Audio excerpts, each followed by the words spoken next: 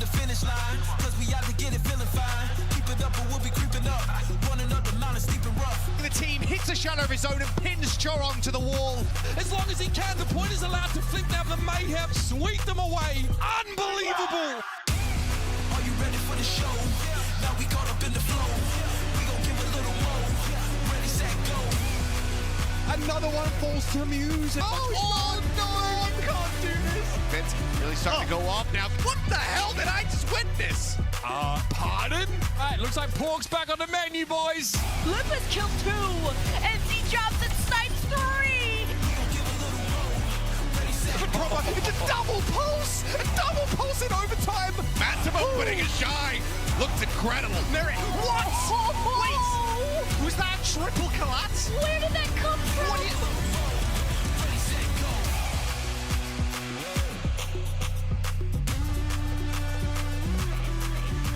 Hello everyone and welcome to Watchpoint. I'm Ovely May, and if you're asking yourself, who is she and what is she doing here? Well, so am I. But I'll be filling in as your host for this week, but luckily I won't be doing it alone because joining me is Jonathan Reinforce Larson and of course, Scott Custa Kennedy. Guys, what's up? I'm here, I'm joining you. This is gonna go places, I feel like. We did our thing last week. We did. We did a live stream, we gave you a crash course on the Overwatch League. You're now a professional. That went terribly, so we'll see how this goes. Terribly? What do you mean it went? Okay, we have to explain for the people who may not be following your stream. Please do. I was interested in the Overwatch League. I was interested in the scene. And I'm like, you know what? It's been a little bit since I've checked in, and you were gracious enough to put together a PowerPoint presentation for me. I'm a professional. Yeah, about all of the teams. You stole graphics from some of your coworkers, and then Yeah. Johnny, you were there credits. as Yeah. well. No credits. I just think the end result was a bit disappointing. So I think we're all bracing ourselves because you turned out to be a Fusion fan. So we're just. We're gonna jump into that a little bit later there, Johnny. Oh. Because I don't understand, you know, what the. We'll get into it a little bit later. But yeah, guys, I'm super excited to be joining you for this Overwatch League, and especially for this week's tournament, because I think it's gonna be a lot of fun. So Yeah. please be nice to me. I will not be nice to them, though. I'm not going to be nice to you guys. No, we expect that. You're not very nice to me this whole time. I feel like you're gonna make fun of me and Johnny, and everyone's gonna laugh and point at us. Persist, Costa. Brace Again? yourself. It's fine. I just love It's gonna the be all right. fact that the way that I know both of you is because I know each of your fiancés. Yeah. That's the funniest part of all of this. Didn't know me apparently. Yeah, Thank or you. me. Thank Yeah, you. I'm like, Yeah. who? No. Oh, you're their fiance. Oh, okay. No, Good chat. I know where we are now. Yeah. But regardless, guys, I'm very excited for this desk, and hopefully everyone else is too, because you're stuck with us for the Midseason Madness tournament. But we'll be bringing you the hype plays and hot takes all week long, starting with arguably the most exciting part of the day, the Midseason Madness bracket. Let's go. Bracket. Let's go. There we go. We have all 4 of our matches on the screen today because we're kicking the week off with 4 games today to see who will move on to tomorrow's matches against our top 4 seeded teams and who will drop into the losers bracket on day 1. So Custa, why don't you explain a little bit how today is going to go in terms of the bracket, because clearly we see that we are seeing 8 of our teams participating today.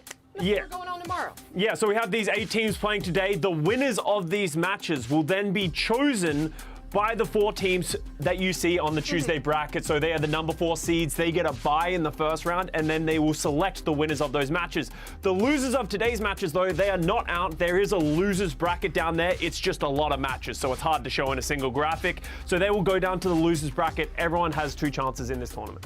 And we, of course, we're starting the day off with London Spitfire taking on Atlanta Reign. Then we're going to see the Shanghai Dragons take on, Toronto Defiant, and then we have, of course, 2 more matches after that. Now, gentlemen, I know that we are only on day 1 of the Midseason Madness tournament, but because it's my first day, I would like to start it off by wildly speculating as to who you have winning the entire thing. Of course.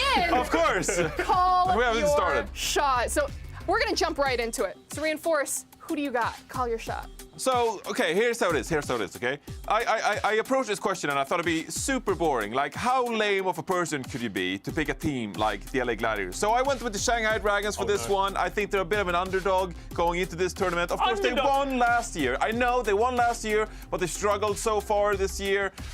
They figured out their tank issues going into this one. They're playing the compositions that they did last year that is their, like, claim to fame. So, you know, they're like a band playing the old hits again on tour, and you're like, yeah, finally, you guys realize this is all you have to do and we'll be satisfied.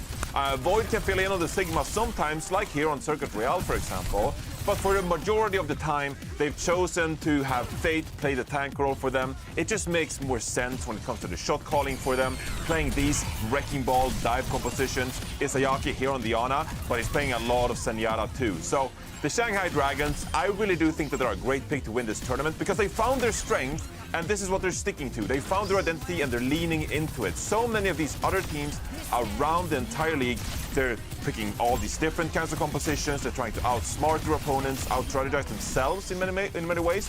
Shanghai Dragons, they're pretty much only going to play this throughout the entire tournament, but they're fantastic at it. They are so good at this composition, and I think that strength will carry them through so many of these matches this week. We're just gonna have to see if that's how it's gonna play out. But Johnny is dancing with the Dragons. So Custa, who are you repping? I'm going for the boring team, according to Johnny. I'm going for the Los Angeles Gladiators. I don't know how. Apparently, I'm the boring one when you chose the 2021 champs. You won the King of Clash champs! Well, yeah, but the Gladiators, that's because they're on the rise. They're an exciting team to look at right now because they have been incredible throughout the entire season. They only have 2 match losses throughout this entire season, and that was the back-to-back reverse sweep. 2 matches that they should have won against the Dallas Fuel and the San Francisco Shock. So the Gladiators, since then, they're on like a 10-match win streak, something ridiculous right now, and it is on the back of this Kevster and Reiner dive. We know Kevster can play the Genji Tracer, Reiner can play the Winston Doomfist, and just the coordination that they managed to have, it is some of the best dive that we've seen throughout the entirety of the league. And then you just look at their backline, they have Shu and Skewed, they have the flexibility to play that double flex support, but Skewed can go over to that Brig if needed. It's just really an exciting team, and the Gladiators are no longer the Sadiators. The big linchpin, I think, of this tournament is going to be Paddy Pan on this Sojin. He is someone who has been inconsistent throughout the season, but he has been incredibly dominant on this Sojin from time to time, and he was, I guess, the kickoff clash standout for that team last time. So will he step up in the LAN once again? I'm sorry, did you call them the Zadiators? The Sadiators. Sadiators? Yeah, sorry. Okay, yeah, so... I heard Zaddy. I heard the Zadiators, and I'm like, you might be turning me from that team. Like, hold on, what's going on? But explain what you were saying. So, yeah, the Gladiators have inherently always disappointed their fans. This is the first time that they haven't been disappointing us time and time again. So they are no longer the Sadiators. They are well and truly the Gladiators, and I hope they keep me glad throughout this tournament. All right, I would like to, right here on Watchpoint, coin the term Zadiators, though, because I think that should be their new social media. Is this some anime thing or something? Yeah, No, you've never heard of Zaddy? No, what's Zaddy? No. Is it a veggie? It's like a carrot squash kind of thing? You know what? Let's talk about it later on in the week. Sorry. Gentlemen, both of your guesses were pretty good, but also very, very wrong. Because I'm calling it right now, my first prediction ever on the Watchpoint desk, and saying that Philadelphia Fusion are going to be taking it all. Okay, now hear me out.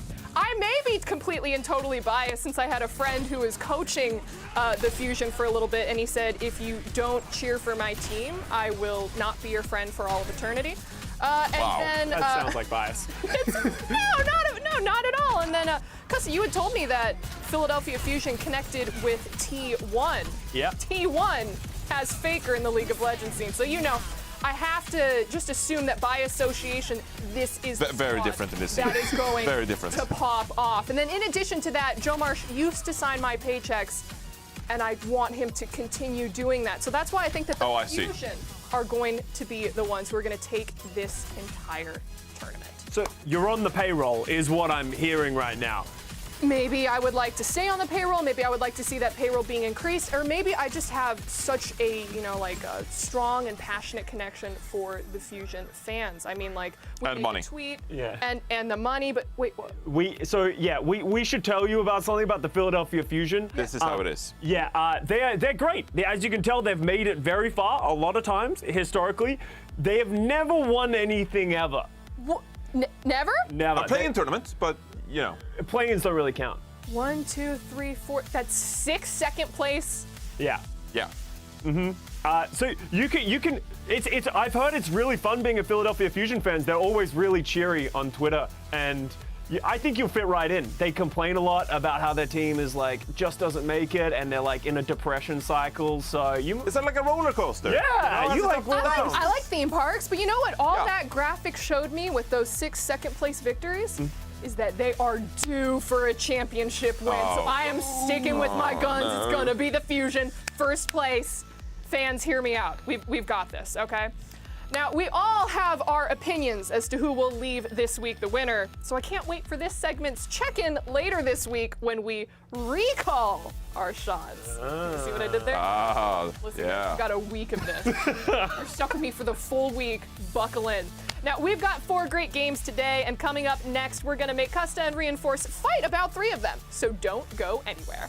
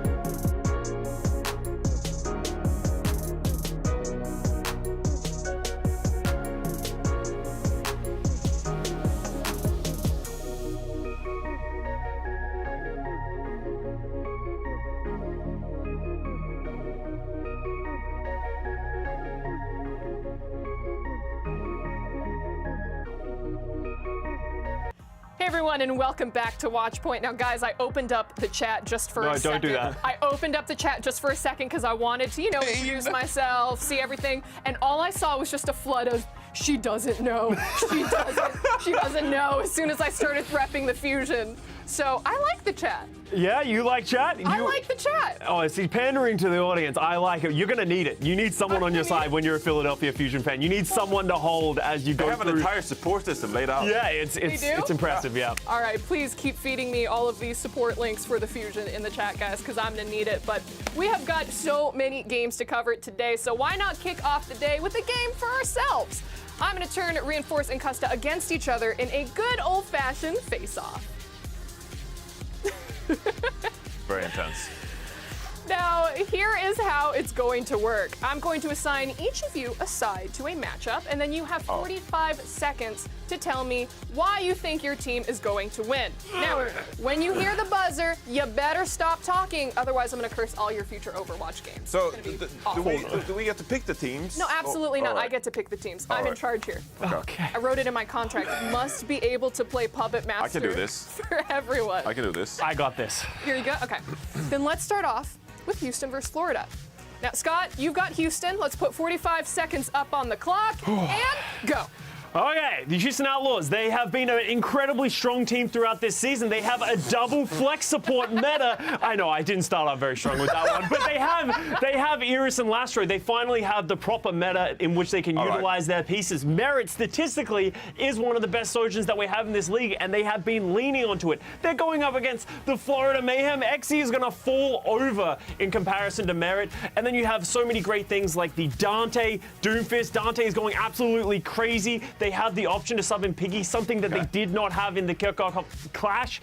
They are just a better team. Yes, they've only ever won one playoff match as a franchise team, but this is the time, Houston Outlaws. Jake, I'm looking at you. I'm no longer in a bathroom. I'm no longer anywhere. I want you to pop off. I want you to take this to the next level. You can't lie to me. You can't hurt me here. I'm in a truck. Let's go, Houston Outlaws. It's time for you, and I'm glad that you brought that up because I was about to ask you, like, did Jake tell you all this? No. Did Jake tell you all this? Just in my nightmares, he lives rent-free. Playing a game of telephone like you walk into the bathrooms. Just, Jake, is that you? Give me the strats. All right, that was pretty good. But, okay, Johnny, you are about to do something that no one has ever done before. Defend Florida. 45 seconds up on the clock, and ready, set, go. Well, first of all, I don't have a bathroom story, so I think I win by default. Like, the Florida Mayhem, they're actually like a respectable team in that regard. They might be known as the Florida Midhem because they can't actually beat any good teams, but they also don't lose against any bad teams. And, you know, Houston Outlaws, Houstonable, of course, it's always Houstonable. So the Florida Mayhem, they just have to show up, and they're essentially going to win this match. It doesn't even matter what they do. They have someone, he's an absolute Chad in the tank role. The energy he brings, he's going to turn up to the server and just dominate the opposition against the Houston Outlaws. Hydron as well, Xe, it doesn't matter who you sub in. They're both really good Sojourns. So in that regard, they're 2 against 1. Okay, Merit, he's one good Sojourn player. Florida Mayhem has 2. You can't play 2 at once, though. Oh, he still has his time. sorry. Well, now you don't have your time anymore. But, you know, I'm sorry, I can't speak when he's speaking. you can't speak. Okay. You know, I mean, you can if Weak. it's funny. Okay. Then I'll allow it. But I Okay. don't know. You just. I Okay, really that's my sit fault. there. Yeah, that's, sorry. That's okay. 0 points awarded to you. 1,000,000 points. Yeah. One! Woo! There wasn't a point system until 5 seconds ago, but I've just introduced it. And Okay. Johnny's. All right, let's go. Now, our next matchup is Toronto versus Shanghai. Now, Johnny, you already called Shanghai to win it all, so why not give us your point again, but this time make it louder and more aggressive like they do in those sports talk shows. So 45 seconds up on the clock, and go. The Shanghai Dragons, one of the best teams to have ever existed in the Overwatch League. Fate on this wrecking ball, you don't want to mess with him. The way he rolls around the map, controls all the surface area, it's incredibly difficult for the opposition to even move, okay? They don't have any leeway whatsoever.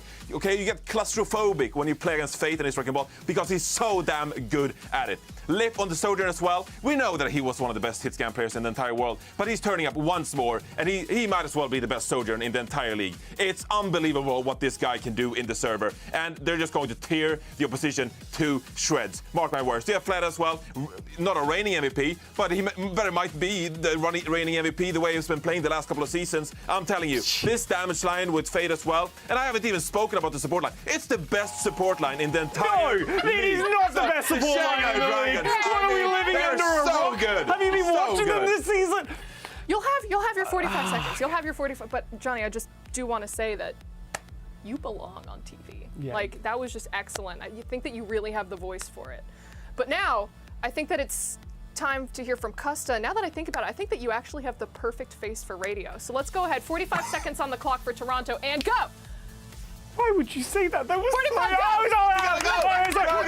the Toronto Defiant. They are a team that no one is really expecting to pop off. They have no expectations heading into this, but they are the definition of a team where the talent is there. They have Hisu. He is one of the best hit scans that we've had over the last couple of seasons. He is consistent. The backline, Twilight, who is a championship winner, he is incredible. He is one of the best Annas that we have in the league, even Zenyatta that we know from the 2019 GOATS era. They have Churong standing next to him, one of the best rookie main supports coming into the league. And then Muse is apparently statistically just one of the best Doomfists that we have in this league. He's been integrating some of the Winston where he needs to from time to time. And I just think they're going to be a stronger team, and you can never count them up. Yes, they're going up against the Shanghai Dragons. Yes, they're great. But Johnny's hyping them up, saying that they're the best franchise of all time. They went 0-40 in the first season. That is true. Even I heard about that. Everyone loves a good comeback. Yeah, but the comeback's over. They've already won once. You've heard the word comebackable before, right? Yeah. No, See? that's not a word. See? Comebackable. No, People winnable. use it. No, comebackable. Comebackable, that's not a Comebackable. That's not a word. It is a word. It's not a word. It's a word, and it exists within esports, because if you see a game and it looks like, oh no, I'll hope It's this lost, winnable. but it's okay, it's comebackable. No, it's winnable. Comebackable. Chat, help me on this one. No, chat. Help me on that one, okay? We'll take a look after. But next up is a match that we've already seen time and time again before, which makes it a great match to end on. So Scott, do the Fusion fanatics proud and tell us why Philadelphia is gonna beat Hangzhou. 45 seconds. Go. I'm getting only some hopium right here. MN3 just put in one of the best individual performances that we've ever seen on Hitscan on that Ashe. He has been dominant at it, and he is going to dominate the Hangzhou Spark in this match. And on top of that, they have Zest, someone who is a Rookie of the Year candidate just off of how good his Genji and his Tracer has been. Belisria on those dive heroes has been good. Yes, they have not had a great stage. Yes, they have not been living up to the expectations that we had from the beginning of the season, but they always show up in the playoffs. You know, we just looked at a graphic of a lot of seconds. You know what is great about coming second? That means you dominated everyone else to get there. So I think the Philadelphia Fusion is a team that will always show up to the playoffs. Will they win? Probably not. They're going to come second again. But at least they're going to win this match against the Spark. All right, I'll allow it. You know, I was even going to give you an extra 45 seconds there. You beat out the buzzer. They're not going to come in second. They're going to come in first. Can I get 1,000,001 points for that just so I'm ahead of him? I forgot we were doing points. Yeah, sure, you get 1,000,000. Ha-ha! Well, no, we have to hear from Johnny first, Okay. although I don't know how you're going to combat that, because that seems pretty flawless to me. But go on, go. Why do you think Hangzhou is going to win? 45 seconds. So as someone who's new to the scene overall, what if I told you that Hangzhou Spark is the Philadelphia Fusion, but better? How? They're Philadelphia Fusion, How? but better, okay? Look, they have a pretty similar match record so far this year. They've gone head-to-head against each other many different times. We're not going to talk about who's the better of these two teams when they go head-to-head against each other. But overall, I do think that the Hangzhou Spark still is the better team of the two. I mean, Shai, yeah, he's an incredible hitscan player, and also he cosplays. So I don't know if that's bonus What points does he for you. cosplay as? Yeah, well. It's like anime things. Some anime woman or something. I don't know. I don't know weeb stuff. I don't know. But they have lots of great other players. And just in time for this, they started utilizing all their players, Costa. The Hangzhou Spark, they're using all their players. This is a great sign. Can I just follow up that question? You know when Let's do the follow-up. you know when he said they're better than Philadelphia Fusion? How did Hangzhou Spark do in the kickoff clash, Johnny? Did they win a map? I think They didn't win, which is the same as the Fusion. So. But Fusion was there at the end, coming second yet again. But they were there! All right, no, the producer is in my ear saying, okay, crazy lady, let's move along. So I think that's what we kind of have to do right now. But it was a lot of fun, and I can't wait to see chat and social media tear you two up over your opinions, because I sure know that I will. Now, for everyone at home, we're just minutes away from the start of Atlanta versus London, so don't go anywhere.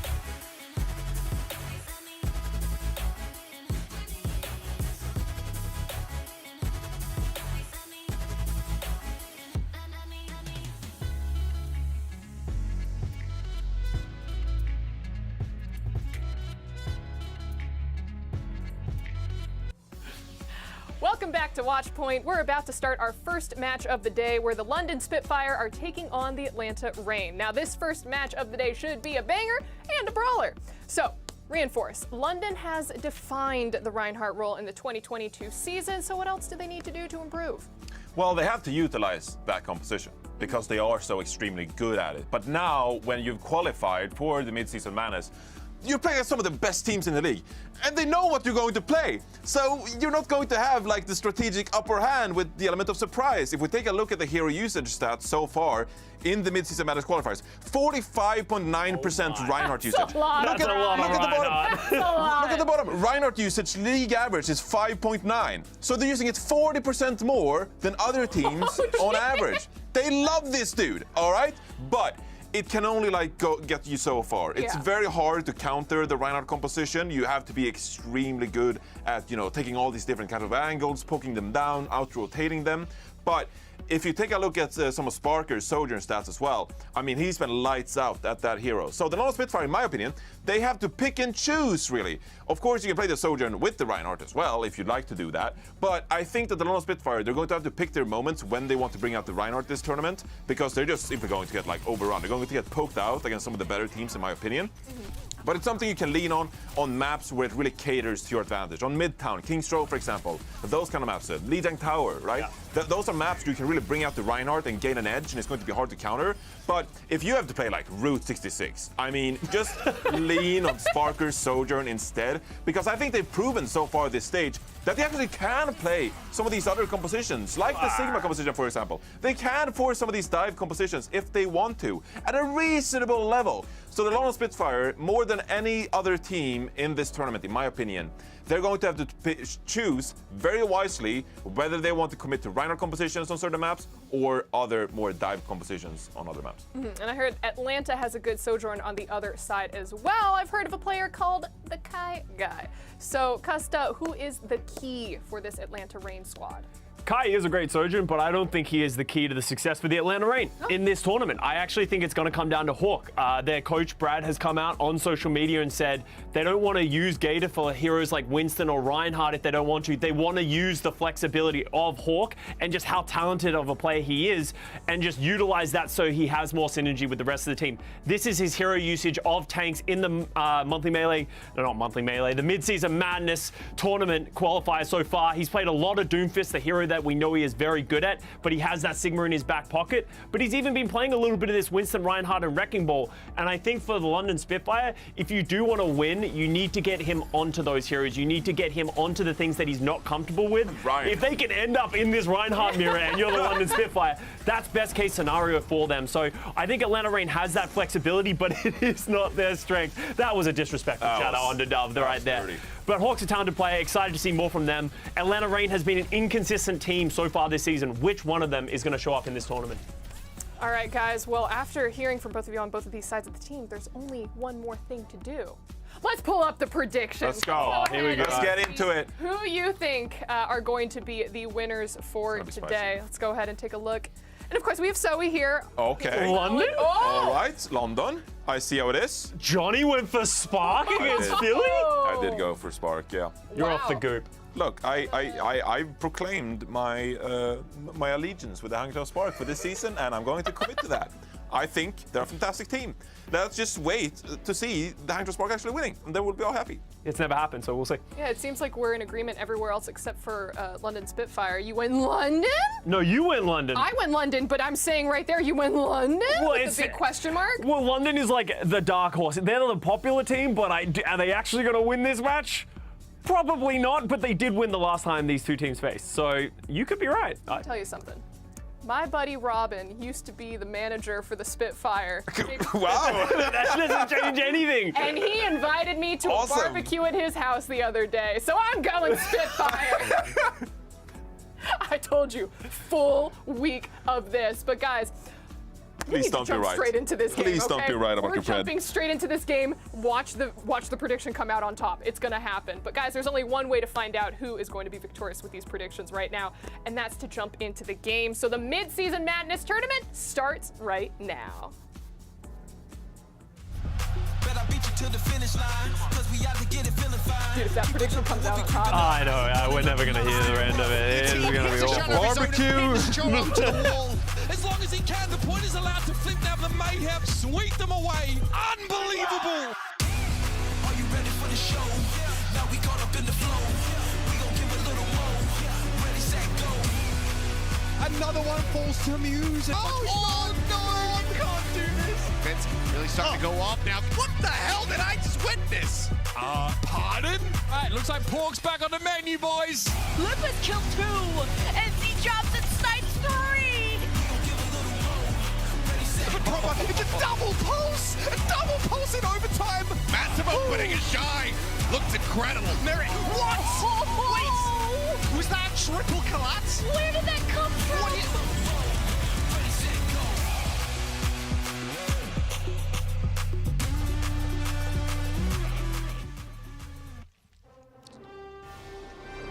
And good evening, ladies and gentlemen, and welcome to the Mid-Season Madness Tournament. I'm Achilleos here with Avril, and that's right, baby. We are here for some international competition. Avril, congratulations. This is going to be your first international bout that you get to commentate, and it's going to be absolutely wonderful. We'll be bringing you guys the first 2 matchups here of the day, starting off with the London Spitfire going up against the Atlanta Reign. Yeah, you didn't think I'd skip out of the Mid-Season Madness. Did you? Look, I'm all geared up for Hawaii. This is my best Hawaiian shirt, or close enough that I can handle over here. First time ever casting North American teams. It's exciting for me. I've been watching these teams from afar for so long, finally getting stuck into it here. Opening match of the entire tournament here. Our first ever global tournament set. It's going to be Atlanta Reign versus London Spitfire. I think this is one of the developing North American rivalries from this year that is just so cool to watch. Yeah, it absolutely is, but can't wait to get it. I love how we actually didn't even talk about what we were going to be wearing. We just ended up kind of coordinating this. Just on the hive mind. Just on the hive mind. I'm going to Guam next week, and I was just like, you know what? I'm in a mindset to go to Guam, so I threw this shirt on, and I'm like, oh yeah. What I like is so below you, you've got the pine tree leaf kind of thing going on. I got the flower right above me, fitting with my aesthetics. So we're all geared. We're all set. It's all part of the thing. We also have the blue and the red, so I'm Spitfire and you're Atlanta Reign. Yeah, I'm on the wrong side here. We got to swap around, but other than that, we're good. We're good. All right, well, this just worked out beautifully in more ways than one, and none of it was planned whatsoever. I promise you that, chat. But yeah, it's going to be a very interesting series. We'll see who we have for either side, as well as we go ahead and take a look at our starting rosters, get into that so we can get into the action. We'll be taking a look at the Atlanta Reign to kick things off.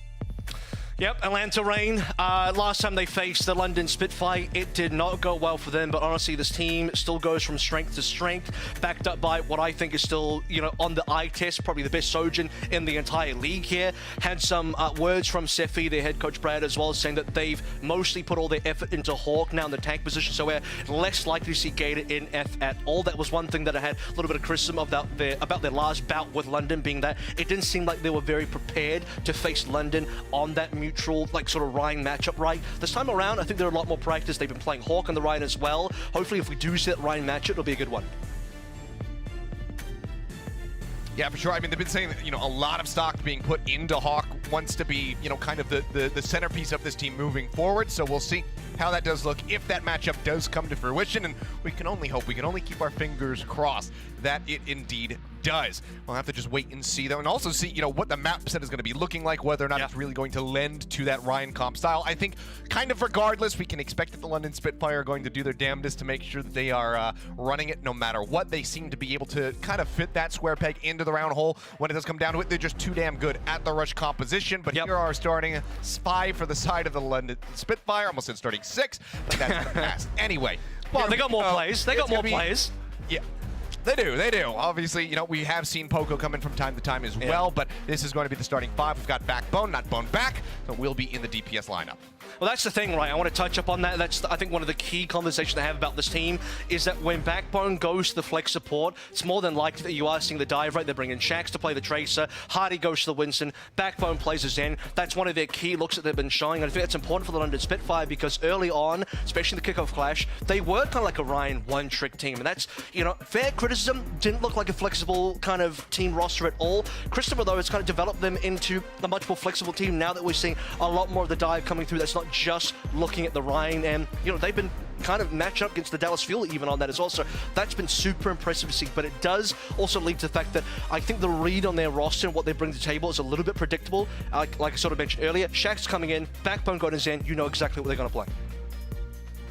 Yeah, so it does kind of have that just translucent aspect, I suppose, as to what the playbook includes. But again, this is a team that has shown time and time again that they are just so darn good at what they like to play that even when you know what's coming, it can be difficult to deal with. We'll see if the Atlanta Reign are up to the task as we take a look at our map set. It's going to be Lijiang Tower, selected by the London Spitfires. They do come into this as the higher seeded team. And then we will have the loser select from there on out as we make our way through the bracket. And Lijiang Tower makes a lot of sense as the selected map here for the London Spitfire, given that I think of the control map pool, this was the friendliest one for Rhine Rush. I mean, we've had comments from DP, the head coach of Vancouver Titans, saying as much as well. But, I mean, a very strong opening. They certainly aren't going to be picking Ilios. I think if we go to 5 maps, if we go anywhere in that sort of territory, Atlanta will be wanting to take us more towards those less Rhine-friendly maps. Really test out to see how good Hardy's Winston really is, how good the rest of the London Spitfire's dive can really be. The all-time Atlanta having the upper hand when it does come down to these control maps, so we'll see how they fare right here at the start of the mid-season madness tournament. Let's go ahead and dive into the action. For now, Hawk jumping forward, takes the teleport, is going to be out there on that Doomfist. Sparker going to be on the Sombra. No surprises here. I mean, I think you do want to be playing something like a Doomfist on this map. It does also play directly into Hardy's Reinhardt, being a very good matchup for Hawk. Something Hawk is extremely practiced on, but playing this all the way since the start of the entire season. We'll have to see how eventually this sort of dive goes for Atlanta Red, because they're also playing the Genji version, which is a pretty reasonable matchup into Hardy as well. Oh, the pin out of nowhere, Hardy. Always manages to kind of weave these ones through. Kai gets caught up, ends up going down. Hardy going to be on a fire. This corridor gets shifted over to Sparker. Hardy still going to be hovering at about half HP, but London Spitfire make their way onto the point to stop the contest from going through on the side of the Atlanta Reign. The wall comes up, they wrap around the side, they find OG, Hawk goes down, but Nero managing to trade one back. Got rid of the Immortality Field as well to boot, but now has to try to run out of here. Deflect comes up just in time to keep himself safe, can exit and grab that health pack, but it is going to be the London Spitfire gaining control of the point first and foremost. I gotta say, Hardy's consistency on these long-range pins is unbelievable. He keeps finding stuff like this, just opening kills. It's almost like he's playing a slow Doomfist, but he's able to land these one-punch hits all the time. Just, you know, tons of damage onto a player like Kai. You get the hack coming through from Spark on the Hawk as well. That's the other adaptation that London do make, because as much as say that London can't be predictable, you can also predict what Atlanta are going to run. They're going to have the Doomfist out, so they want to have the option to hack their Doom away. Already a good opening kill as OG goes down and Landon finding that frag there. Getting rid of the enemy. Zenyatta further going to be slowing up. Nice ice block there from Backbone, takes a bit of damage, pops that one. Itchy trigger finger, keeps himself safe. The cleanup comes through as Kai goes down once more, and that's going to be really delaying this build up here on the overclock. Nano actually committed to the fight here as Hawk is trying to stay alive. Window comes out. It's going to be a little bit wonky. Still enough of an angle to try to play through, but now the blade is going to be pulled out by Nero, and he instantly evaporates. Landon cuts him down to size. Hardy going to be antsied out here for the moment. The Discord Orb goes forward onto the Rhine, but he is perfectly fine. The kills continue to fly through. The London Spitfire win out the fight. It's great targeting from the London Spitfire, right? They're constantly at a 5 versus 4 advantage. It just seems like Atlanta Reign can't be the ones to find the opening frag. Losing OG at the top of it is going to be really damaging to Atlanta's Reign's ability to get in on that fight, and then beyond that as well, you see the Nano come up from UV onto Hawk to save him. You're not going to find this Nano Blade, but even if you had the Nano Blade, even with the Blade coming through, Nero instantly shut down by this kind of defensive Lizard, and now the Earth Shatter coming through. They just want to get a solo kill. That's enough. It's just bullying. It's absolutely bullying. They shatter him, they pin him to death after the hack comes through. Hawk, just not a damn thing he could have done in that situation. Goes down, now the EMP going to be pulled through. OG losing out on the shielding is a quick and easy target. Sparker finds the elimination. Now Sound Barrier going to be used as they take the fight further. That's the map. Aggressively forward here towards the side of the Reign. And as you say, that should be this round of Lijiang done and dusted. No one can touch the point as Hawk goes straight back in. Doesn't get an opportunity to try to use that Meteor Strike. And it's 100% to 0 kickoff here for the Spitfire. And speaking of untouchable Kilios here, guess what? There have been only a single death on the London Spitfire side. Hardy died, I think, in the opening fight, and that's it. Nobody else in the entire London Spitfire roster here in that opening Lijiang night market actually went down. Backbone, Sparker, Admiral, Landon, deathless on night market. And they had the pacing behind them. They had everything behind them in terms of snowballing the ultimates. They won every single fight. Atlanta ranked consistently down 4 versus 5 at the start of these fights. And you look at players like Hardy, he knows that he has a massive advantage when the Earth Shatter comes through. That's one of the quirks about this kind of Ryan versus Doom matchup, is when the Shatter is there, it's always going to be a free Shatter. Rain are going to try and, I would guess, sort of counter this one with a Fire. Look, it is backed up by Mercy. That's actually a little bit strange because when we see Fire in the APAC, especially on this map, typically you don't play the Mercy with it anymore, you just play the Zen. So we'll see how that works on the ground now where UV is the only literal support for the rest of the players. Yeah, only a couple times it feels like we have seen the Mercy coming through. Backbone going to be slept, but you can see Hadi just rotating over, keeps him covered, making sure that they cannot get an elimination on him. He does go into the ice block a little bit earlier on there, but will be able to exit to safety here as Nero continues to try to weave around the side. The hack comes in, they're looking for the elimination, and Sparker is going to find it.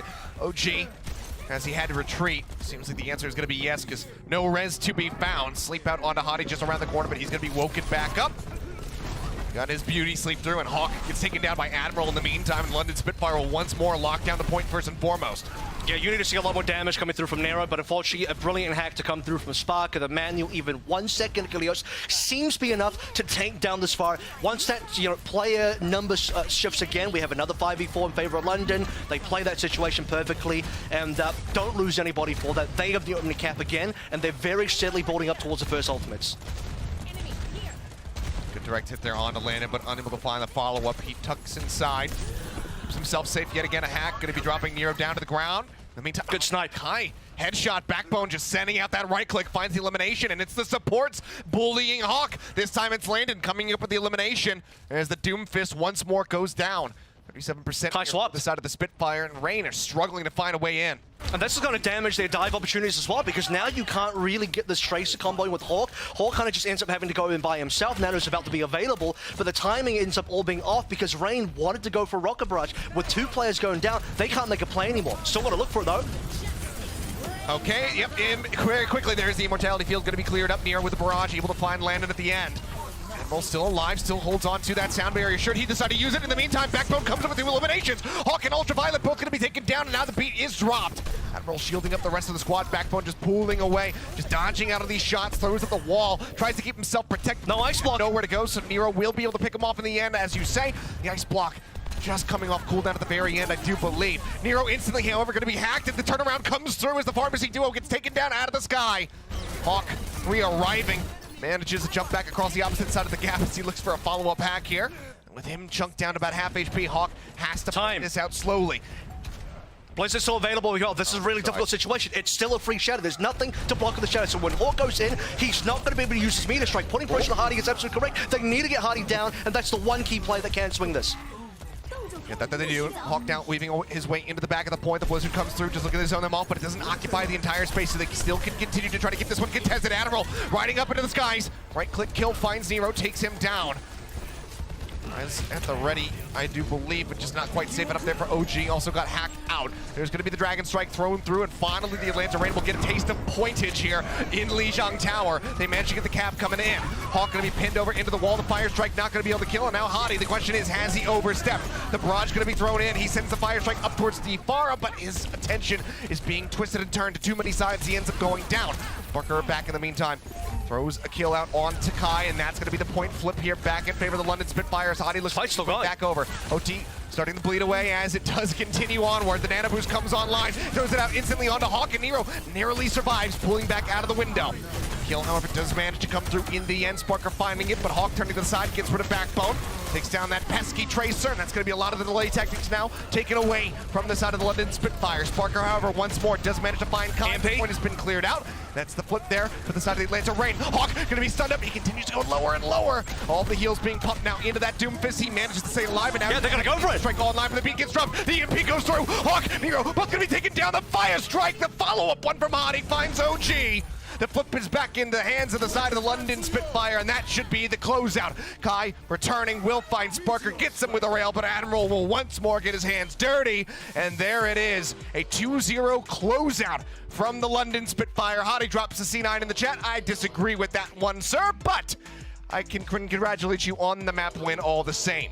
Look, at this stage, I think both teams are just going to spam C9 no matter what the game state is. It is what it is that we see here in this kind of NA rivalry. But London Spitfire, my goodness, that last fight lasted forever. Hardy literally dies twice, respawns twice. They still use ultimates to try and keep it going. That one flip that they had for London Spitfire really making a big difference towards the end there because it put the pressure back on the Atlanta Reign after the Reign had used everything, and then London Spitfire started to come back into their own ultimates. I like the sound barrier, I like the EMP to close things out as well, and special mention going out to Admiral here, who will finish the entire map deathless. The only player that did not die at all, not a single death on all of these jump towers. Golf claps for Admiral. A very wonderful performance from him and the London Spitfire in general. Fantastic way to kick things off. So they get the victory there on their pick of Lijiang Tower. Atlanta Reign, though, we'll get to answer back. We'll see what map they have selected for us when we return from the break. So don't go anywhere, guys. Mid-season madness continues in just a few.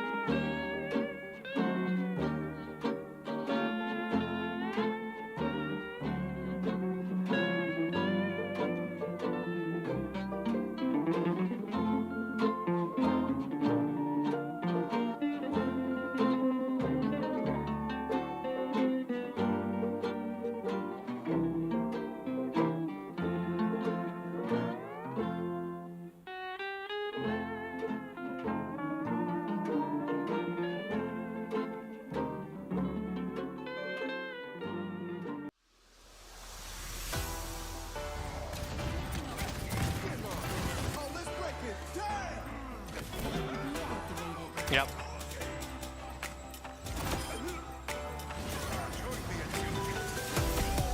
And I just realized that I was muted, so there we go. But welcome back, ladies and gentlemen. Saying a flawless start. Welcome to Achilles, everyone.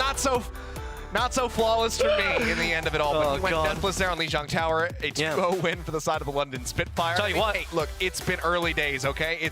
We've been up since like 4 in the morning. It's I'll tell 8 you what. a.m. now. Cut me some slack on the muting. I got you, bro. I got you. Sparker just hacked you as well. You were silenced for a second. We understand. But apparently for the London Spitfire, it's enough to get kills, right? And let's take a look at the man on our screens here. What we got in the replay there was a Admiral sound barrier that saves Hardy and enables him to get a couple of fire strike kills. Something that really stands out is the fact that we look at Night Market, the opening pin kill into Kai, stuff like that is so standard for Hardy that you just don't see out of other players. I don't know how he gets these insanely good sort of these long-range charge pin kills. Like, realistically, they just shouldn't happen. But I guess on the Overwatch 2 Reinhardt, we can steer the charge a little bit. You can get a little bit more precision on those pins. But the level of precision that Hardy brings to the table is kind of just unmatched here. As is the pacing for this entire Ryan Brawl composition. We even saw a great example of that on Gardens when Nero goes for the Fire Barrage, right? And then London's response, push the spawn, push Atlanta spawn, trade backlines, and then just see what happens when, you know, okay, they will delete London from us. We're going to take their supports too, and then fight it out and see how it goes after that. And it ends up being that London get a greater trade out from that situation than Rain did. Well, we'll see as we take a look here. Some substitutions coming through from the side of the Atlanta Reign. We've got Venom going to be stepping in. See if the adjustments are going to be good enough for the Atlanta Reign to be able to tie things up with their map pick as we get ready to move into Hybrid. It is going to be Ike and Valda to see if they can make that happen. Of course, we have Backbone shifting over into that flex support. Pretty standard stuff. I mean, we're going to like where both A and B, particularly B, is a very dive-centric map. You need some high ground, low ground mobility.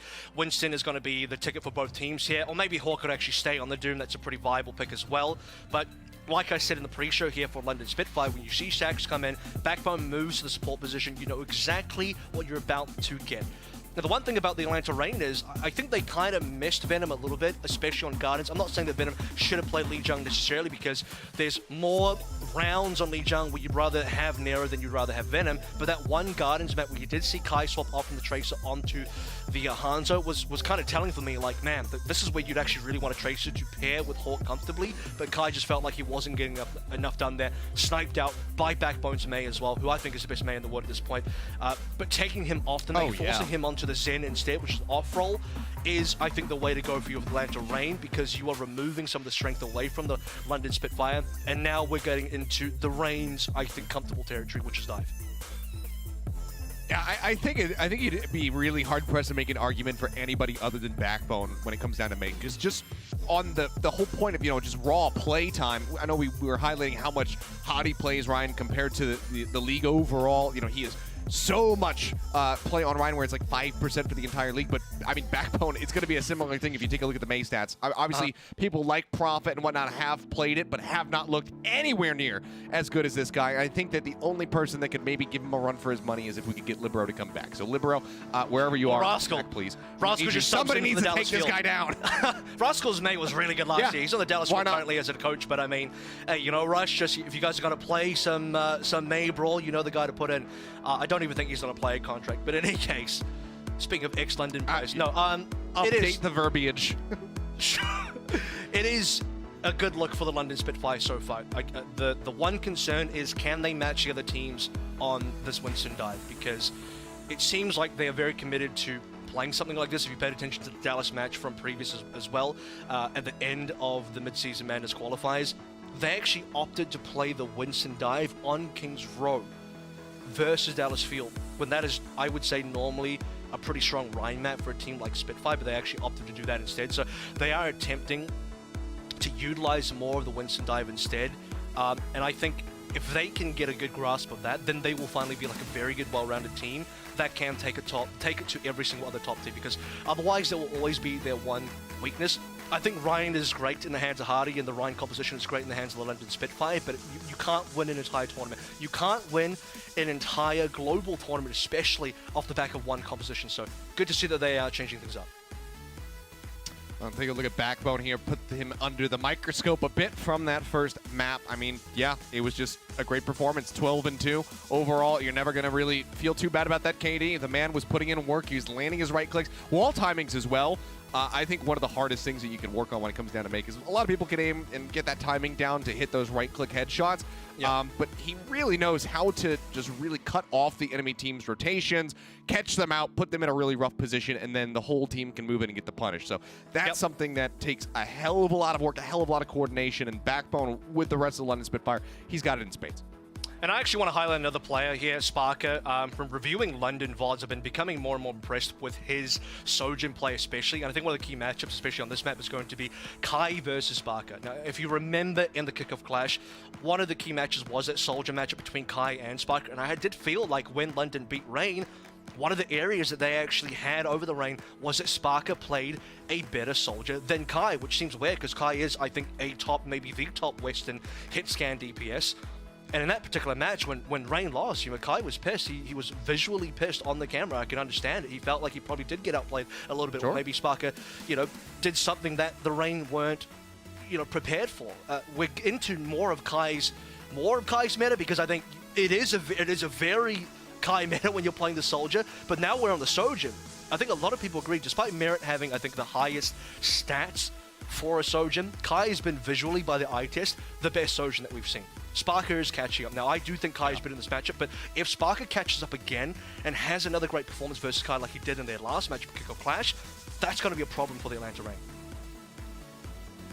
Oh, almost certainly. But yeah, I mean, even with all the praises sung about Kai, like you said, Sparker has been catching up, and there's not that much separating these two players right now as far as those figures are concerned. Playtime, obviously, something that you can take into consideration when comparing the two. But yeah, Sparker not that far behind, so who knows if he is absolutely fired up today, as it looks like the London Spitfire are, for the most part, then he absolutely can walk away having the upper hand and helping to bridge that gap even further to try and overtake Kai and become known as the best Sojourn, at least in, we'll say in NA. Well, yeah, we'll see, because there's some really good Sojin plays from the Apex side that we are yet to see, and so the test will be there for sure for the NA teams. But I also want to mention Spark his Sombra from the last map as well, while we sort of wait to get into map here, where part of me is like, okay, well, Sombra is not a great hero currently in the Overwatch 2 meta.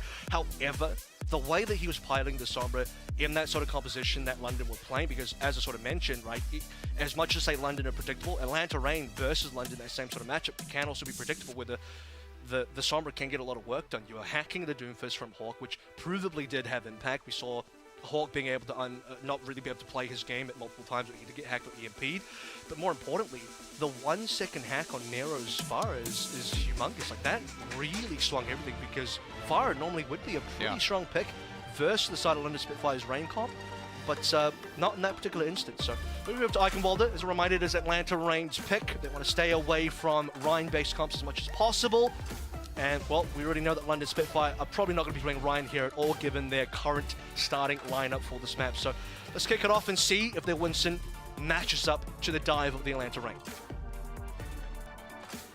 All right, well, let battle commence. No, it'll take a little while longer, but it's okay. And, make sure everybody's nice and comfy, cozy in their seats here as they get set up there. Of course, with the substitutions, it can slow things up a little bit, but it's okay, guys. You don't have to panic, because I know there's probably a panic going on in the chat, as there often is.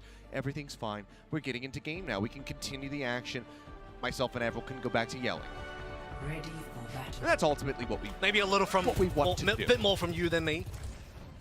True. I do most of my yelling through the keyboard, if you know, you know. You're a little bit more sophisticated. Intelligent yells, I try. Okay, Hawk on the Doom, expected. Probably end up be staying on that one. Double flex support for the London Spitfire, again expected. So, Kai should be going for an opening Widow peek here and then hopping straight back on towards the Sojourn. This composition, this kind of matchup, I should rather say, is going to come a lot down to that sort of opening pick potential from either your Sojourn play between Sparker and Kai, or your Zen play between OG and Backbone. Two players kind of off-rolling, more so Backbone than OG. OG's, he's still a support, but usually a main support player. Been really impressed with his Zen play as well. All right, well, everybody denying sightlines, anticipating that shot. Hang back, swap will come through. It's going to be the Sojourn here. So overall, could be fairly mirrored. Just going to be the Doomfist versus the Winston as the key difference here. Sparker building up, Rail at the ready, sends it out, gets the tag there onto Hawk. under a little bit of fire, pulls back over here to the back. Backbone, really aggressive. Taking quite a bit of damage. There's the dive forward, seismic slam, getting a couple connections in as Hottie going to be hit with that the sleep! orb. Managing to pull back, the sleep is there. Ultraviolet though, he gets woken up, they can't find the elimination. He's at a sliver of HP, and Shax will finally manage to get the finishing blow. Gets him with the melee, backbone as well, going to be sniping Hawk down. As a recall to be burned there by Venom is being tracked. Shax rather pushing forward, trying to get a punish. Looks like he will not be able to do so. Has to concede the fight, but Spitfire they win the opening volley. Shaq is the extremely tall basketball player, which is not that one, but London Spitfire landed brilliant sleep dart connection onto Ultraviolet, who was already low from the rail shot via Sparker, cleaned up eventually, but Atlanta Rain off to early fight loss here, looking at opening ultimates. It's got to be the Nano boost available. Should go on Hardy, there it is. Yep, there's the headshot on the backbone, takes him down. Nano does go out onto Hottie, as you say. In the meantime, dashing and ducking around, has this pulse bomb at the ready, just waiting for an opportunity to invest that. Oh, trying to find a pickoff. Hottie around the back, the Discord orb goes out. Is he going to go ahead and send it? Has not done so yet. Health pack going to be picked up, looks for the stick, unable to find it. Hottie going to be alive for a little bit longer at least, but the dive comes through. Hawk getting it in there, managing to find that elimination here at the very end. The rest of the London Spitfire now trying to pull away as the ticks start coming through for the side of the Atlanta Rain, already grabbing two. If they're going to contest this, they're going to have to do it rather soon. Meteor Strike dropped in. That's going to be the elimination there on a Sparker, but Shax manages to come up with two. Ultraviolet and Kai now going to be out of the fight, but Landon is taken down. Nearly there, 92.1%. Shax now going to be eliminated, and Hottie discorded up, nowhere to go. Tries to dive in and out of the bubble, but eventually will be felled. It's just shy of 4.5 minutes now in the time bank for the side of the Atlanta Rain. Yeah, very cool stuff coming through from Hawk there. Multi-frag towards the end, shutting down Shax with a single punch. But really it starts to me coming through from Kai, the headshot onto, who I believe it was Backbone, enabling the 5 versus 4. Nice Nano to save Hardy at least, but they like the damage out with the extra Harmony healing. They also Discord damage that would have been there for the London Spitfire without their Zenyatta player. Atlanta Rain, okay, they did lose a couple to Shax, but with a 3v3 situation, closer respawns for the Atlanta Rain, they're going to be able to take that fight. And importantly, they didn't have to spend any extra ultimates, having both Nano and the Transcendence available now. It's going to be super important. Shax just working his way up here onto the high ground, poking and prodding where possible, trying to catch up towards that next pulse bomb where Venom is leading him just a little bit. Landon getting dove on, but the heals come through. Antied out, discorded. Hawk is going to have to make his exit away from Landon. Kai's one. Now falls low, 70 HP. As Hottie gets the stomp, finishes off Kai. Hawk will make his exit. The card in the meantime is still steadily advancing forward though for the side of the Atlanta Rain, so they are gaining distance. Hawk, however, going to be slept. There's the charge up there from Backbone on the right clicks. They get the elimination. Ultraviolet taken down as well, and the cart now finally going to be halted. And this is one thing that London do very well that we saw in Lijiang Town, that we're seeing here again, that it's when Atlanta Rain want to get aggressive, London are great at trading backline. So, okay, Hawk wants to go with the Nano, cool. Hardy's going to prime on the backline. He focuses on Kai most importantly, gets him out of the picture, solos that kill, and it turns into a reasonable situation for the London Spitfire. They still have most of the high ground in their control. A solo player pushing for Atlanta Rain. I mean, they need to be pushing. It's what they got to do, but that technically means they're another player down. Oh, wow, okay, that's big. Okay, Shax finding two again. This time, the pulse bomb taking down both of the supports, just hugging Terrified in the corner, and Shax shows no mercy. Gets the elimination. Venom now going to be recalling, but he's stuck over back by the cart, so ends up going down. A little bit of added stagger there. They win for the trace. Let's go ahead and take a look at how he made this one happen. So the Nihu was there. Yeah, okay, just blink straight into double supports coming through the choke point, and that's going to be it. And I think both supports just accepting their fate there. OG's like, not going to blow trance for this one. But what it does mean is with the couple of fight losses down now, London Spitfire in the lead. Venom also gets the lead. He was trying to solo push the payload, try and force some attention towards him, and I think he got that attention. He certainly did. Backbone taking his head off. Here's the drop down here onto the high ground. Hawk immediately going to be met with a sleep dart. Gets knocked down off the high ground. Backbone has that charged up headshot. Once more going to get punished, but it will be a trade out on those tanks. But Backbone is absolutely stomping. 3 kills for the Zen, cleans up both supports at the back end of the fight, and that is going to be so much of the time bank drained down. Nearly 3 minutes gone. Oh, what is that? Haven't even got to the bridge. Backbone! He kills OG just as soon as he respawned. He puts him right back in there. Gap, yeah, I think it might be right. OG with a lol as well. Look, it is pretty accurate. Bones back, baby. Gotta say. Unbelievable. 3 in a row there. She's even got a smile on his face like, I respect it. She's that OG, by the way. That is a pain. He came out the left side entryway, so he's like, I'm not gonna take the main. I don't want to die again. Respect it. Unbelievable. fantastic series of events there from Backbone. Continues to just hold at the top of the rampart. Time is an issue, though. Stacked up here for the side of the Spitfire. Sparker crashing through, tries to get that nade down. Overclock now going to be popped, however. Kai finds a shot, finishing off Shax. Rotating around the back end, he's looking for another target. Spots Hottie on the phone. Nano backbone. Hottie, however, now going to be popping that primal, gets on top of Ultraviolet, and Hawk is going to be eliminated. Backbone comes up with yet another elimination. He gets Kai mid-slide as well. 2 for Backbone in the fight. Looks for a little bit more. OG will get a minor amount of revenge, but is quickly dealt with shortly thereafter, and the car, in the meantime, is rolling back. This is an utter catastrophe for the Reign. It certainly is. 30 seconds remaining to run out of ultimates as well. Hawk's about to hit the meteor strike, but that'll only be good for sort of resetting his own life there. London Spitfire, great trades on the ultimates there. Nano onto Backbone ends up working well as well. Getting damage coming on through. He's leading frags, by the way. 9 total final blows, 2 above Shax on 7. And final fight territory in. Speaking of Shax, once more going to be starting the fight off as he goes down. OG managing to get the connection there to the skull of the enemy Tracer. Finds the elimination. Kai as well, dealing with the other DPS member on the side of the Spitfire. Sparker now out of the fight. Hawk falling low, jumps back over, rejoins with the rest of the squad. The cart finally starting to make its way across the bridge. Diamond comes through from Hottie, gets punched away, the Discord Orb goes out, and he's still so very far away, but there's the stick. That cuts the supports down in half. Ultraviolet eliminated. Now Venom going to be taken out. Backbone once more finds another elimination. Kai finds a headshot rail, but Sparker gets Hawk. There's no one to contest this card anymore. OG left all on his lonesome. They look for the final kill here on the back end, but there you have it. The hold just at the end of the bridge here for the London Spitfire. They have a very real win condition to play for. I think Hardy's just talking about his parent or Cloud9. You know, it does make sense. They are the London Spitfire, I understand. London Spitfire, yeah, exactly. London Spitfire, though. Great hold coming through. What we do see silver lining for the Atlanta Reign is that despite losing B, and I think it was pretty fair to assume that they weren't going to really cap B there. Had they capped B, we're not going to finish the map anyway, based on the amount of time remaining. They managed to push the payload nearly to the end of B, so distance does matter here. Because they get a couple of important frags in what became the OT fight, London Spitfire waiting patiently for respawns. Hardy didn't want to go in alone. He wanted to wait until at least a couple more members were there, especially Shax coming through as well. Atlanta Reign used that opportunity to not quite cap the point, but 116.36. That'll give them a very defensible position now to play through. So small silver linings here to be able to do things with. Combination of Sleep Dart into a kick into a right-click headshot combination from Backbone. That'll delete Hawk, and that's exactly how you outplay Dooms. Utterly impeccable. Gets Ultraviolet just moments before he would have crested over the opposite side of that wall. Broken line of sight. Hashtag supports are weak, by the way. Huge punishes. Yeah.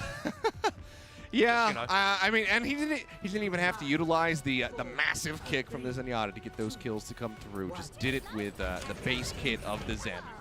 All right, coming back over Beautiful through stuff, first Backbone. fight now. Hawk is actually going to be starting out on the Diva, which is an interesting choice. This is part of the, I don't know if I could say issue for Hawk being in the lineup, because he's still trying to adapt to gate his hero picks. It would be better for him to be on a Winston here, but I don't know how comfortable he is on that Winston just yet. It's not been part of his hero pool traditionally, so he's going to come and bring out the Diva, who on this particular patch, it's not beta 2 guys, but on this beta 1 patch, Diva still doesn't have the sort of buff she has in the current patch. Dropping down, fishing for a tag down the fire strike right side, doesn't get a connection. Can I say as well? Trying to advance forward, but right now he's getting beaten and battered from all sides right now. Well, this is different to the London Spitfire normal Ryan comp. They do get the opening frag and OG though, so this could be the fight indeed. They're basically playing Ryan dive, because it's a dive composition with double flex support, but it's got a Ryan. And they've already got 2 eliminations. Now they're looking for a little bit more. Hawk just going to be going off that side of the map. Backbone getting him a final little kick. Nade coming down, just making sure to zone back Ultraviolet so they can keep Shax alive. They get those kills, and it is so very swift from the side of the London Spitfire. As they just go ahead and pick this up. And Kai, yeah, she's just there. So we'll go ahead and die. If he got a frag, maybe that would have. I mean, he tried. He had a full charge rail. Unfortunately, just doesn't connect right. A little bit unfortunate, but he was very far forward. So now waiting the long walk back. Good news is they have to wait for this gate to open. You call this supported colors, but I don't think that's right. Is it? So, Just so port, gate. portcullis, yes. Just portcullis. It is okay. what it is. I just said it wrong. Is it? That's what it was. Oh, good. All right, cool. So it is. There you go. Waiting for the portcullis to come up. So I'll give the Atlanta Rain the opportunity to regroup properly. Almost another stick there. Doesn't matter. Still gets the kill. It doesn't matter. Ultraviolet just jumped up and down on top of it like it was a trampoline. And he ends up dying. Venom will find a kill on the opposite side, though. Sparker does get dropped. So, bit of wiggle room to work with here on the side of the Atlanta Rain, but I don't think the London Spitfire are going to be too nonplussed about it. Now Shax continues, finds the other component there in the supports, gets rid of OG. Venom. He traded out as Venom, gets that pulse bomb out onto Backbone. Yeah, the stick is there, but Shax continues to find value. Finds Hawk. Hottie going to be slept. Ultraviolet with the Bionade will be able to take him down, so a trade out here on those tanks as Venom tries to hold the card. There's a bit of support coming through there from Ultraviolet, just keeping him topped up, but once more the cart is going to be inching forward for the Spitfire. And that's really important for Venom as well. The card is actually mostly stalled out now. That's because Venom won his duel earlier on. He actually got, I think, the kill to Backbone there, but also maintained presence on the payload. So usually in this situation, even if London were losing, they could sneak payload distance the same way Atlanta Rain were doing. But now, okay, you're right. Atlanta Rain just died, apparently. We just start the fight, and three of them What is happening?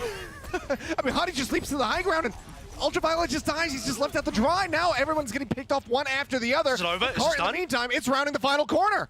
Kai just has ult. He just has to kind of go now. Yeah. You just have to throw everything and hope that something sticks on this defense. Touch, trying to make their way out. Okay, the touch is going to be there. Hawk makes his way over. Still going to be 28% shy of having that Primal Rage ready to go. Backbone pops a trance, but the headshot is there from Kai. Finds Landon. Venom going to be traded out. Shax finding the elimination. He pushes forward. He's looking for Sparker. Kai finds the finishing shot. It seems like the Rain will manage to make this hold come through. Backbone does give a little parting gift there to Kai before he goes down, but the team kill is completed. They halt the cart 0.5 meters away, but they still have to go through 3 whole minutes on this time bank. I mean, that was literally a last-second contest there, so finally someone does touch. You get some, I don't know about you, man, but watching some of the games that we had over the past week, you're getting some PTSD looking at payloads going towards the checkpoint, and, well, no one kind of getting there. Venom basically has to stay on this payload permanently now. We actually had the interview from OG last time where he said, okay, one of the key focus of the team was just to stay on the payload. And speaking of staying on, Shax is staying on Ultraviolet. Yeah, that's Ultraviolet out of the fight. Hawk jumping over, keeps the cart contested. Primal going to be popped by Hottie. Hawk still holding on to his own, but look at Kai, zone so very far away, and Hottie manages to track him down, gets that elimination. His corridor does come through. He falls a little bit low, makes his exit. Pulse bomb, not going to find a connection. Hawk actually kind of swatted away from that one. Now, the overclock going to be popped, and Hawk gets taken down by the nade from Sparker of all things. Looks for a little bit more. Hunting a target, but Venom is already dead. Hottie, the one to find that elimination. Kai trying to play around the backside of the cart. The Bionade comes in from Ultraviolet. They get that healing booster to try to keep him in this fight, but OG, now Kai, all go down to the nanoed-up scientist. Hottie claiming 2. Hawk finished up by Backbone. The push is through, and the London Spitfire now move up 2-0. Match point in their hands. Doesn't look good for the Atlanta Rain today. They're being sort of outpaced on Lijiang Tao with the Doom versus the Ryan composition. Here coming through into Eichenwald, which is Atlanta Rain's pick. Dive versus Dive. Seems like London have the better of that matchup here as well. You know, we're getting a lot more value out of the Winston. Doom seems to be heavily countered by Backbone and Landon, the combination of which has just been unbelievably good. I mean, if you told me that Backbone was a dedicated flex support player who specializes in Zen, I would 100% believe you. He was one final blow behind the kill leader for this entire map. Shax on 14, Backbone on 13. Those are your number 1 and your number 2s. Backbone was doing so much work. Unbelievable performance here from the side of the London Spitfire. I mean, we had the lower third earlier on. Said the last time that these guys did square off against each other, it was a 3-2. London Spitfire were able to walk away, but right now they're looking for the 3-0. A reverse sweep is what is necessary, as I'm looking at that replay from Backbone, and it's absolutely insane. But guys, we're gonna go to a quick little break, grab some coffee, and when we come back, we'll see if the Spitfire can close this out or if the Rain can put a map win on the board.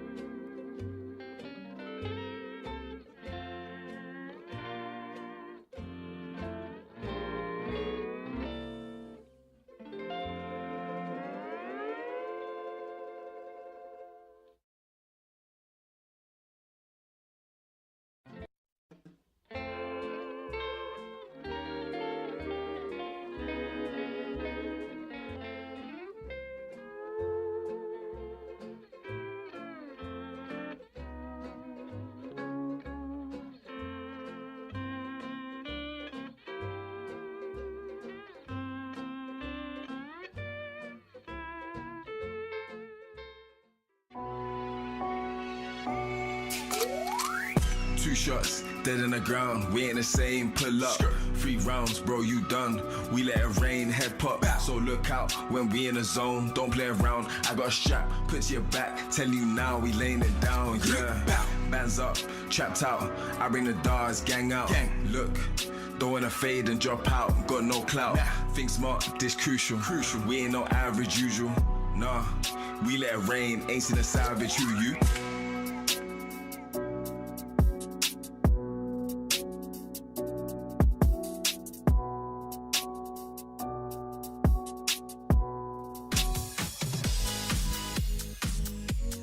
And welcome back. It's the Atlanta Reign, and they need a reverse sweep because right now they're down 0-2.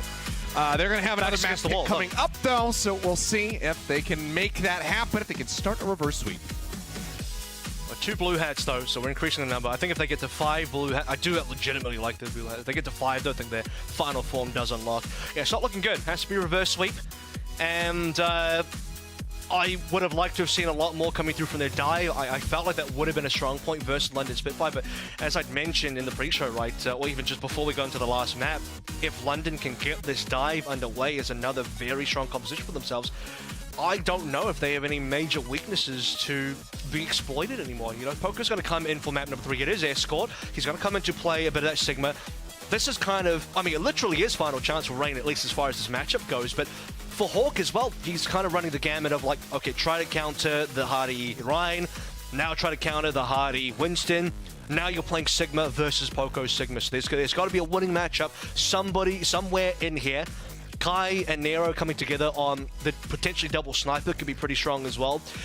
There's got to be something that this team can do better than the London Spitfire to get a win today. I think this should be a pretty ringsball map for the Reign, but their chances of actually making a reverse sweep are starting to look slim. They certainly have their work cut out for them. If they can make it happen, it would be a monumental way to go ahead and kick off the Midseason Madness tournament, keep themselves, you know, in that upper bracket and whatnot. But yeah, it's looking really, really tough for them right now. They haven't quite been able to hold a candle to the London Spitfire in any regard, which is a bit interesting to see because, again, you know, the last time they squared off against each other, it was a very close series. The London Spitfire had to win it in a 3-2 setting. We'll see if they can get more towards that again, but it's got to start on the next map. Obviously, lots of substitutions made here. Nero coming back through. Obviously, there's some change-ups. His backbone's going to be moving back into the DPS slot. Shax going back onto the bench. Poco stepping in. Admiral is here, who is, we'll keep track of this, but right now Admiral is deathless in this series because he only played the first map. Didn't die. So we'll see if he can maintain that. That would be a hell of a feat. We'll definitely keep our eyes peeled. I have a question for what Backbone is going to play on this map. Bit of spoilers, but we are moving to Circuit, and I just want to announce it so we can start discussing things for that a little bit. But it is normal that you do play Sigma on this map. Double flex support, cool standard, double snipers as well. When I say double snipers, we're either talking about Widow plus Sojin, or maybe a Widow plus Hangzhou, or at the very minimum, I think you got to be looking towards Sojin plus a Hangzhou, which means Backbone probably comes out on Hangzhou here. He's not on his signature mate pick. He's not on his signature, I would say, Zen pick here as well. He's got 2 signatures. Can the rest of his picks come on through to sort of match up? Because this is a sort of situation where, okay, well, surely the Kai and Nero combination on these double snipers can be the strong point for Atlanta Reign, right? I did say that Kai was meant to be the better of the 2 DPSs between him and Sparker, but it seems like today, I wouldn't necessarily say it's Kai's fault, but he hasn't been popping off as hard as we normally see. But the entire Atlanta Reign squad has been looking pretty underwhelming this entire series, so it's hard to even look at a single player here. It does seem like a pretty major team diff overall, and that's why it's looking difficult for the Reign to make any sort of comeback. But this really is the last chance. Sigma versus Sigma battle. If there's one place you can win, maybe that'll be a fantastic matchup for Hawk, at least. Well, we'll see how they pilot it as you already spoiled. How dare you? Circuit Royale is going to be coming up, and this could be very well the decider if London Spitfire can go ahead and close it out. They are going to be looking for this 3-0. Hottie's been dropping C9s in the chat after the first 2 maps, even though there's not been a C9 in sight whatsoever. Thank God for that. He's completely fueled up on this rivalry right now, so I know that, you know, even though he's not playing in this lobby right now, Poco probably going to drop a C9 for him if they can. I'll tell you what is happening. now that Hardy's he's taken a bit of time off from this map, I'm really hoping they put some cameras on the Gator versus Hardy charity boxing match. That's actually happening behind the scenes right now, so I'll pay to watch that one, but we'll see if we can get some results. See if we can get some live updates from Danny on that a little bit later on. Here we go, though. Let's take a look at the compositions. Backbone on the Genji. Now, that's interesting. We have seen Genji paired up with one of the snipers here. Not playing the Widowmaker, I think, is a little bit weak and requires London to be very active because they're also playing the Brig version of this matchup as well. So they're not opting for the double flex support. The Brig version requires that your entire team, Poco and Admiral, working together, get a little bit more active in the front lines to pressure out Hawk. Being that Atlanta Rain are playing a more poke style heavy composition, they want to play a bit slower. They want to rely on Kai to find opening picks. They want to use their double flex supports to sort of outpoke the London Spitfire composition. So kind of hoping here that Kai just stays on the Widowmaker for reasons like that. Yep, I saw that one happening in slow motion. Sparker, life flashing before his very eyes. Kai taking his head off, but Backbone does manage to find an elimination. Cleans up that immortality field as well. Now dives in. He's looking to try to take down Kai, but the heals come through, and he's just going to go ahead and point blank finish him off there. That unscoped left click. Trade out, but it does buy some time and space here for the side of London Spitfire, but now they are very much corralled. They're caught and surrounded. London should get cleaned up. Hinged on, feeling lower and lower, and well, Poco's gonna try to run at them. Kai does end up falling, Landon finding that kill, and somehow does manage to stay alive. Healing Orb is out onto Poco, steadily trying to keep the Sigma in the fight, and so far the kills somehow have not come through, which is a little bit surprising, but Nero will finally go ahead and get the headshot through onto Admiral. Now the cleanup is there for the side of the Gotta keep pushing. What they do. Finally. Look, they finally got the kills. I mean, London did take a while to die there. I'm not too happy about that because that is going to be staggers for the London Spitfire squad. They're trying to find ways to maybe come back there. Saw a kill come through for Landon. I think Backbone even dived in for a single kill, but that fight was as good as done as soon as Kai actually hit that opening shot. This is going to be a difficult position to defend now. London Spitfire have to kind of run it. And the good news is, because the support's there for so long, they're going to have double support ultimates. They should be able to walk in with this rally and sort of take a fight off the back of that one. Atlanta Rain are going to have to end up popping some ultimates of their own. Here we go. Oh, well, the window gets opened up first and foremost, and Nero, he makes use of it. Finds a headshot on the Poco, taking down that Sigma. Now Admiral's going to be gone, so no chance to even pop the rally. Just 2 meters left to go and get this cap coming through. And Landon, the only one who's able to find an elimination right now. Sparker falling lower and lower. Nero has to go for the reload, and Sparker will slide through, get that melee hit, make his escape up here onto the high ground. Chase comes in, and they look for the elimination. Ultraviolet will get slowed up, but they get the kill all the same. So some additional stagger to be found. The cap is there. It's 4.5 minutes now for the Rain. And this is not going to get any easier for the London Spitfire until we get to C. I mean, I'm not saying B is going to be a wash just yet because there are some London Spitfire ultimates that could make a difference here. The Blade could be pretty reasonable and, maybe an opportunity for Backbone to redeem himself in terms of, okay, we know he's great on certain other heroes, but he did kind of cop some fair criticism for his Genji early on in the season. How do you deal with Kai, though, is a big question to answer. Luck's going to be used first by Hawk. Transcendence comes out from Landon, keeps everybody alive for the time being. Backbone receiving that Discord Orb, falls low, has to deflect up. Also got the kill moments before they're on to Kai, alleviating that Widowmaker pressure. Rally rolling as they continue to push forward, looking to find any additional kills they possibly can. The dash through comes out. Oh gee, he pops the Transcendence off the back of that Immortality Field as well, going to be used. Drops the down is out. For all the healing, the Immortality Field, it's taken down. The cleanup can come through. Poco fighting too, Backbone with another. And there you go, London Spitfire finally wresting control away from the Rain.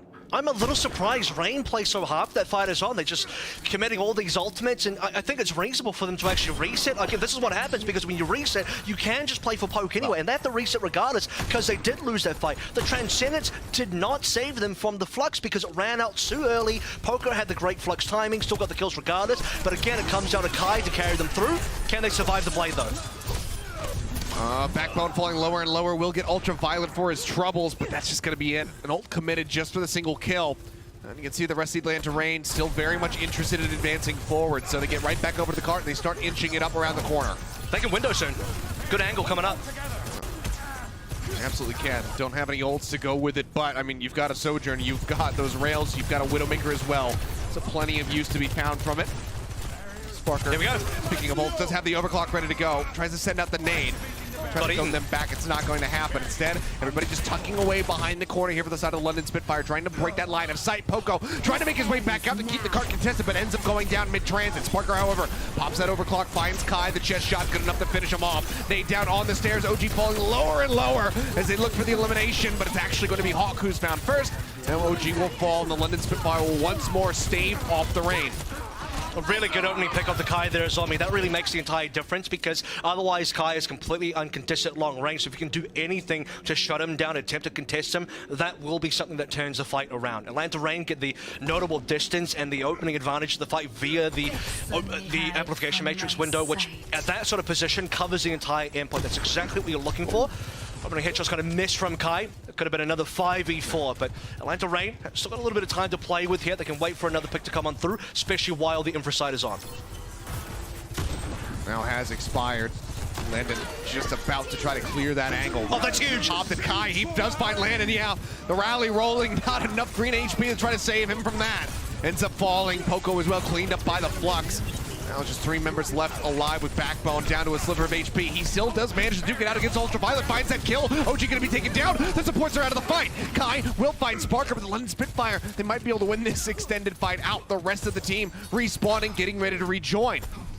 No supports, they can't really push this. They just have to kind of take this fight off the back of Hawk's shield, and when that gets low, or Hawk's HP gets low as it is now, they have to back on out. This is something London, again, 3 maps in a row now, Killers have done perfectly, which is to say that if we are losing this fight, we can effectively trade backlines, and they do that successfully, which ends up resetting the Atlanta Reign, despite Atlanta kind of winning that. All right, Flux comes in, that's going to be the trans. How is UV dead? Ultraviolet, well, he's up above the trans healing.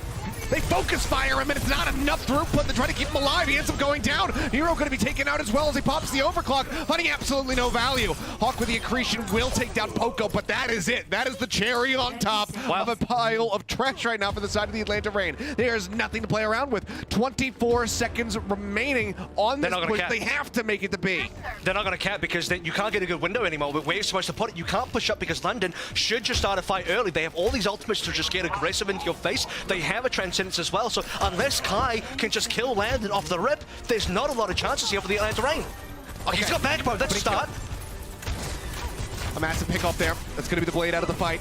As Backbone will have to try to rush to rejoin. Nero pushing up over the top, looking to get Ted. The Transcend is going through, Landon looking to escort everybody forward as the overclock is rolling, but Sparker is going to be taken down. Hawk finds that kill. Kai will get Admiral out of the fight. Poco under fire, falling lower and lower, and the accretion will finally finish him off. And it seems like here in the final moments, that opening kill onto Backbone was absolutely everything.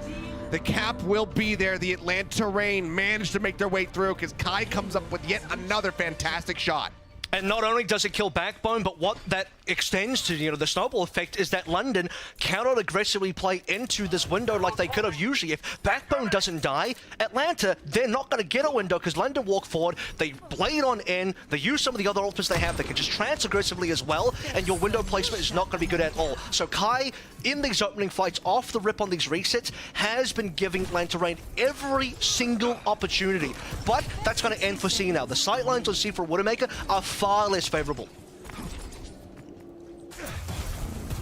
See how they pilot this one with just 50 seconds now remaining. Hawk sending out the accretion, gets the stun there on the Backbone. He needs to flux in. Breakthrough out onto the coast side.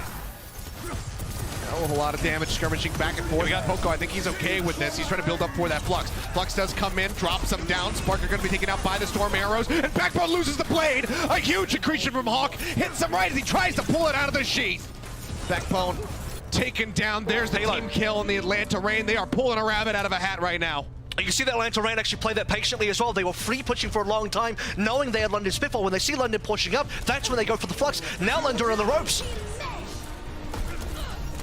Dragon Strike sent through, just trying to interrupt them, push them away from the car. But the London Spitfire have pushed past. Focus, got Flux. In front of it. Rally now expiring. A bit of green HP out. OG popping his own, but Hawk has already been eliminated. The Flux comes through, pulls the DPS up into the air. Nero going to be taken down. Sparker finds the elimination, and the OT will bleed down. London Spitfire, they almost give up this final stretch of the point reign. A fantastic comeback to nearly finish the map, but they cannot get there. And once more, the London Spitfire have a win condition. If they can get to the end of the map, they will take this series 3-0. Well, Atlanta had no time left, right? Because they walked into this with only 130. I'm going to repeat the line that I said last time for Eichenwalder, but this time I think it's a lot more relevant in the sense that on Eichenwalder, like getting an okay B attack despite losing, it's reasonable, but I don't think it's a real win condition. Now, though, in a situation where they being Atlanta Reign, barely looked like they were going to camp B, they do miraculously off a great headshot kill onto Backbone, which denies the Blade from even coming on through. Denied again a little bit later, but we'll touch on that. Atlanta Reign get the free push through most of C point. They lock up the entire London Spitfire on the extremity with that Flux, win a fight off the back of that, shut down Backbone's Genji Blade with that accretion from the Hawk, like you sort of mentioned. And the result of that is Atlanta Reign bypasses the pull phase entirely. Usually what happens for these teams is once the attacking team gets a C, they have to immediately fight for pull. London Spitfire's positioning meant that Atlanta were never going to actually get a fight for pull because they would have to push through a choke, which they can't do. So Atlanta Reign ignore it. They go for the free push. They know their Flux advantage. They bypass the pull, and they get to the end of the map with 130 remaining coming through from OT on B. That is a significant amount of distance, and that is very defendable now for the C defense once we get there. 3, 2, 1. Well, now the gate's opening up. London Spitfire on the attack. Let's see how they fare. They're just going to be running the same composition that we saw on their defense. Yeah, I still have to answer the question presence here from the side of the Reign of how you kind of get rid of Kai. So one thing that can happen is Backbone's going to go and do the Jimmu maneuver that we see in APAC. Go over the wall.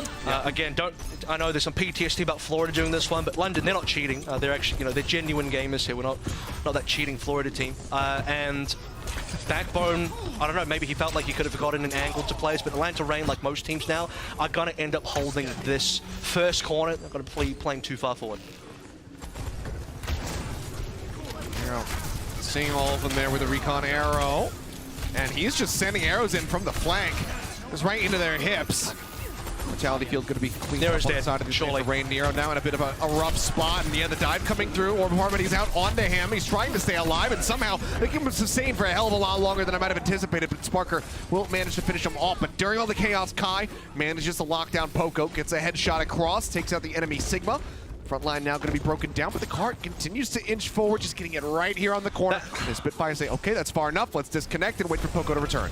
It has to be the ultraviolet amplification matrix that will turn this fight here once we get to the next engagement. But I'm not a fan of how Atlanta just kind of abandoned Nero like that. The rest of the team pulled back, and it's like Nero maybe didn't get a message, or they didn't relay the message, because Nero, from his POV, looked like he was in the right position, but I had no idea the rest of his team had already left, and Reign just kind of left him out to dry there. So thankfully, Kai once again gets an opening pick, and he will get it again. Yes, he does. Landon going to be taken out. OG as well, finding Backbone. And it's just the one kill onto Nero. The only thing that London Spitfire are finding right now is a consolation. Hawk just pushing forward, Sparker sliding to his death. And that will be another one fight here for the side of the Atlanta Reign off the back of the window. Yep.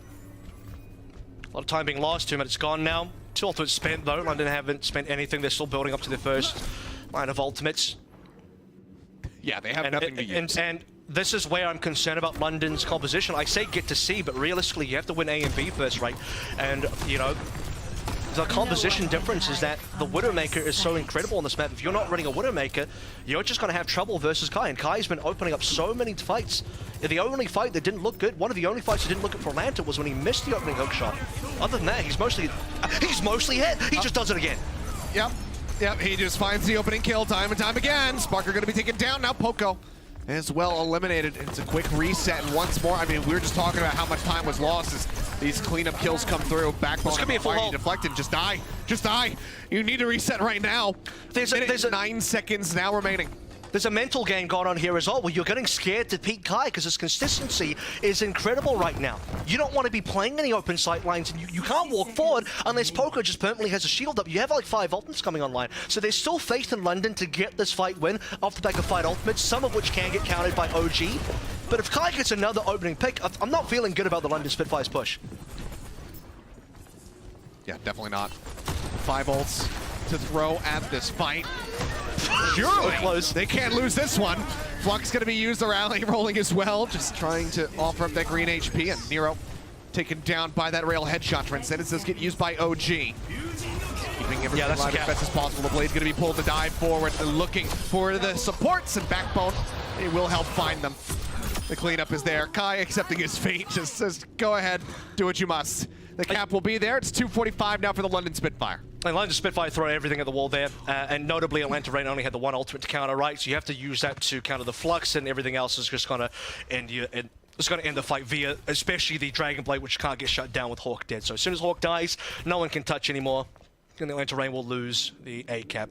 The respect being shown. I mean, you see Poco heading up. First of all, puts out the shield straight to Kai's face, and then through the window as well. People are just very careful about crossing those sight lines. They wait for Kai to take the shot. He doesn't connect because people are far more, I guess, engaged with the fact that he can get the kill, and then they get through the fight. I was gonna say, there's the challenge from Backbone, making his way forward. Window does get used. Spitfire respecting it here, but the overclock did get burned. Sparker unable to find any eliminations with it. Good response, just forces the London Spitfire position back down the ramp. Flux now looking pretty juicy. Picks him up. Transcendence is there, however. Landon trying to keep everybody alive. Poco still nearly focus fire down. Does manage to stay alive as Hawk pulls back around the corner, keeping himself safe. Kai. Nearly. It's out a shot. Looks for Admiral. Not quite going to be able to get him in the head, though, so Admiral lives to fight another day. And as I say that, it is a caster blessing for Nero. The Storm Arrows come across, they get the connection, they find their target, and the kills fly through. Swiftly thereafter, two more going to be joining them. It's a minute and 20 seconds remaining. The London Spitfire popping in this fight. Sparker will find two on the back end of that, but he's all on his lonesome with a sliver of HP and needs to make his way out, because if he dies now, it'd be a massive stagger. Yeah, he got the Mega there, so brilliant 1v1 win from Sparker to save his own life. Doesn't get self-stag, will actually force Nero to respawn. Comes back onto a Genji now. I think that's actually reasonable because this should be a pretty close quarters fight. Gone are the days just purely poking out. And with about a minute left here, possibly room for one last good fight. So for Reign to defend B successfully, they again need Kai to do that. Yeah, the Admiral is very much not, and he hasn't been, deathless for a while, but a great opening kill. They look for Poco a little bit more. And, ooh, what a quick shot. Kai finds Landon. And Kai is just saying, yeah, I'm not letting this be a 3-0. I am not losing like that. Yep. He has put the team on its back and has delivered time and time again. That's just what the Widowmaker does on this map. It ruins your tempo. I mentioned earlier, London Spitfire, they want to play fast. A fast style Sigma because they're running both the Genji and the Brig. You can't do that if Kai consistently picks players off. He's forcing you to slow down when you don't want to. And if... I don't know how many fights it's been. It feels like more than 75% of the fights we've had, Kai got the opening pick. Incredible consistency as the contest is there. The OT will be forced out. Transcendence rushing forward from OG, just trying to keep them alive through that flux. Poco unable to find any kills. Kinetic Grasp going to be used, trying to buy some space. Hawk, 99%! Bro, Blade is going to be pulled. Hawk does get taken down. Kai managing to find one, finds two. Poco eliminated, but now he is zoned into the back. Backbone, however, he cannot really continue to push forward. 14 HP, the Discord Orb is through. He has to tuck back away, but Nero chases forward, the dash to melee. He finds the kill. Kai gets another one, a third of the fight. He's looking for a little bit more as Admiral tries to stay alive, but he cannot. And while it looked like maybe the Spitfire were going to be able to make that happen, get that push, get that extra minute and a half, they cannot. Off the back of some fantastic shots once more from Kai, they close out the fight and they put a map win on the board. We are not done yet. Yeah, that is far more convincing through from the Atlanta Reign. Exactly what you want to see in terms of playing to your strengths. You have Kovacs Kai in your team. You have one of the best hit scans, if not the best Western hit scan. We knew that he was going to be fantastic on the Widowmaker. Sparker does not match up. He didn't play the Widowmaker. I don't know if that was a coach call. I don't know if that was a lack of confidence through from Sparker. But if you fail to play the Widowmaker, at least something a little bit more comparable, like even a Hangzhou, something that will give you a chance to take down Kai, Genji's not going to be enough for that because you can't reach the back line. Sparker gets outranged heavily by Widowmaker. That is a gigantic difference maker for the squad, and is why I think Atlanta Reign played the superior composition on this map as far as A and B go. London Spitfire did a reasonable job, but no Widowmaker, no win. Yeah, fantastic map pick there from the side of the Atlanta Reign, exploiting a weakness in the armor of the London Spitfire to get themselves on the board, but they still need to keep it going. Now Spitfire have their map pick. We'll see where they take us when we come back.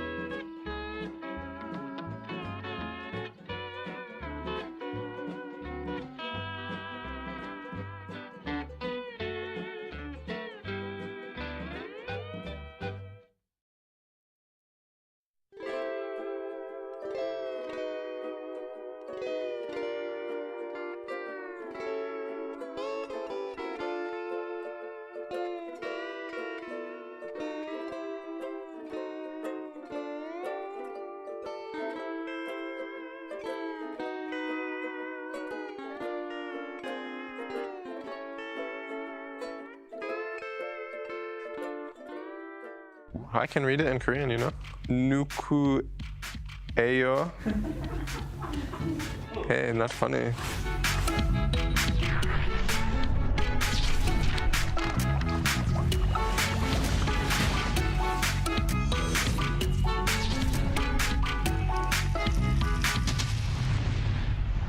Who's the biggest prankster on the team?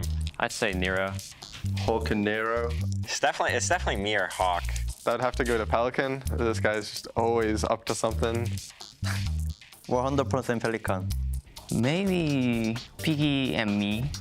나 팀에서 무조건 장난꾸러기는 스파클 선수가 장난꾸러기를 넘어선 그냥 선을 넘었어요.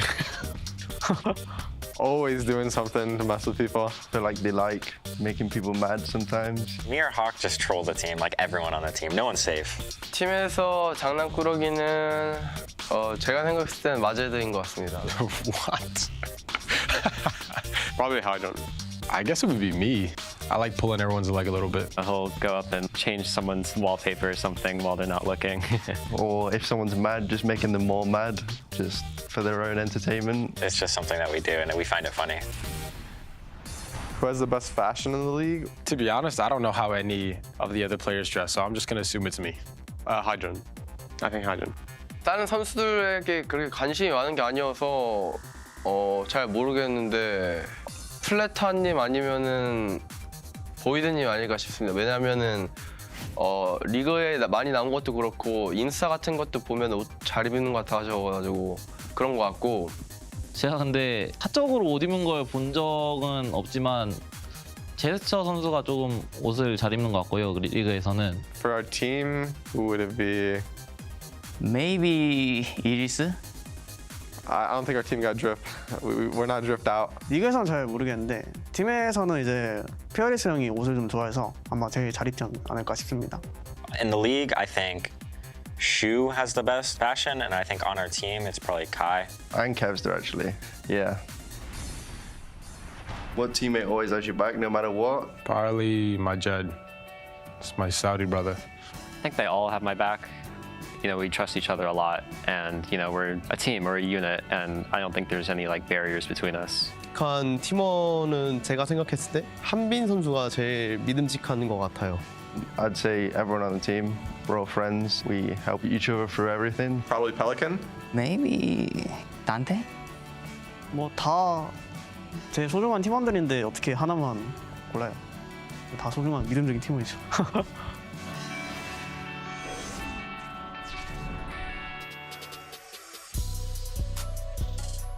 And we are back. Atlanta Reign able to stay alive here in this first series of Midseason Madness. They managed to pick up a win on their map pick of Circuit Royale, but now London Spitfire, they of course, after losing that map, have a map pick of their own as we get ready to move forward into Push. Hardy coming back in for Push, which makes a lot of sense. I mean, it's a normal... They should be playing the Rhine here as well. The unfortunate thing for the Atlanta Reign is when you consider the fact that they did lose the first two maps, every single map pick now for the rest of the series, if it continues going through the distance, is going to be London Spitfire in terms of what they want to pick. So we'll talk about the map coming up. Again, I'll spoil it. It's going to be Colosseo. New Queen Street would have been the preferable map choice for Atlanta Reign. Colosseo far more preferable for the London Spitfire, being that it is a better Rhine map. And I think there's something to be said about where New Queen Street is for a Rhine team like Spitfire, because Dallas kind of showed how to play around the Rhine, how to beat the Hardy Rhine and the London Spitfire brawl composition on a map like New Queen Street, so they're going to opt to avoid that one. When we get to the final map, if we get to the final map, Reign would love to pick Ilios, but I think Spitfire will take us elsewhere again, so it's not going to get any easier here for the Atlanta Reign. We don't really have any major Widow maps as well, so the one, I think, matchup, the one area that the Reign had been significantly differing the Spitfire on is probably going to end up being close to them for the rest of the series now. Yeah, for sure. I mean, it was, again, very smart map pick there from the side of the Atlanta Reign, saying, well, we know that they probably aren't going to play Widow, and even if they do, we feel like we're going to win out in that metric, so let's go to the Widow map in the meta right now, and they get that win. But now they need to fight back in some, you know, of London's territory. Granted, with Push, you're limited, your options are obviously limited, given that we only have 2 maps in that pool right now, so it's a bit of a 50-50, and you can kind of assume which one they're going to be taking you to, but we'll see how they fare, because they need to fight back As mentioned before, multiple times, last time that these guys did square off, it was a 3-2 series that the London Spitfire were able to walk away with. Atlanta Reign now are looking to flip the script. And Atlanta Reign actually debuted their own Rhine Rush composition on this map as well versus Paris in their final match in the qualifiers as well. Now, they did beat Paris on it, but I have to say, you know, that's very different competition now compared to where London are. So, is the Hawk Rhine, is the Atlanta Reign Rhine Brawl going to be as good? It's going to match up to London at all. History would say that London aren't to be matched by anybody on this composition, but the bigger question will be, do Atlanta Reign even bother trying to play that? Because that ended up being the bane of their series versus London last time, right? Gator tried to come in, play that Rhine, they were underprepared. Reign is slightly more prepared this time, but the truth is, can you ever really be truly prepared up against London's Rhine trying to play it yourself? No. I think at this point the answer is pretty much no. We'll have to just wait and see. Maybe some of our APAC teams will be well prepared enough to duel. Well, they won't match. They won't try and match Hardy, that's for sure. We've seen far too many teams try and play up against Hardy, and it hasn't gone well. Can Reign be the first? They didn't do it last time with Gator. This time it'll be Hawk coming in for the honorable Rhine duel. I do wonder how the Hardy and Gator matchup behind the scenes went. So I hope to get some results from that. But let's take a look at what we have on the rollout here. It's just going to be a clean mirror. Nero May. Now, as much as I said that Backbone's May has been phenomenal, last year, before Backbone joined the league, I felt like Nero on the Shock had probably one of, if not the best Mays as well. So big competition now. All right, well, out the gates. Hardy going to be charging forward. The Atlanta Reign going towards Fountain. And we can let battle commence. Hardy landing the first fire strike. He's got the upper hand. 14% charge towards that shatter. Yep.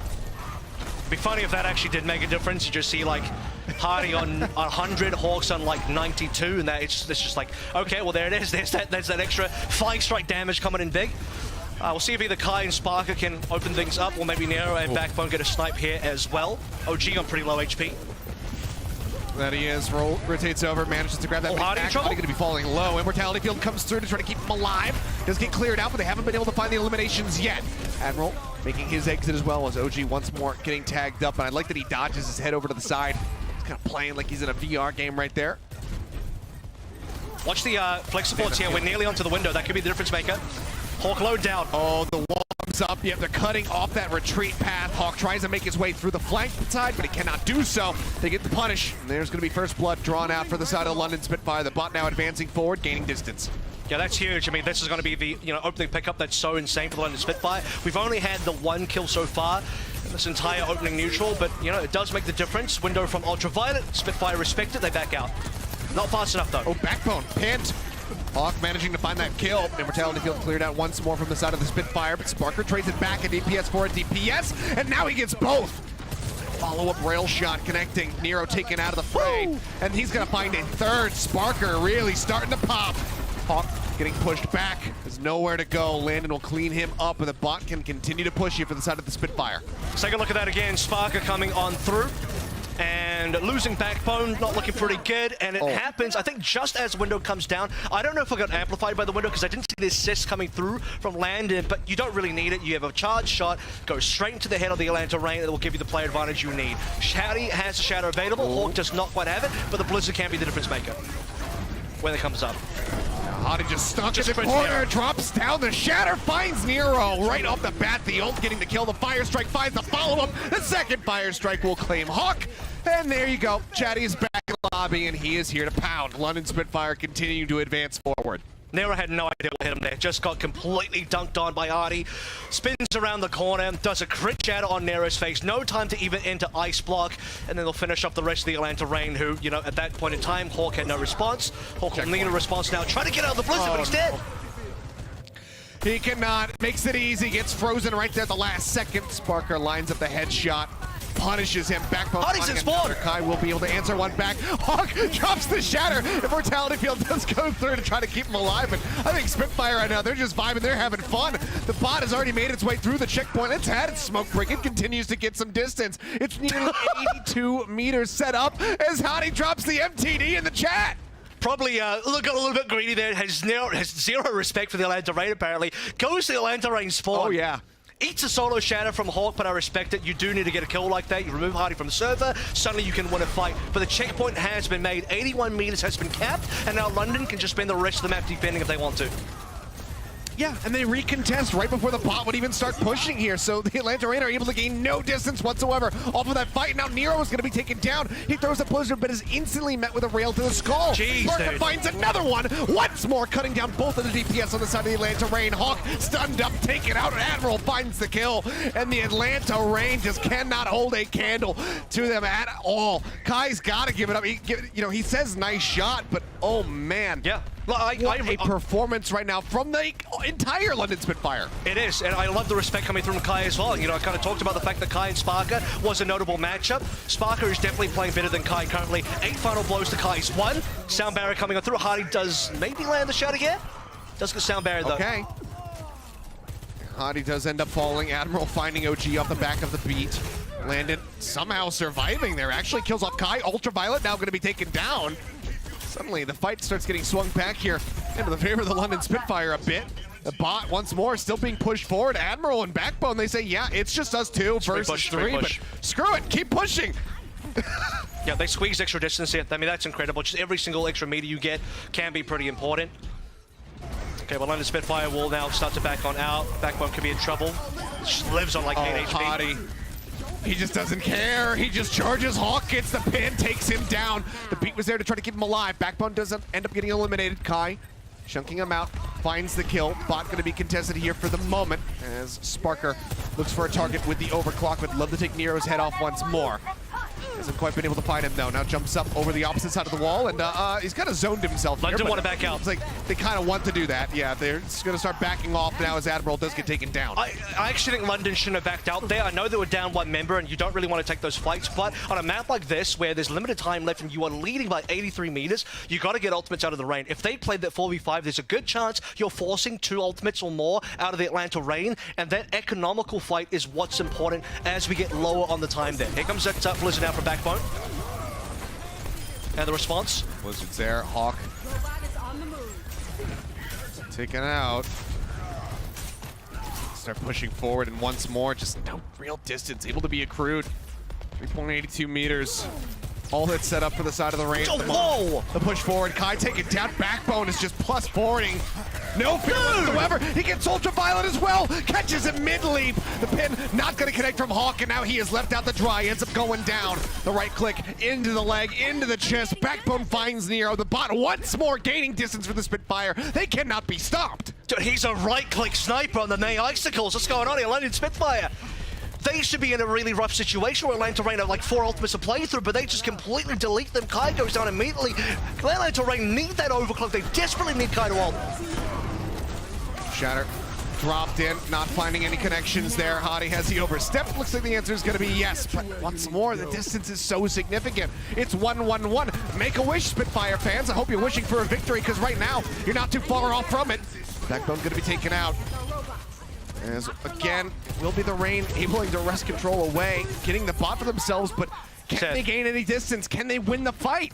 I think you got to wish for something a little bit more grandiose, because the winner's given it at this rate. You're just going to get that no matter what. No need to wish for it. 111 to 3 meters with 3 minutes remaining. And London Spitfire winning these neutrals. You're going to get another neutral here in the midpoint. I mean, Atlanta can't even get past the midpoint currently. They're just not as good of a Rhine Brawl team. Now the Blizzard going to be thrown in by Backbone. The Shatter dropped by Hawk. Gets frozen though, so can't make a play off the back end of it. Ends up falling as the Immortality fields get cleared out on either side. Once more, no distance to be found here unless they can continue to try to win out this fight, but Kai is going to be taken down. Admiral finding that elimination. Hardy finding one with a fire strike, and Admiral comes up with 3. He might not be deathless anymore, but he's still getting his hands dirty, playing a bloodthirsty support. And just continuing resetting this payload as well. I mean, it's technically 4v5 what Admiral does, but he can just shove it right at the top. The goal of the Spitfire is they don't even really need to push any further, but they'll just keep pushing it back as much as possible, stop Atlanta Rain from playing the game. And they have ultimate advantage now. And they're just going to kill Kai! Line of sight, but as soon as they break through, he gets the headshot onto Kai! The overclock still held on to. Hardy moves forward, drops the hammer, oh my God. Gun, goes for the pin, drags Hawk into the corner, and they will leave his corpse there. Sparker jumped on Nero, trying desperately Finish the map. appeal for his squad, but he can't do anything. And yeah, the map, it may as well get finished at this point. The beat is still held by the London Spitfire as they look for the finish. Nero comes out on Hangzhou, just give up on the May. I mean, it's just, Atlanta Reign are running out of ideas. Like I said, there's no ultimates available at all. He does going to kill the Sparker, so maybe the Hangzhou can work out. Yep, does find the kill here on the Hottie as well, and Admiral, of course, just going to be holding the beat. Just gives his life for it as they continue to keep the bot contested right in front of the Reign spawn. They have their work cut out for them. They've got a minute to do it. It would be an absolute miracle. One of the best, if not the best play on push that we will have witnessed across NA and APAC regions if they can get a win here on Coliseum. The problem is, it's not even just up to Reign to play well. They would need London to throw. They would need London to turn off their monitors, stop playing the game, take their hands off their keyboards, because it's 129 meters to push in a minute, and London Spitfire have just been the better team in this matchup the entire way through. Hottie. Stun there for a moment, the beat gets dropped in. Kai, the first one to fall. Sparker again finding his head. Sparker staying alive with a sliver of HP, and he is going to get sustained back up. Nero gets taken down. Hawk eliminated. It is done. It is dusted. Stick a fork in it. The London Spitfire once more will continue to win out fight after fight. If they are not directly in front of the Reign's base, the London Spitfire seemingly just cannot be stopped. They once more will ship the bot back across. They are looking for the finish, or at least to hold it locked into this side of the map. This Blizzard will do it. One Blizzard will probably end this at the moment. Atlanta Reign trying to push back in. One Shatter available for Hawk as well. Cybernetics regular. There's the OT, forced out, backbone doesn't go down. Nero finding an opening kill, clears up the immortality field. Is that the start of a miracle run back? So far, they will continue to move forward. The kills coming in. Sparker, the last one to get dropped. As the team wipe is there. Reign will finally be able to get the spot in position to start gaining some distance. Now do it 4 more times without losing any members, is the Atlanta Reign comeback challenge. Might be more than 4. Yeah, well, whatever the number is, you can't lose anybody, because if somebody dies in OT, they can't respawn back into the fight because they're too damn far away. So literally, Reign have to win every single fight from here on in without losing a member. Good luck. Get some tags through. They're looking for Landon. Can't make it happen. Hottie going to be hitting the floor as they go pin for pin. The bot again going to be locked into position. The Blizzard not finding too much. Good shatter by Hawk. He manages to stun up onto 3. That's going to be Landon and Hottie now cleaned up. Backbone taken out. Here's the first fight victor that you were asking for. The team wipe comes through. Atlanta Reign finally gaining some distance. They get into double digits. But look at this. London Spitfire still have ultimates to play through. The Shatter can really end this if Hottie lands it in time. Sparker as well has that overclock. Pushing uphill is going to be exceptionally difficult. The good news is Atlanta Reign have already managed to get on top of that bridge. So in terms of fighting a reasonable fight, could be okay. They have one player still pushing below there. Here goes Sparker. On the clock at the ready. Hottie playing on the high ground for now. Nero going to be the first one to fall though. That's going to be the Dragon Strike basically out of the fight. He was just 5% away from it. They find the kill. Hawk getting bullied in the corner. They both hit the floor, but now Hawk going to be taken down. Hottie finds the kill. The shields are gone. The Shatter gets dropped in, and the London Spitfire, it's an extended team kill as they get the win on Coliseum and take the series 3-1. Just brilliant stuff coming through from the London Spitfire. Won almost every single matchup. The only thing they need to maybe work on is looking over towards what happened on the Circuit Royale. I think the Widowmaker was a bit of a problem, but beyond that, obviously the better Ryan team. We expect them to be the much better Ryan team on Coliseum. They've proven that. Atlanta Reign have tried to, shift Hawk over towards more of the main tank options that Gator used to play. I think it's good to sort of have one tank player cover as many roles as possible. I mean, that's what we're seeing players like Smurf, like someone be able to do quite comfortably. But it's still a sort of learning phase for Atlanta Reign because they were nowhere near as practiced on this Ryan comp as the London Spitfire are, which is strange to say because in 2021 last year, they were probably the best Ryan team. But now, it's different. London, they are the kings of Ryan. They beat Atlanta Reign. They move forward in the bracket. A fantastic way to kick things off here in mid-season madness for the London Spitfire. For the Atlanta Reign, though, they do fall down into that lower bracket, and they will have to fight their way through it if they want to stay alive and be victorious at the end of it all. But clearly, some things to work on if they're going to be piloting those Ryan comps in the future. Though, focusing in on our player of the match, it's going to be going the way of Backbone, a man who wears many hats and has played many a character throughout this series, from the Mei to the Genji to the Zenyatta as well. A very well-deserved victory for him. And, I think both sides of Backbone performed admirably. You have the Backbone version, which is the main stuff, and then you have the Bone Bag version, which is what we're seeing here, which is the Zen stuff. So, the fact that he's got these two different looks is what really enables the London Spitfire to have two competent compositions to play through and to get wins on. But stuff like this is unmatched. Just completely deletes multiple players. Such extremely precise main right clicks. You can't beat something like this. Yeah, it was just impeccably played. And again, we saw so many times, especially throughout Coliseum there at the very end, Backbone just throwing up those walls, denying damage coming through, cutting off those retreat points for the side of the Atlanta Rain. Like I said, that is something that you can't really teach. It's something that comes with just playing this character over countless hours. He looked utterly impeccable on it, as he often does. I'm going to highlight as well, eliminations per 10 over 20. That's insane, because what it means is he's not only getting final blows, which he has 7.9 of out of 10, but he's also assisting in damage and kill participation. 20 per 3 is an insanely high number for kill participation, which means he's a part of all of these frags. He's contributing to all of these frags that the London Spitfire are getting. Yeah, not only that, but also, I mean, just even 6,500, nearly 6,600 damage per 10 is a maze. Kind of ridiculous. Yeah, I mean, that's not in every facet, he is just... May doesn't farm damage. May is not a damage farmer. You're not playing Soldier, you're not playing Ikasi, you're not playing any of the normal DPSs like the Trace and the Soldiers as well that can really farm up high damage number. Ash, I think, is notorious for farming up high damage numbers. May's not that. Yeah. So, he's hitting a lot of right clicks. He's getting the face of the enemy, spraying them down with his left click as well. So, he's able to do all of that perfectly with the rest of his team. And, London Spitfire, the most well-oiled brawl team that we have in this entire league.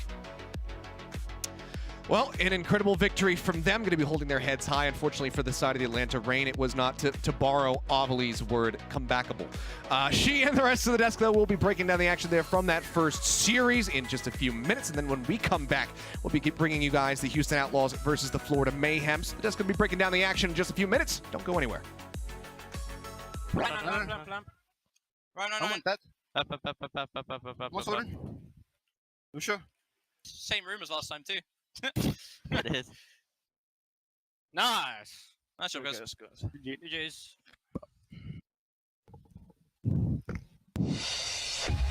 The Overwatch League is brought to you by Upper Deck, the official trading card of the Overwatch League. And by TeamSpeak, the official voice supplier of the Overwatch League.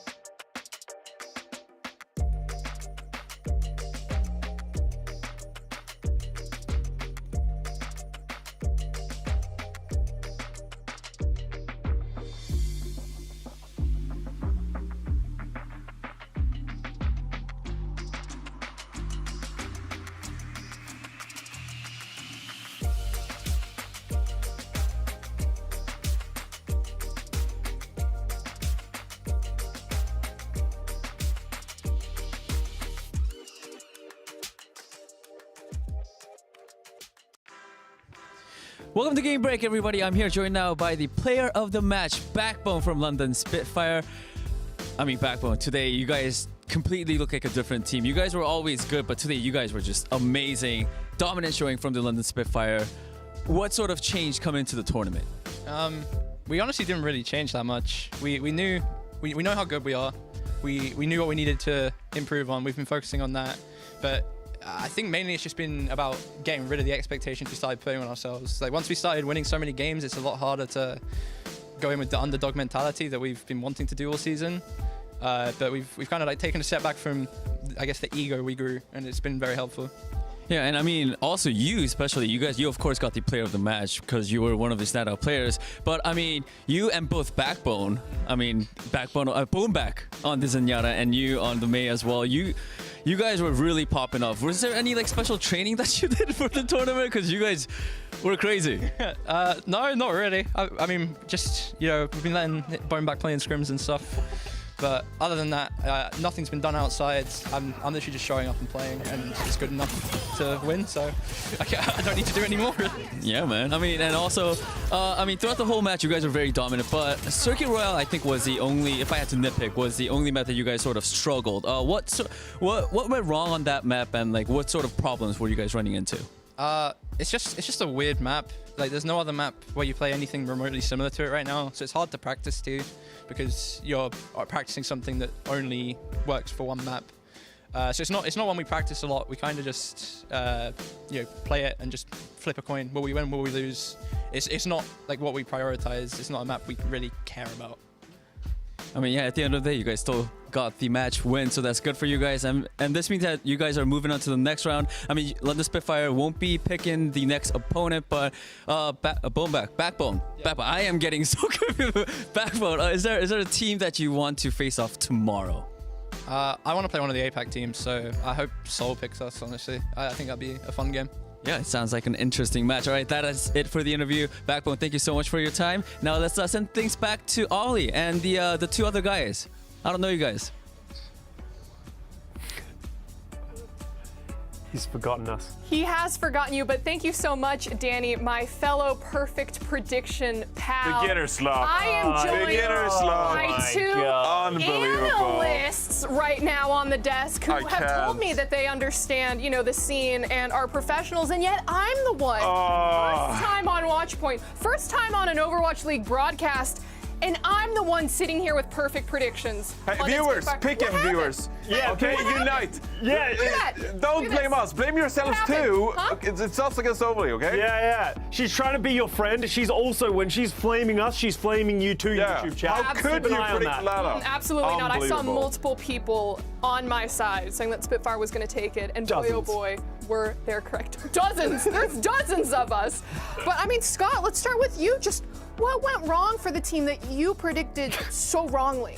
Well, I just think, for me, the first map... These setups are just going to be too much throughout the day.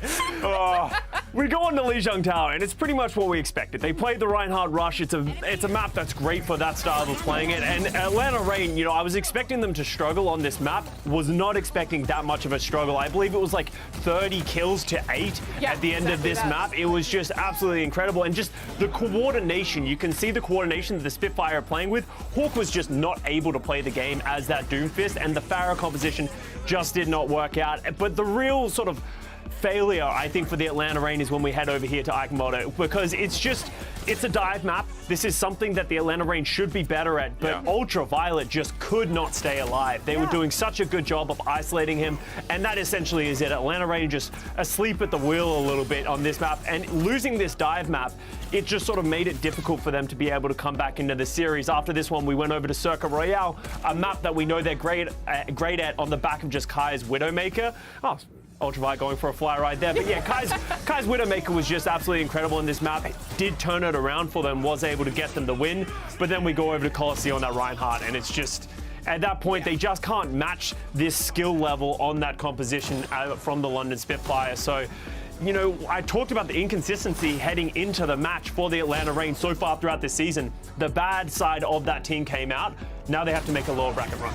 Definitely. I think it's interesting that we heard in that interview right there too, saying like, Circuit Royale, it's kind of like a weird map, don't really know how to prepare for it at all, but you know, we're gonna win everywhere else, and that's exactly what they did. So Johnny, coming to you, I mean, where else did Atlanta go wrong against the Spitfire? Because besides that one map, they looked like they were struggling pretty hard. Yeah, I mean, I think Atlanta, they've played very scrappy this series throughout, and that's not what you want to do against Reinhardt compositions, particularly on Lijiang Tower, stuff like that. But I actually want to commend them on Spitfire, because I do think that they played really well, especially in the mid-fights, which is not something that we usually talk about, but we saw it on Lijiang Tower, like when you lost a member already, how you turn fights around. And we saw it once more on Circuit Royale. So here you see Atlanta Reign, they're playing this poke composition, they got a window out, but on Spitfire, they're playing the angles. They're going to lose Poco here, but they're going to turn it around. They're playing the Brigitte, they're playing the Genji, so they're trying to play around the Inspire healing,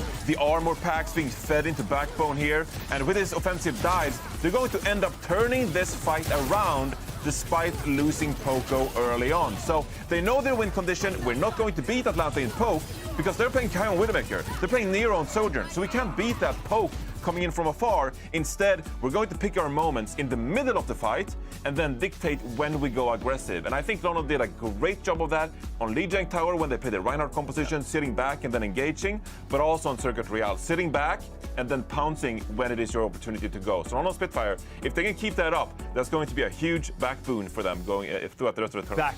Back boon. Back boon? Oh, he had that one in his back pocket for a while. Oh, okay. I do want to add one thing.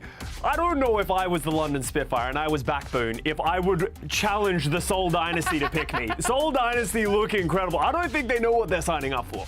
Exactly, right? And that's something that they're just going to have to wait and see to see who is going to pick them as they go into that next stage of the bracket. Now, that being said, Atlanta Reign, they're not out of this just yet. There is still the losers bracket that they have, and it is comebackable for them. No, it's not comebackable. It is winnable. No, I'm on board. Comebackable. No, give me some right there, right in the middle. Go. Yeah, comebackable for them. I like it. But you know, what should be at the front of their minds in terms of what they need to focus up on and improve on if they want to make this a comebackable run as they drop in? I'd like to start off here because I didn't feel like they played to their strengths a lot of the time. And I mean, especially on Colosseo, like you face the Reinhardt mirror matchup, whatever. Like, you're not going to play a ton of Reinhardt teams anyway. But even on Eichenwalde, that was the map that you hit on, Costa, as well. They should have won that map. I mean, that's where you want to take maps from the London Spitfire because you're supposed to have the advantage. I don't think they really play to their strengths. You need to put Kai in a position where he can win the head-to-head on Sojourn. But also, you know that Shax is a really aggressive tracer. So maybe like default to the Brigitte to poke him away, but also feed your own tracer, the armor packs, to peel Shax off. And like try to cater to these strengths of yours. Instead, they went to like a head-to-head with the Zenyatta and the Ana, and they just simply got like beat man-to-man, and they didn't really lean into their strengths. They were just willing to take a mirror matchup. Yeah, I don't have the numbers on the top of my head, but I said it, like Ultraviolet died a lot. He was getting punished, and it wasn't even just great play by Shax and the dive of the London Spitfire. Sometimes he was just out of position, so something definitely was out of sync for them on that map. They need to get that together because London Spitfire is by no means the best dive team we have in this league, and this is the playoffs. You can't make mistakes like that anymore. Definitely. I even remember as we were watching the games together, there were multiple moments, especially on Eichenwalde, where the question of, wait, Ultraviolet, he's dead? Wait, what happened? Why is he on the bridge alone? What's going on over here? He's getting dove. Like, definitely something that they need to focus up on. But hey, that was just the first match of the day. We do have another match coming up, Florida versus Houston. And this is a match that I believe all three of us voted or predicted Houston on. So, Johnny, we voted. Did a vote? Put the votes in. The Houston Outlaws are going to win.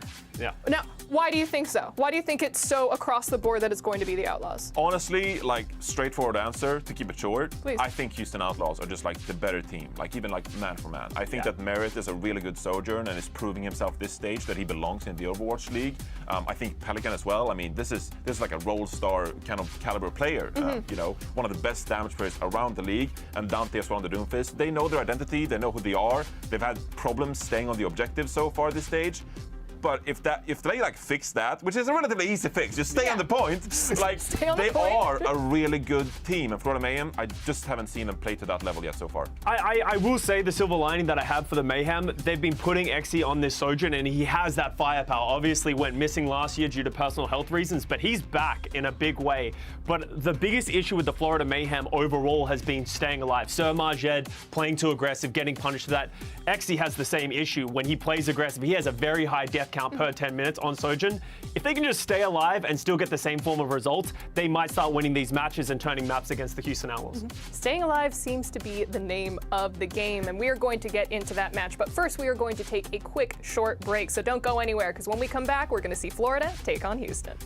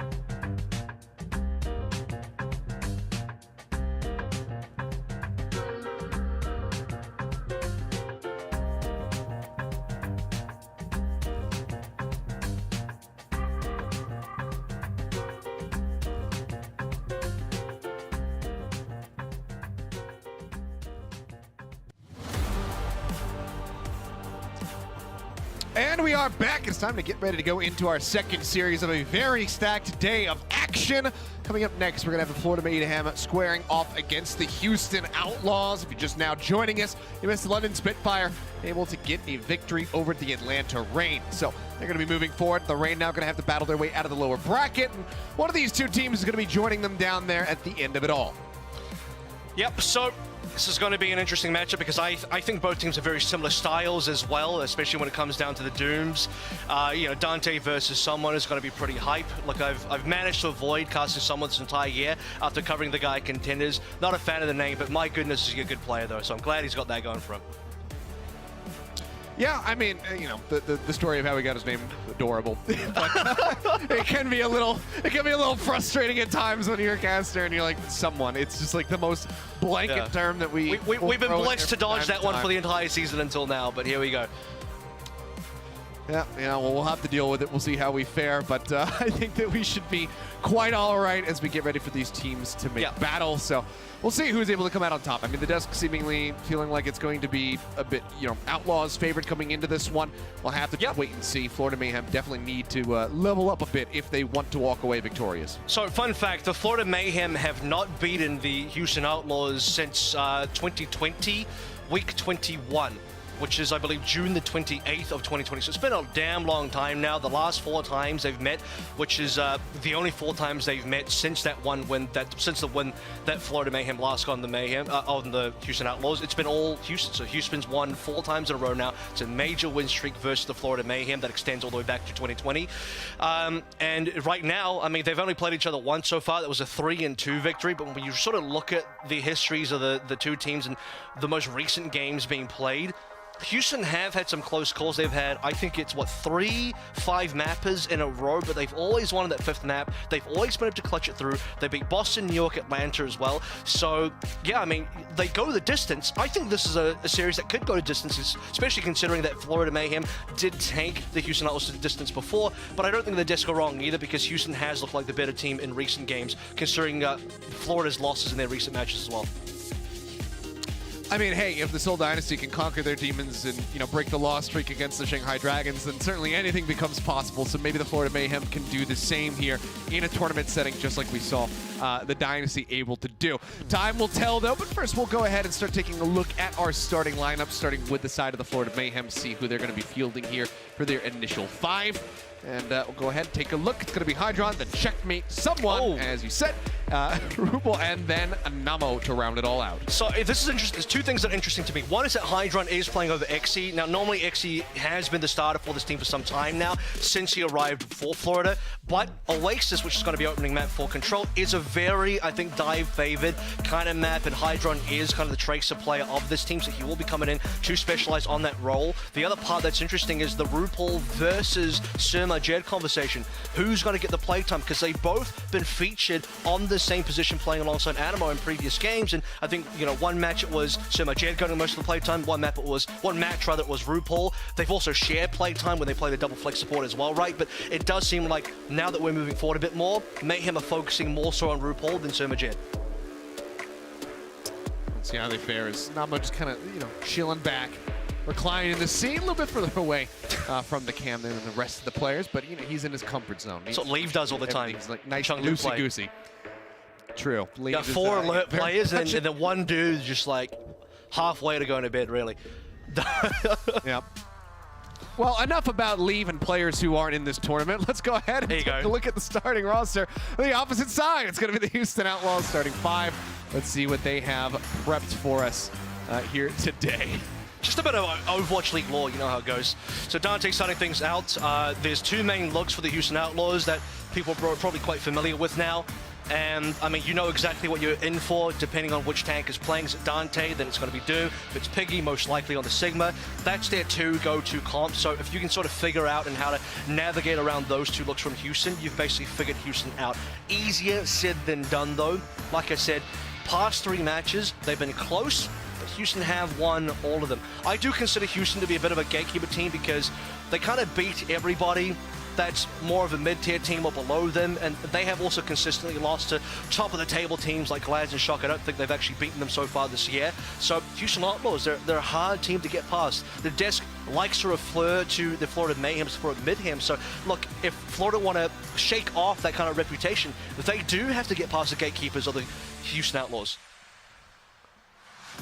See if they're up to the task. I mean, obviously, a bit of a gap between the 2. The 11th place versus the 6th place coming into this event.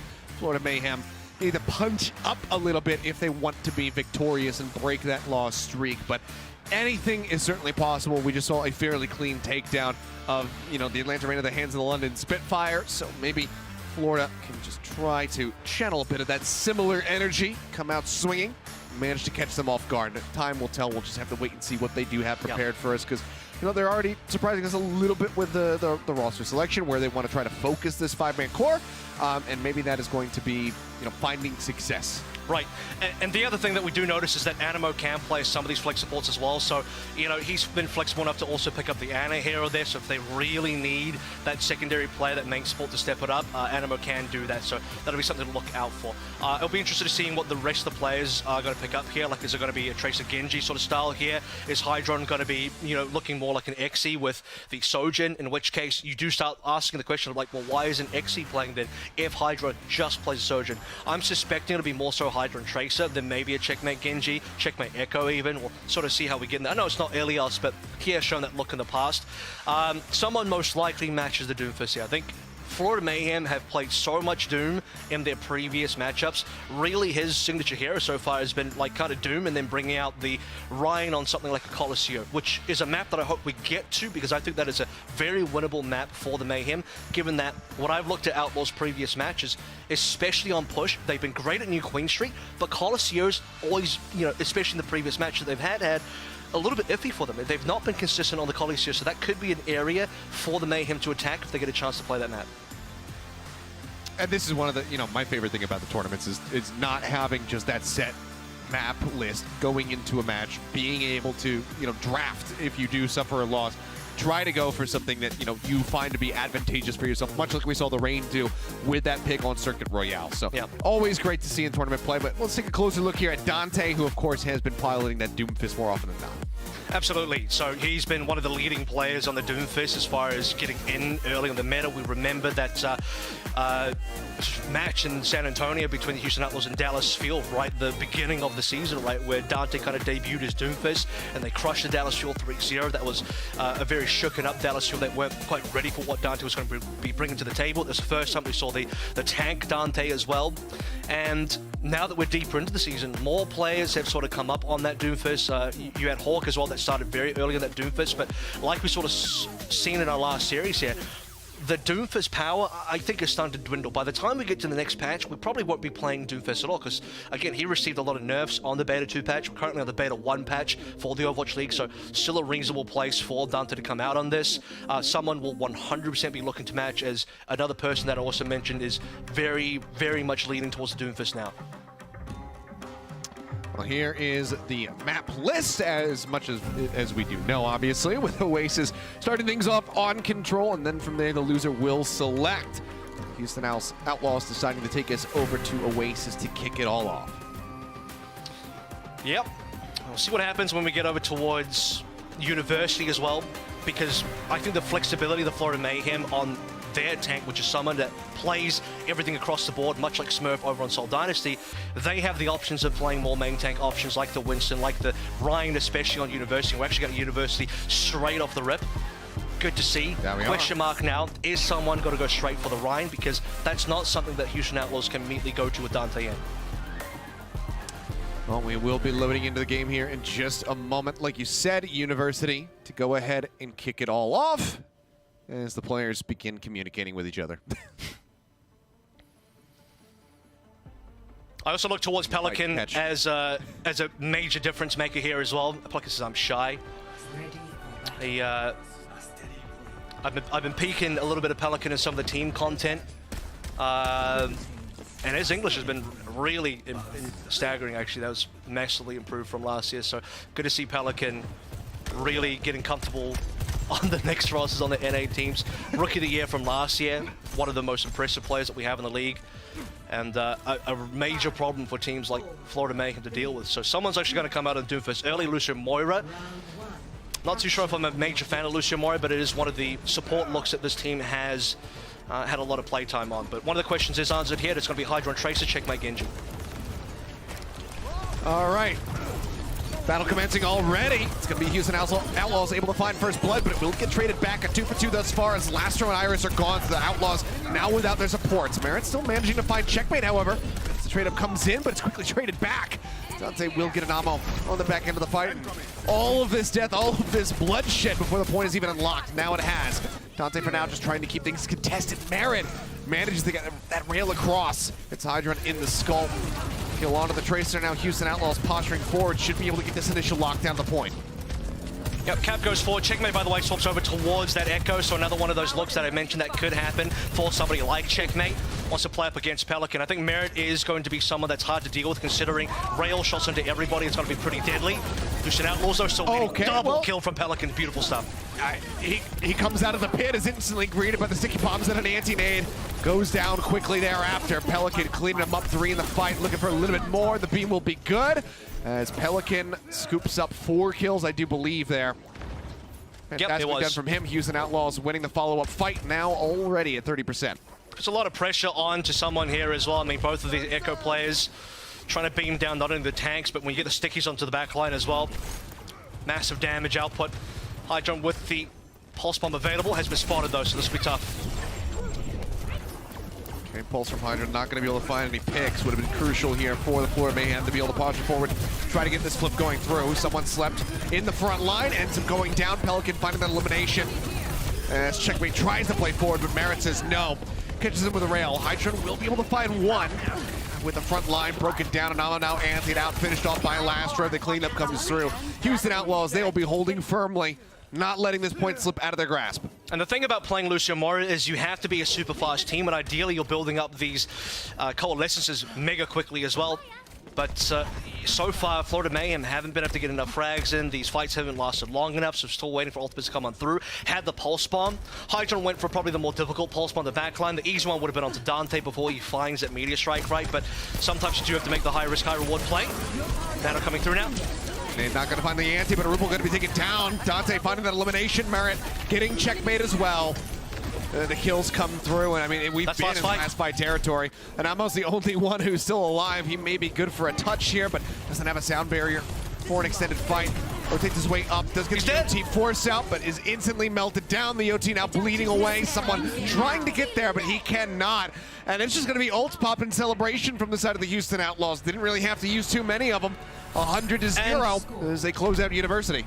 I mean, speaking of ultimates there, Florida Mayhem only used a total of 1 ultimate that entire map. That's all they got. Just the pulse bomb. The other 4 members didn't get an ultimate. Didn't get it. Animo died on 99%, no sound barrier. I mentioned that this is a team that has to go quickly. You have to play for coal rushes. You have to play off the back of coalescences. Never had one from RuPaul, just didn't get one. So take a look at this double kill coming through now. Yeah, just a bunch of stickies landed. Some help from Dante there as well. And just dropping in the beam. So for the Florida Mayhem, to get this Lucio Mora off the ground, their pacing has to be far greater than Houston Outlaws. I think they started well, right? They got the initial double trade on the back line with the Iris and Lastro kills, Eris rather, and Lastro kills, but they couldn't convert that into a win because they lost 3 members themselves. The double DPS plus 1 tank alive for the Houston Outlaws ended up doing enough damage, and you know, I do enjoy bringing this stat up. Speaking of Dante, didn't die at all on University, 0 deaths. Yeah. I just clean Doomfist performance from him. Florida Mayhem definitely need to level up as we get ready to go into that second round. I believe it's City Center.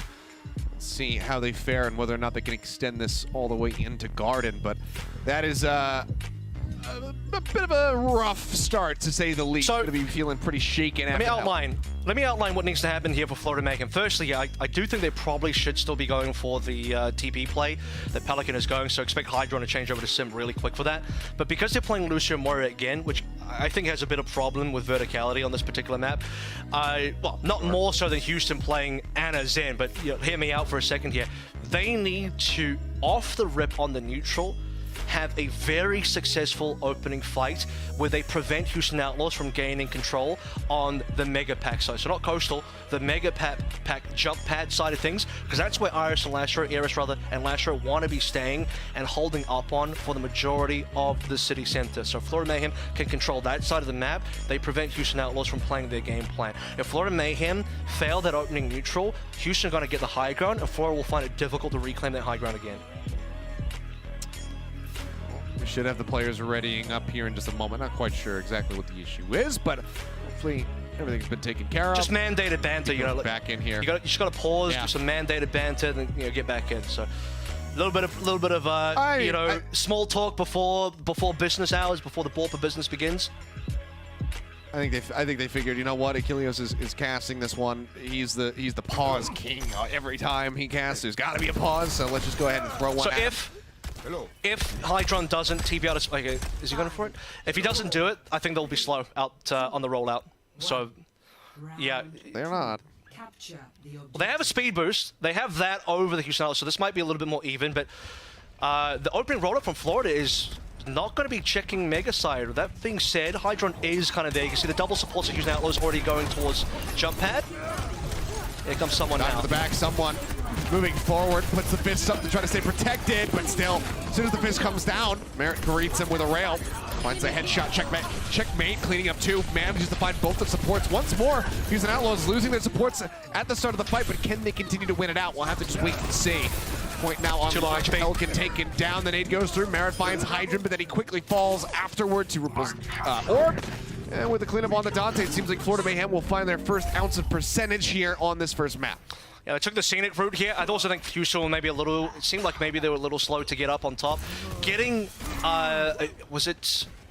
Yeah, it was Lastro on the Zen. Getting him down super early was a big boom for the Florida Mayhem. Like you sort of mentioned, getting supports down, but this time Florida Mayhem have enough members alive that they can take hold of the permanent damage and no healing.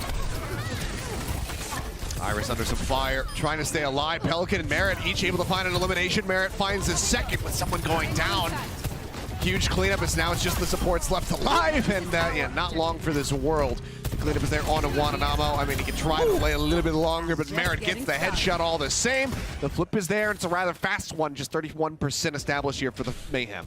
Ripple going over towards the Ana here as well, so they're going to be changing up their play style, you know, not just kind of rushing in anymore, also supporting someone on the Winston. Important. This is one of the extra looks that Mayhem can pull out that the Houston Outlaws can't do on a map like this, so I do think Winston is a great place on this map. This will hopefully help out the Florida Mayhem a lot, but they are otherwise behind, especially at ultimates. And once more, they're looking for Iris. Peel is going to be there, and Pelican comes up with an elimination on the checkmate. The beam, nothing that Genji could do against that one. Ends up going down. Now the overclock, drop down, looking for a little bit more. Spots Hydra, the shot not going to connect, but he's just going to reset off the side of the map. Yeah, I mean, I don't want to give any extra ult percentage over to you, so I'll go ahead completely and fair. off the side of the cliff. Yeah. Let's talk about the fact there was a super quick overclock coming through, I believe. That was one of, if not the first, ultimate online between both teams. Maybe Hydron got a pulse bomb slightly early, but he is on a trace, so that's expected. We'll just pull out the overclock very quickly. Not a lot that Florida can do against it, and this is kind of what I mentioned, right? Once Houston Outlaws can park themselves up on this side of the map, can be pretty difficult to dislodge, as we saw from the previous fight. Ooh, looking for the lob in on Iris, not going to get that connection. Dante slept after the meteor strike. Lastro, though, rally rolling, trying to keep everybody alive. And Hydron, oh boy, punched into oncoming traffic. Dante shuts him down, finds checkmate as well to deal with the DPS duo. Houston Outlaws quite handedly win the team fight. They get the team kill. Poor car. Moving up above 80%. Poor car, says Dante. Not poor Hydron, poor car. Yeah. I don't know if you can get that one fixed in time, but I don't know how Florida can fix this situation. They would love to wait for Nano Blade, but I don't think they can. They just have to go with it now. They're being aggressive on Dante's just indeed. I mean, the blade is pulled from checkmate. He's looking for elimination. He will manage to find Lastro, but then he gets taken down. Merritt greets him with a rail. Primal rolling from someone, manages to cleave down two. Good eliminations found. Pelican going to be knocked out of his duplicate. Takes right back up to the skies, but someone hounds him down. Huge kills off the Primal Blade. The flip is going to be there. Florida Mayhem not going down without a fight, but the Outlaws have time on their side. Yeah, it's one of the blades that'll pop up there. The one with the over 1,000 HP is going to get the work done, so good to see come through for the Florida Mayhem. This is kind of the issue with having RuPaul do a reasonably late swap. He starts on towards the Moira. They give up on that strategy, goes towards the Ana, but not enough time to build up a Nano, so no Nano Blade, no Nano on someone either. He'll receive the Nano now, which they desperately need for this fight. Looking for Dante. He rotates over. He's grabbing back up into the Mega Pack. Keeps himself safe. Merritt in the meantime finds RuPaul. Headshot off the rail. Gets an ammo as well. The support's now taken down. Iris traded. Pulse bomb out from Hydron. Not going to be able to find anything. The shield was raised from Lastro. He keeps himself safe. The flip getting ready to come through. Hydron and checkmate both going to be taken down. Someone, the only one occupying the point right now, needs to try to stay alive. Jumps over the side, trying to play elusively, but he just doesn't have anything left to work with. That one now going to be taken out once more. The OT bleeding away steadily, and that will be the closeout. Houston Outlaws, a very clean start. A bit of a back and forth here on City Center, but they get the 2-0 victory on Oasis. And the back and forth is largely down to the fact that someone on that Primal Rage is able to do so much with that ultimate, but otherwise it's a cleanup from the Houston Outlaws. They lose one fight, they come back stronger onto the next. Merit onto the Sojin, as deadly as ever, mentioned at the previous broadcast and has been mentioned on the desk before, but statistically the best Sojin that we have in the league, and starts to show why. I mean, he just gets these shots in so cleanly, so accurately, and Florida Mayhem, you know, this is the issue I have with the Lucio Mora sort of lineup here, is it's just so one-dimensional, and the fact that they got outpaced on that opening university really says a lot, because Lucio Mora is meant to be one of the fastest comps, and you need to be a super fast team, and Florida Mayhem didn't even get ultimates. Only Hydron got an ultimate, the other 4 didn't get a single ult. Yeah, it was really a rough going for them, but now this is going to at least give the Florida Mayhem their map pick. We'll see where they decide to take us for Hybrid. We'll come back from the break and see whether or not it's going to be good enough for them to go ahead and net themselves a map win, tie things up 1-1. The action's going to continue here at the Midseason Madness Tournament when we return, so do not go anywhere.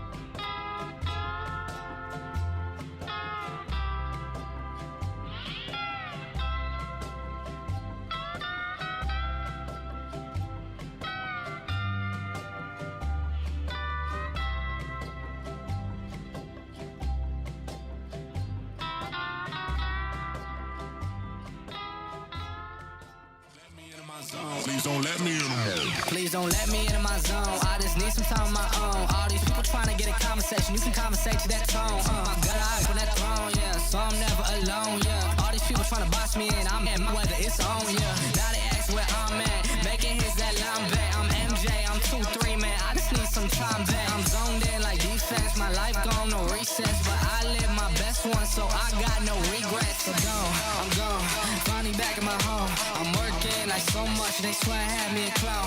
Can't answer my phone now, just leave it there, that tone. Ballin' can't beat me up, cause I'm back in my zone now.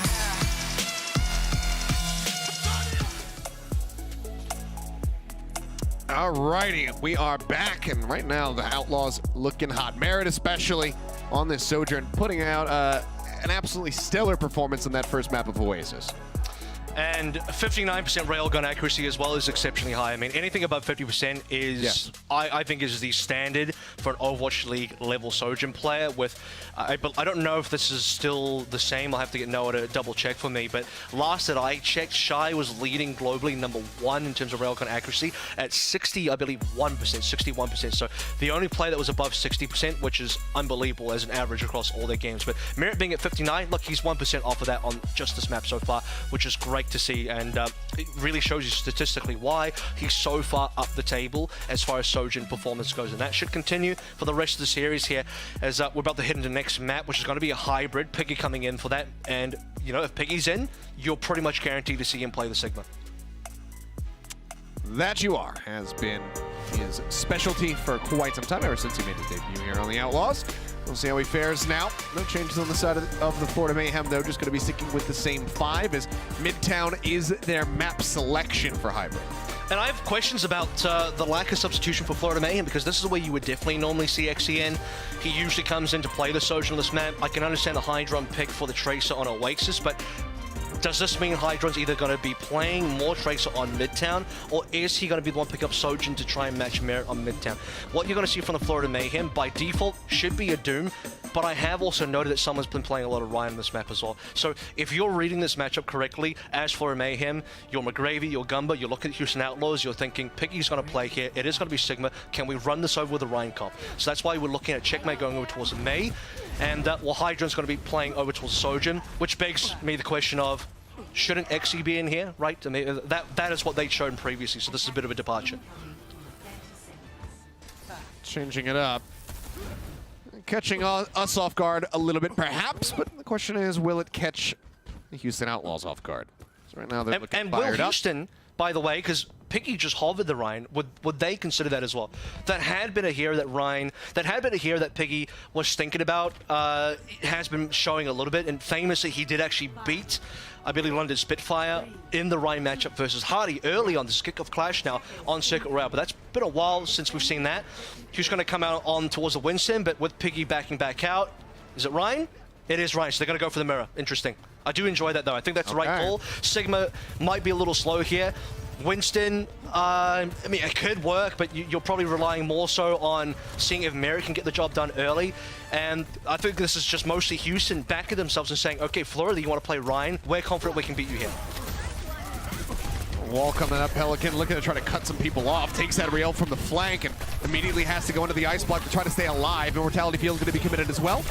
Huge pick that one up, but Pelican gets the headshot. A massive kill. Now they look for a little bit more, and they will get him. Lastro chasing deep alongside the May. They get the kill onto Anamo. Lastro going to be cleaning up a second one as well, as Checkmate will fall. That is point A broken open, and that is going to be a massive time bank to try to chew through for the Florida Mayhem on this defense. Yeah, insanely good start. I mean, Pelican getting that opening kill as well. You have to remember, so much of the strength for the Atlanta Reign last year in 2021, when they played these brawl matchups, is Pelican's May plus Eris's back. That's now back, but it's on a different team. It's with the Houston Outlaws. Merritt still gets the pound on the Sojourn.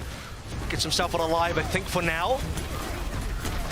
Piggy just free swinging here as the wall goes down. Pelican does get eliminated. Piggy just pulling back away, trying to stay alive. Still has plenty of barrier health. Fire strike not going to be enough to try to threaten. So you can see the wall coming up, just trying to lock them inside the firehouse for now. First ultimate's coming online as well. Notably that someone actually has greater ult charge than Piggy on that Rhine Shatter. Could be a difference maker if Houston Outlaws did not read this correctly. Especially Piggy did. Free shatter down. Another shatter is for free. He messes up the pin, however. Now the Immortality Field comes through. Not going to be able to find a kill off the back end of that, but does at least come up the works a little bit, buy some extra time. Lastro Throwing out the right click, trying to keep him at an arm's distance, but overextended. End up falling. And he has a little bit, ends up dying. The Blizzard's gonna be dropped in here by Pelican. Checkmate, not trying to match. Pelican finding an elimination, 3 kills coming through as Merritt claims 2 for himself, but it's just a back and forth brawl with 2 people left standing. Animo, what? Of it all. Wait a minute. He's just hugging against He's the wall. staggering himself. The cart locked into place. But that's not worth stagger it. himself, but he locks the payload for like 1 second, and that's cost Florida Mayhem 10 seconds worth of time for a 1 second payload lock. Absolutely rubbish trade for the Florida Mayhem. Wouldn't go for that. Speaking of rubbish trades, Checkmate going for the Hero Blizzard. What on earth is that? I don't really think Florida would have been able to win off that Hero Blizzard. That's a little too far. There's a back-to-back hero plays attempted here from either side. From the support from the DPS, neither of them really working out. Now Houston Outlaws get the card moving, and they got an immense amount of space to work with, especially with Checkmate going really down. Good wall. The wall cuts off the exit, beautifully timed. As Piggy looking for a little bit more. Won't be able to get any kills there, but I mean, look at this. It's just free push for the side of the Outlaws. Real estate. Record time and no contest to be had. Beat him, dropped in by Anamo, but the cap is already there. It's nearly 5 minutes in the time bank. The pin comes through, and Anamo back-to-back questionable plays. Drops the beat. No hope in the world whatsoever to try to get that contest through. And now the Outlaws are just cruising. I'm gonna contradict that. I would not blame Animo on that one. That's a team call. If you're going to recontest, you're going as a team, but you need to be able to go fast enough that someone's going to touch in time. The sound barrier is fine. The fact that no one could touch is the major problem there. So I don't think that's necessarily Animo's fault, but it's not a good play for the Mayhem. I mean, it's either way, it's a misidentification as to whether or not they're going to be able to get there in time. So you can go ahead and blame the entire team if you feel necessary, I suppose. As Checkmate again going to be taken out. Long pin, just dragging Piggy over to the flank, tries to drop down, manages to get a 3-man stun, but can they get the kills on the back end?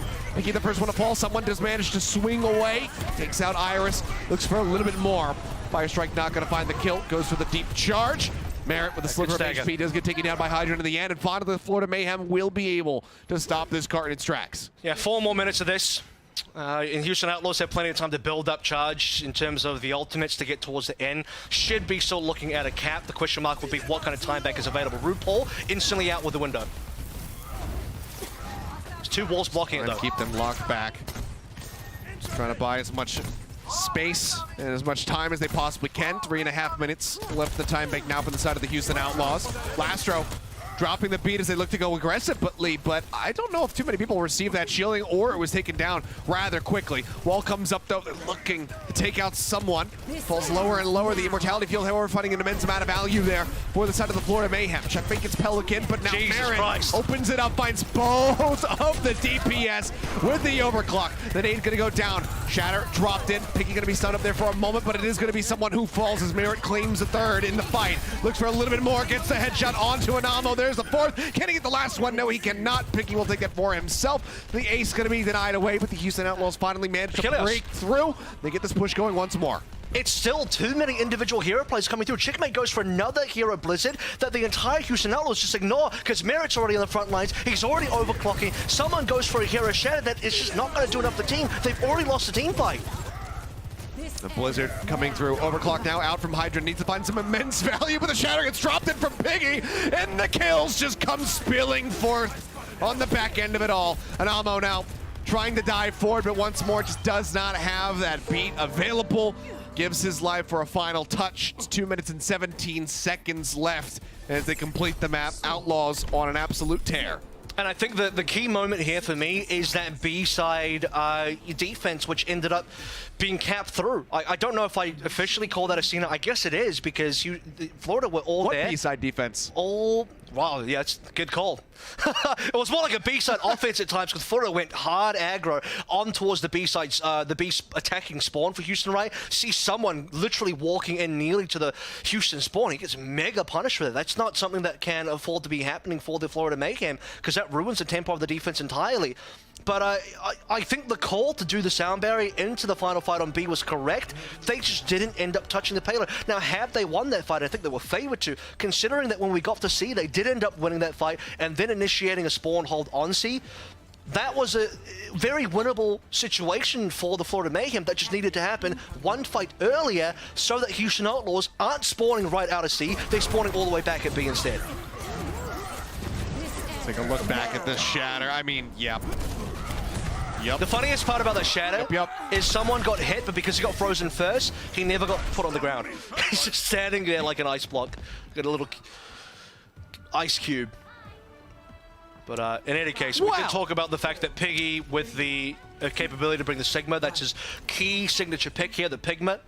Florida Mayhem, I think the right call here would be to identify the Sigma, go back to spawn, and go towards the Rhine, and try and, I guess, outplay this Sigma composition with the Rhine comp instead, but they're going to go Lucio Moira. And well, Moira is dead. Merritt finds a headshot once more. Someone also low. Tucks over into the corner. The contest starts to come through. I mean, the Outlaws just continue to come up with kill after kill. That's 3 for them in the fight. The rest of the Florida Mayhem scrambling to try to exit. And Anama was out in the middle of they're going to get staggered. Anima probably dies here. Yeah, this is awful. This is going to cost them so much time. I think for the Florida Mayhem, what we did see there is the high progression onto Ares despite losing a player. That's a good call to make, because if you can trade that player, then instantly die and reset, you're going to have a 5v4 as Ares slowly makes his way back from spawn. But they failed to get the kill. Great pocketing by Lastro. And then secondarily, even if they got the kill, Animo stags himself, so it wouldn't have helped them. All right, well, second attempt. See how it fares. Both the supports already under fire, hovering around 50% HP. Someone going forward, trying to get that punch across. Barrett again. Barrett again. This man's headshot accuracy with these rails is absolutely insane. Comes up with another kill. Hydrant taken down. Up into the air. Doesn't quite get the tracking there to finish off. Anamo. Doesn't matter. Fun fact. It's on top of him. Got a great fun fact for you. You know how we finished Oasis with 59% rail accuracy for Merritt. Currently halfway through, or just slightly over halfway through Midtown, he's sitting on 63. So he's improved by 4%, but he's crested over 60%, which is the important thing. That was a very key milestone that I did mention for Sojourn players.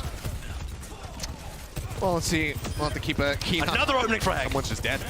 I mean, Merritt just looks at him and he dies. It's just an explosion of death. Achilles, this is the same thing we saw on Oasis. It's this kind of Lucio Moira, run at the other team, hope for the best type of composition. And I truly think, revisiting this, they've already shown that they can play the Rhine. Yeah, okay, did they lose the Rhine battle? Maybe. But the Rhine matchup versus the Sigma, I think, is a reasonable matchup for the Rhine. The fact that they don't choose to do that seems to be really weird. And here's the other thing. If you snowball that win, let's say you beat Piggy Sigma with your Rhine, and Houston swap Rhine as well, you've snowballed. You just lost another play. It's not even merit, but it doesn't matter. It's another 5v4. Okay, they get a stick. Hydrant does manage to find an opening kill, and it's on to Merritt, which is probably the highest value target that he can get at this point. But everybody else is still alive. And they now have 5 ults for this defense with a minute and 25 seconds left to go, looking for the full hold. Florida may have close to ults as well. Checkmate for the blade. Florida need ultimates as well, but they need to get them now. Someone's already had to use his. Okay, well, there's the opener. Coalescence going through, matched by the Transcendence from Lastro. Now the Nano Boost going to be used on a Pelican as the blade comes in, and he instantly dashes through, finds one. Checkmate with his own blade will find Merritt. Pelican looking for a little bit more, and it's going to be good enough. They get the cleanup. Just the 2 kills to be found. Florida Mayhem going to have to reset. That was everything invested. Houston Outlaws still hold on to the overclock, and now it's 45 seconds remaining. And the overclock is probably enough to finish this as well. I think for Florida there, the best case scenario is they burn minimum ultimates and force maximum ultimate expenditure out of Houston Outlaws. Here, it's a pretty even trade, and even then, Houston finishes with 1. Exactly, it ends up being a really even trade, so that works for Houston's favor. Florida do not win economically. Oh yeah. Trying to get the accretion hit. Can't quite get someone, but Pelican just finds 2. He gets a 3rd. It's over. Merritt now with the overclock rolling, trying to track down Hydrant. He does play a little bit more elusively, but Merritt has to clean up the last 2 kills going his way. There's the team kill. It's 10 seconds remaining. Someone has respawned, but can he get the touch? We'll have to just wait and see. The Houston Outlaws, they are playing so very far forward. And no, they're not going to be able to make it there in time. Yes, a full hold in reply. Houston Outlaws making it look easy, just speeding their way through this series now at match point. And just like Atlanta Reign in that first series, the Mayhem are in a position where they need to reverse sweep. And this is where, you know, you look at what Florida Mayhem are choosing to do, especially on that attack and also on Oasis, and you're like, if Dallas Fuel are not succeeding and not finding victories with their own Lucio Moira, and they are like the Lucio Moira team, having Rush pioneered that composition last year, what hope can you have that this is going to work for you? I just do not think that's a good composition to play. It doesn't have enough, and I think they had the answer in front of them. I'm just so surprised that Ryan wasn't the answer to play against Picking. Now we'll move forward, by the way, for future map choices. Florida better not pick Circuit, because I don't think you want to be playing Sigma into Pigma anymore. You need to be picking something that's not Circuit Royale. For sure. Well, you can see keyboard being wrapped up there, XE walking across the screen, so I think that kind of tells us, you know, what's going to be happening here in the very near future as far as the lineup is concerned from the side of the Mayhem. We'll see if there's going to be any additional changes on top of that, and, you know, what the map pick is going to be, because it needs to be a good one, and it needs to get them a win if they want to stay alive in this series. A reverse sweep is what is necessary unless they want to fall down to that loser's bracket. We'll see if they can make it work when we come back from the break.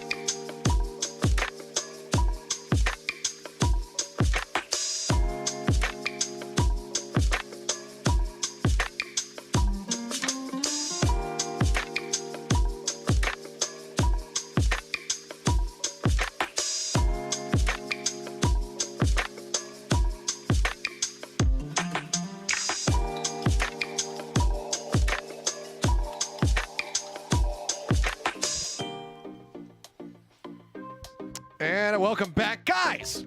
There's no better time than now, and as we have the midseason madness finally officially kicked off. Make sure to submit your art celebrating your favorite team, your favorite region, whatever it is. We know it's APAC, you know, as far as favorite regions are concerned. Go ahead and submit your artwork. We want to see what you guys have for us. And look at it all on Overwatch League in the fan art gallery and have your stuff featured. I already had some nice fan art earlier on Twitter, which was great. So thank you so much to the artist who made a nice little doodle about me. Yeah, very cute. Very. How do I get a doodle? And I want to see more of it. Can we get a can we get a duo doodle? Does that work? I don't know. Yeah. Can we get? Like, You know, am I allowed to make we got the requests? matching kind of shirts going on. Yeah. Got a little caster doodle duo going on. Let's talk about moving it. into the. I was thinking like, can I? Let's doodle some new players. Does that work? No, it doesn't. Let's just see what happens here with XC coming in now. Most likely to play some sniper. So the map that Houston needs to go for here is a map that you can play Winston and a Widowmaker on. So this is going to really push Merit to the limit to see, okay, can Merit match up on the Widowmaker or not? Something that he wasn't super known for a contender, so maybe that's been rapidly improving in the Overwatch League with the Houston Outlaws. We're about to find out. Piggy staying in here is going to be interesting because he's going to need to bring out some dive tanks if we move to something like a Gibraltar right. That is probably the most likely right call to make. A Dorado could be interesting, but still has a lot of movement room for the Sigma to get work done. You want to take Piggy into an uncomfortable territory where you can't just rely on the Sigma, and you want to make sure someone gets to play something like the Winston, which was actually pretty reasonable on the city center. So play to Mayhem strengths here with their map picks and try and remove Outlaws from some of their strengths. Well, we'll see if they're going to be able to get it done as we get ready to go into this third and, you know, potentially final map. Always have to put that out there, as the Outlaws are already at match point. One of the things I was kind of thinking about during the break ever was, and I don't mean to be a jerk, but before we take a look at these stats, this has felt like one of the most one-sided series that we've commentated so far this season. It's probably up there because, well, definitely in a tournament. It just feels like, you know, the Florida Mayhem, they don't look all quite there for this matchup today. I mean, I especially noted that as we, you know, and I hope XC can sort of save them here as we look at some of the comparisons on the Sojourn, even though I expect XC to be mostly playing Widowmaker on this map. Some of the more glaring things for me is just the fact that, you know, on Midtown, the amount of solo plays that each player on the Mayhem was often going for, like Checkmate twice, trying to make these heroic Blizzard plays on his own, completely disjointed from the team, and both times just completely failing as well. You know, I've seen someone go for the big shatter play when he's like, it's just him and one other person alive versus most of the Houston Outlaws being there. They're just such low probability plays that if you're trying to play percentage or flowchart Overwatch, which is what I consider to be clean Overwatch, if you're trying to play that style of Overwatch, you're just doing it all wrong because you're going for the low percentage plays way too often. And they're all solo plays as well. Yeah. Well, there's a hell of a lot of, you know, cracks that kind of fill in here, I think, for the side of the Mayhem to stop everything from falling apart. XZ, is he good enough to be the glue to keep it together? That is kind of the question. I mean, we just had the stats up there, him versus Merit. Not that much of a disparity between the two. I'll tell you what. So we know that he can absolutely perform on that Sojourn, but is it going to be good enough? If he comes out on the Widowmaker and kind of, I don't know, has the sort of Kai level performance that we saw in our previous match where Atlanta were not looking good versus London, let's be very clear about that, but then on circuit, big Widowmaker map, Kai comes through and just demolishes the London Spitfire. That kind of needs to happen now for the Florida Mayhem versus Houston. Gibraltar, not as heavy of a sniper map as Circuit Royale, but still a very, very good sniper map nonetheless. So, you know, bring in XEM, third map deep, when historically I think it would have been more prudent to have him in the previous map, but, you know, we'll trust that maybe Florida felt like Hydron had potential other looks he could have pulled out. Maybe they were planning on playing a bit of Trace, it just never panned out for them. Now they are just going to rely on XE, and so this has to be the turnaround moment for the Florida Mayhem. And that it does. Gibraltar, all that is now standing between the Houston Outlaws and a 3-0 victory to kick off their own mid-season madness tournament. The Florida Mayhem needing to dig deep. You're talking about the Sojourn stats there, of course, from Exy, but the thing that made he made his name on was the Widowmaker way back when I got to cast his initial debut. And he was utterly impeccable at Widowmaker back in 2018 Contenders, and he still is. Well, I have to find out if Merit decides to match or not, because I'll be straight, I haven't watched every single Houston Outlaws game this entire season. You know, we've been busy in APAC, but my point here is, I don't know how much Widowmaker Merit's been playing. His history on O2 Blast is he sat behind Kilo when Kilo was his teammate playing with Widowmaker. So if Merit comes through on this now, I don't know how practice it is compared to everybody else, especially considering that, like you mentioned, this is Xy's signature hero. So we're expecting a lot of Xy on this Widowmaker. Taking to the skies there, Pelican sending a couple shots his way. Xy so far not quite finding the connections that he's looking for. And there's the dive. Takes a quick grapple over to the side, and Lou's getting hit by that rail. Now looks to challenge. And as Merit just jiggles back and forth in the line of sight, but does not get hit. Cart starting to inch forward now. Someone relocating. Cart advancing in. Piggy just leaping up onto the high ground. And Amo going to be antied out here for the moment, but bubbles come through. We'll be safe. No one really in a position to really challenge him and find that opening pick onto the Brigida. I'll tell you one thing, because Houston Outlaws don't have a Tracer or Genji here, no one is the dedicated cart pusher. It's not really ideal because you want Piggy mostly playing for dive pressure on the high ground. You don't want him to pushing payload. Pelican, be a little bit sneaky here. He's also not a great payload pusher, neither is Merit. So that's probably going to be the one weakness of this A push. Someone is going to go down. Yeah, okay, they find enough damage, and on the peel, I don't even think he was antied out. I think it was Piggy actually got antied. Someone goes down, they get on top of Xy, and that is just going to be the spiral. As, yeah, the cap looking inevitable, barring an absolute miracle, but with Checkmate dead, someone does leap up onto the high ground, but even if he touches, it would definitely be suicidal. That's the thing, right? He just dies if he touches, so it's a free A capture. What you actually see there, despite me saying it should be difficult for Houston to push, great pick by Xy, by the way, is that Houston still got a good push on that A payload progression, since Mayhem never really challenged that. So that should be one area that Mayhem had under lock, but they couldn't even control the payload. Xy does get taken down. Piggy able to find him. Opens up things a bit here for the side of the Houston Outlaws as they look to make their way into the hangar. The door now shutting. The cart ready to be pushed forward once more. Piggy going to be antied out, taking a nap. Poison trap actually said earlier. Take those. Does find Merit. He ends up going down. Here's a primal whale into the back though as Piggy tries to find an elimination onto the enemy Widowmaker. Has to rotate out. Grabs that health pack. Now is going to be antied. Wants to grab the other mega pack and eventually will be allowed to do so. But he is very disconnected from the rest of his team as the Florida Mayhem look to go aggro. And throw out the nano boost onto someone. He gets on top of Lastro, finds the kill, looks for a little bit more. And with the alley-oop from Checkmate, they will find Iris. So now with the supports out of the fight, the Houston Outlaws are going to have to reset. That was an excellent collapse from Florida Mayhem, so credit where credit is due. With Piggy out of the fight, and he's technically still out of the fight here, Houston Outlaws lose their main tank player entirely, and Florida Mayhem just go for the back line. They know they have a 5v4 situation while Piggy's still healing up, looking for health packs, right? They don't over-chase him, which is exactly what you want to see. Piggy still being here is a little bit annoying for Florida to work against, but they have to also consider the fact that Houston can't really push forward from spawn without their main tank, or can they? Because apparently someone just dies to Pelican. Yeah. He's getting eliminated. Piggy taking a nasty shot there. Good whip shot from Anamo as well. Just keeps him zoned back for a moment. Leaps forward once more. Some of the nano rolling, and with Pelican joining in the fight, that's going to be Xy taken down.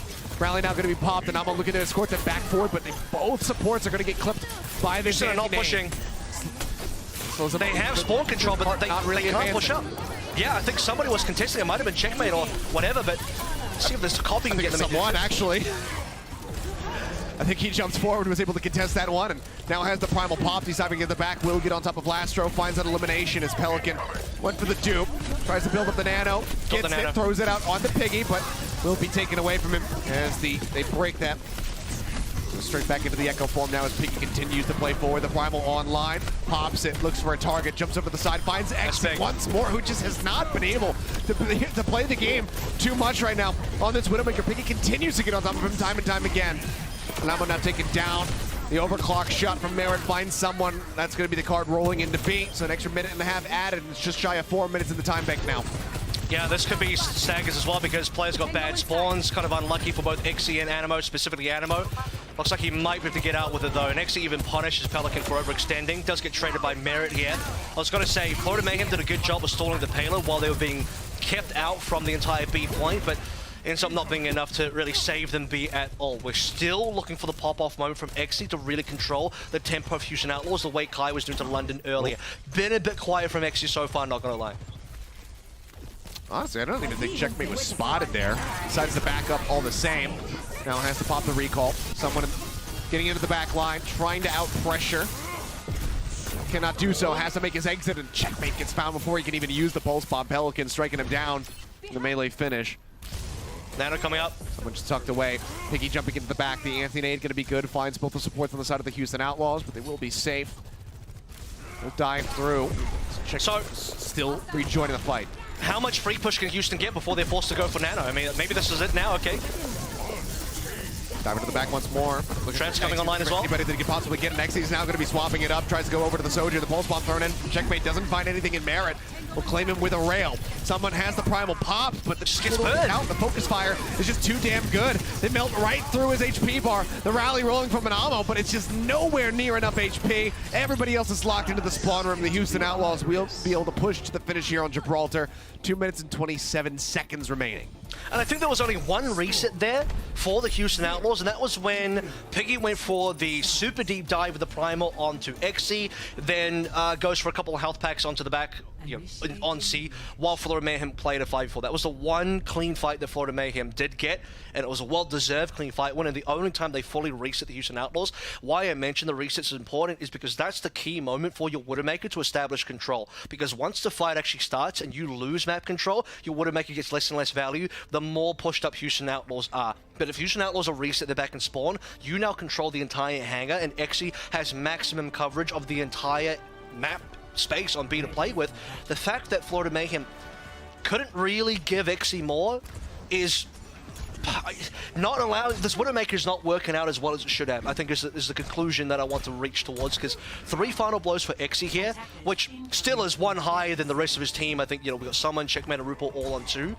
They're all not really getting the frags in, but you need to see this Widowmaker in particular on, I think A was a little bit concerning, B more so as well because of the lack of space to play through. Lack of sightlines on B can be an issue if you're not able to get some clean time just to scope in. The fact that, once Houston Outlaws, like we're seeing here, get the fight in, Piggy's on your backline, he's specifically targeting Exi as well, that we noticed in several fights. Yeah, that just doesn't allow Exi to do anything. All right, here we go. The gate's now opening up.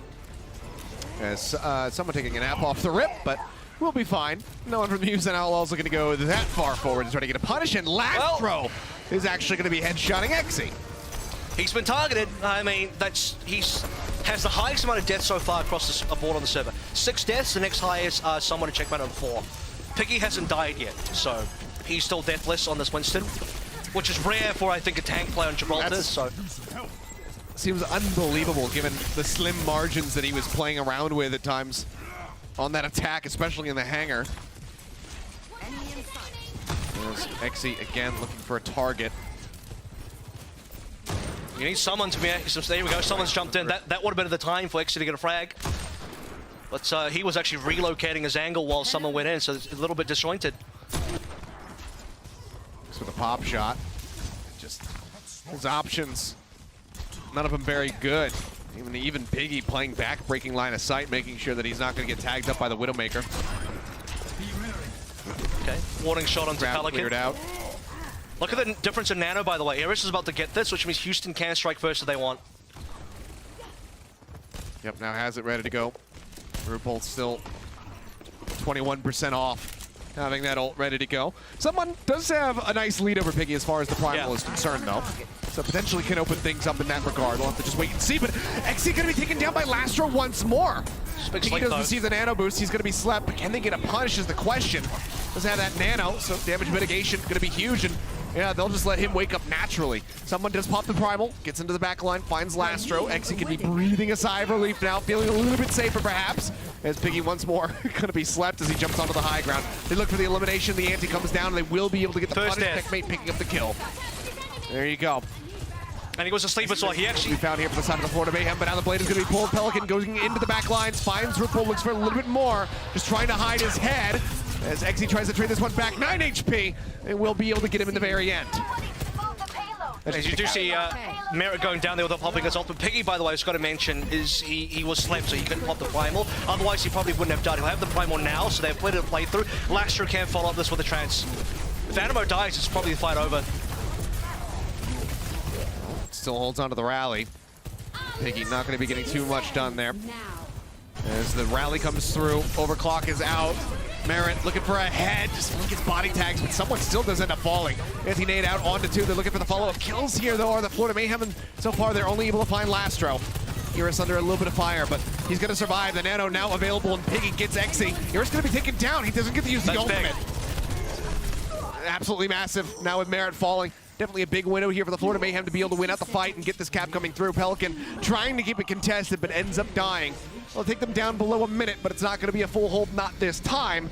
Cap is there on to A. Now 3 minutes and 20 seconds of the time bank for the Florida Mayhem. They really want to stagger Eris out here, maybe force him to misplay, pop an ultimate early, not going to happen. Pocketing by Lastro is using Outlaws safely back out of that situation. But speaking of Eris, he gets taken down there without getting a chance to use Nano. Humongous difference maker. Merit as well, not quite finding purchase on that overclock, is also going to mean that the Outlaws don't get the kind of kill pressure that they normally have. They needed basically Piggy to jump on top of Exy with Merit to get him down, and Exy even traded himself. So brilliant play by Exy in that situation.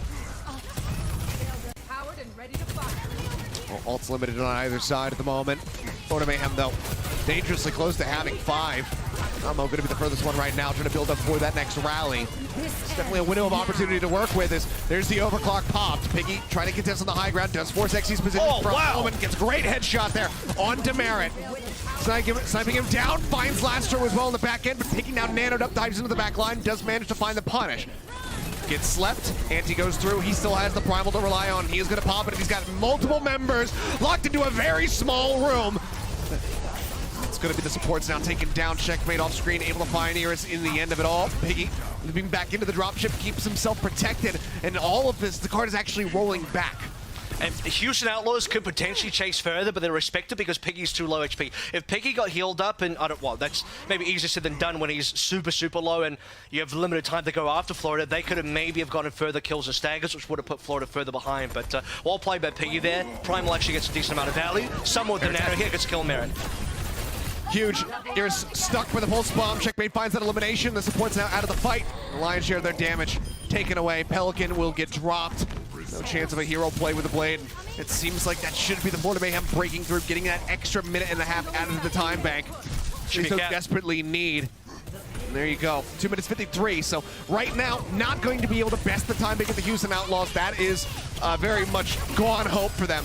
But they can still get this finish and take it to extra innings. But I can feel the momentum shifting a little bit, right? Because there's a little bit of hope now that Florida Mayhem can actually get this cap. Someone probably dives a little bit too deep there, but you know, for the rest of it, Florida Mayhem got a decent number of kills. You just need to see a little bit more discipline, especially out of players like someone that, you know, has been noted for getting quite aggro. That's going to allow Houston Outlaws to start taking some map control. So it's not insignificant that someone overextending there is a bit of a negative impact, because otherwise Florida would have had map control instead. Look at Piggy, by the way. Ready, Merit. See what he can get done. Yeah, Piggy hovering just above, ready to strike. Someone moving up onto the high ground looking to contest him. They do take Piggy down to about half HP, and he will make his exit, joining back in with the rest of the Houston Outlaws over towards point C. Just hiding behind the pillar there. Does get topped up. There's going to be the blade. The Nano Blade pulled out. Exy, the first one to fall. They do get the anti-nade out onto Pelican, but can they get the finishing blow? Looks like the answer is going to be no. The Nano helps keep him alive as he comes up with 3 kills. Checkmate in the back line, able to find Lastro, but that is not going to do a damn thing for the Florida Mayhem as they have to reset. Silver lining here for Florida is that they did win economically. 0 ults traded for 2 from the Houston Outlaws. So when we get to the end point, the goal, remember, is to cap here. So Florida Mayhem, no illusions of matching 227. In fact, no illusions of getting any sort of major time bag. Just getting 0 and capping would be a pretty major win here. So pushing for, I think, what is like a kind of final push, we have 5 ultimates, is pretty ideal. But with Piggy coming up to Primal, it's going to be easier said than done. That one Primal can stall out for a very long time. Pulse bomb at the ready, Checkmate. He's got his targets in his sights. Looking for Lastro, but that's going to be the Transcendence forced here off the rip. Merit now juggled into the corner by someone who's falling lower. They didn't nano someone! Under the Winston, doing an immense amount of work, and no, they did not. Goes out of the Checkmate of all people, and he does manage to make use of it, though. finds Lastro to open things up. The overclock from Exi now going to be expiring. Still holds onto this 100 charge rail. Tries to catch Pelican, but he does manage to stay elusive, dashing away. Checkmate was traded out. Piggy waiting for his moment to go in for the recontest, but he's hovering lower and lower as far as the HP is concerned. He ends up getting dropped. 1.23 meters left to go now for the side of the Florida Mayhem with 32 seconds left to try to make it happen. Lastro going to be taken out. However, Anamo gets traded. Pelican and Merritt still just trying to keep this card contested, and it's got to be all on Pelican right now. He falls lower and lower. Pops the recall. Piggy rejoins the fight, coming now out on the Diva. Pelican does get taken down. Everything invested now on this Diva to try to keep things going, but there's just so much damage focus coming through, and the D-Matrix is not going to be good enough. Lastro antied out, forced away. The supports cannot touch. We go to extra innings as it strikes overtime. A minute for the Florida Mayhem versus 3:18. They need to have an immaculate push and defense to the Florida Mayhem if they want to extend this series. Houston trying their best to stall that one out further if they could, because Arius is very, very close to Nano. You see it just coming online towards the end there. So if they could have kept Piggy up for a couple more seconds, he would have received Nano, and that would have been the potential for a bit of a turnaround. No idea if it could actually happen, but it certainly would have been on the cards. Florida Mayhem, thankfully, will still be able to get a good push in despite missing the Nano onto someone. I'm going to stick on that a little bit longer because it's very important that someone as the only tank player here that's in the front lines, he's on 1 HP. He doesn't get the Nano. He has to fly back in. You Nano checkmate, cool. He's going to replace someone in the front lines. You now have a 300 HP Tracer who trades himself 1-for-1 here. That's still not really ideal for the loss of map control. Florida still swing it back around, but that wasn't clean in my opinion. Keeping someone in the game would have been far stronger. It's just tiny nitpicks like this, but again, Florida will get it across the board, so we'll breathe a sigh of relief. The goal was to cap with any amount of time, no illusions of getting a good time back. They are looking for a situation where they can make a lot out of the single minute that they have here. So if they can cap A, they give themselves the opportunity to win. 3:18 is a lot of time compared to the 1 here, so Florida, I think, to actually win this map reliably, probably do have to cap A. Gates opening. The minute in the time bank, not very comfortable at all for the side of the Florida Mayhem. He said need to be absolutely immaculate with this attack. Exi once more back over to the Widowmaker, has not found the most success so far. Needs to be clicking heads if they want to get some distance gained. Yeah, 20% scope critical hit. You want to see a little bit higher than that on a star Widowmaker player. At least he's, he has had that reputation, needs to continue and prove it again, I would say. But opening neutral here is reasonable for the Florida Mayhem. Not going to see some real action until Payload gets up the hill. Oh, he's jumped on. Okay, tries to make his exit. Pelican not going to over-pursue, pulls back away. Doesn't move down into the car wash, instead just sits at the top of the hill, just keeping the card contested, not allowing it to roll up any further. There's no ultimates, by the way. Very low on the ultimate charge, which means it comes down to first picks. It's full neutral fight territory. Big nade. Anti goes out on the 2. Piggy and Pelican both down to about half HP, but the Anti expires. That needed to be a kill! Like Exi, he's looking for the shot, but he doesn't quite manage to make it connect. He does stay alive. He looks for Merritt.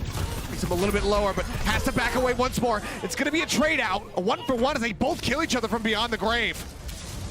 The card advancing once more. Someone watch the Nanos. Apply the Discord Orb out onto him. Iris now going to be Anti. The Sleep Dart connects onto Rupal. As they look for the elimination, it's going to be Lastro taken down, but now the front line broken down to the side of the Florida Mayhem. Exi swapping over to the Soldier just to try to rejoin a little bit faster. The card continues to advance. Closer and closer, Piggy drops back down. And that's going to be the Nano out. Anamo trying to keep it contested, but I guess he wasn't close enough. I'm gonna be honest here. He doesn't touch it. It's a technical C9. Well, it is a C9 because they let me explain it. It is a C9 because he was on the payload. But it's not a C9 in the fact that I don't think they were winning. Like, to me, there's two definitions, right? It's like, should you just have touched the payload in any circumstance? And then there's, you are winning the fight, and then you just don't touch the payload or something like that. But in this case, they were superbly down. The Nano ends up going to Animo. Very minimal impact that's going to have for you. You needed someone to stay alive there who was, by the way, 88%. So if you have a situation where you have someone still alive, you given the Nano, he builds a primal off that, that's a potential win condition for the Florida Mayhem. Really need to see more from Exi again, because we saw that it looked like a free kill going to server onto Lastro, and he whiffs the shot. Like, you cannot be missing that.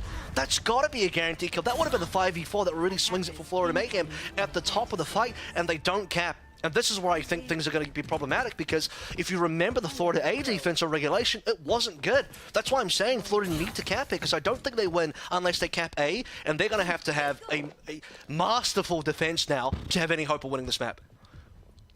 Yeah, I mean, this would be a monstrous Fuller hold if they could pull it off. Otherwise, the Houston Outlaws are looking for a very swift 3-0 victory. 3 minutes and 18 seconds to work with. Xe once more back over onto the Widowmaker.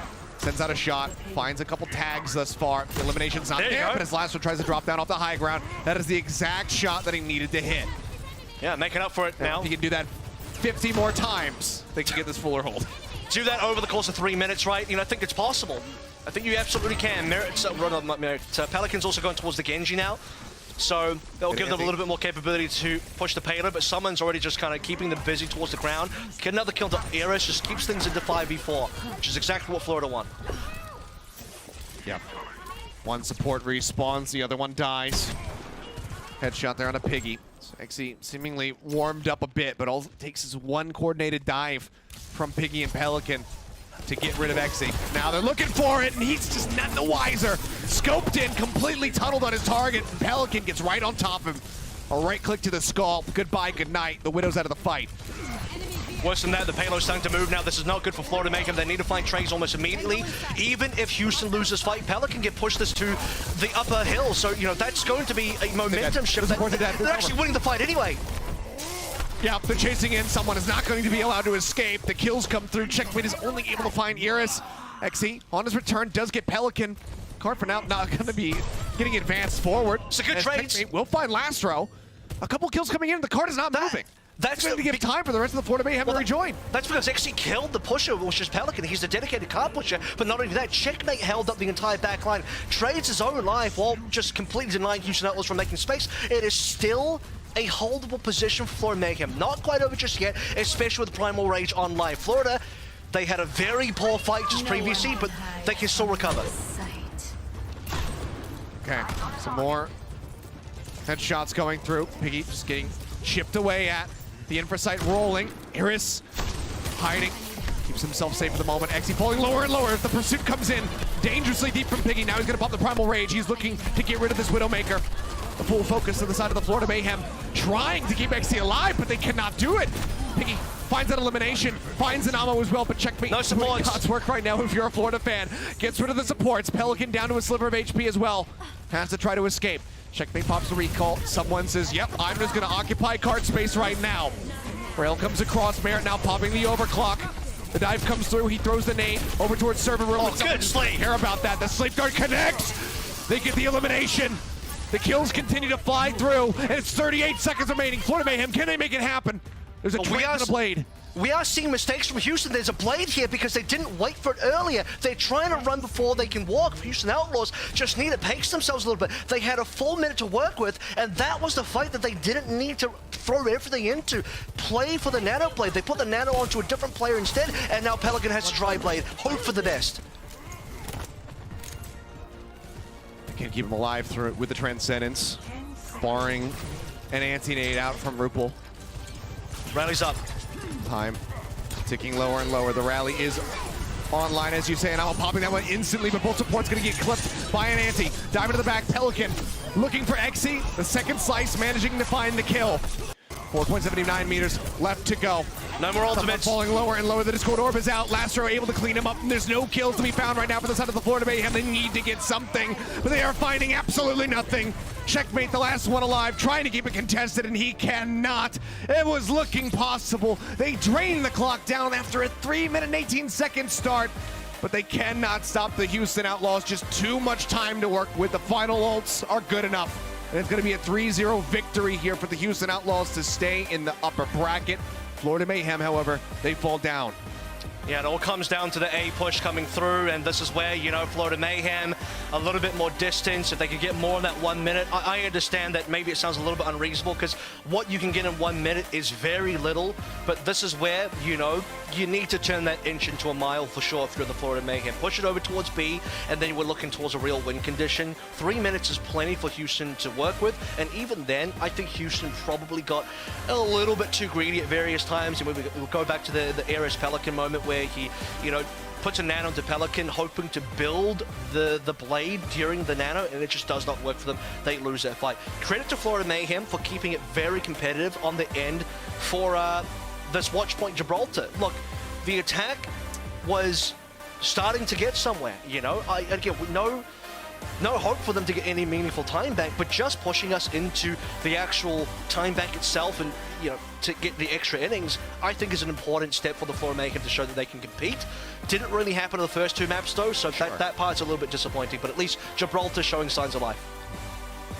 Yeah, I mean, and after what was, you know, witnessed on that on that Midtown, it was definitely good to see the signs of life coming out from them. But Houston Outlaws just certainly had their number today, a relatively one-sided affair overall. And let's go ahead and take a look at our player of the match for the Houston Outlaws. And I think you could have made a couple arguments across the board, but it's going to be Merritt walking away with the W at the end of it all.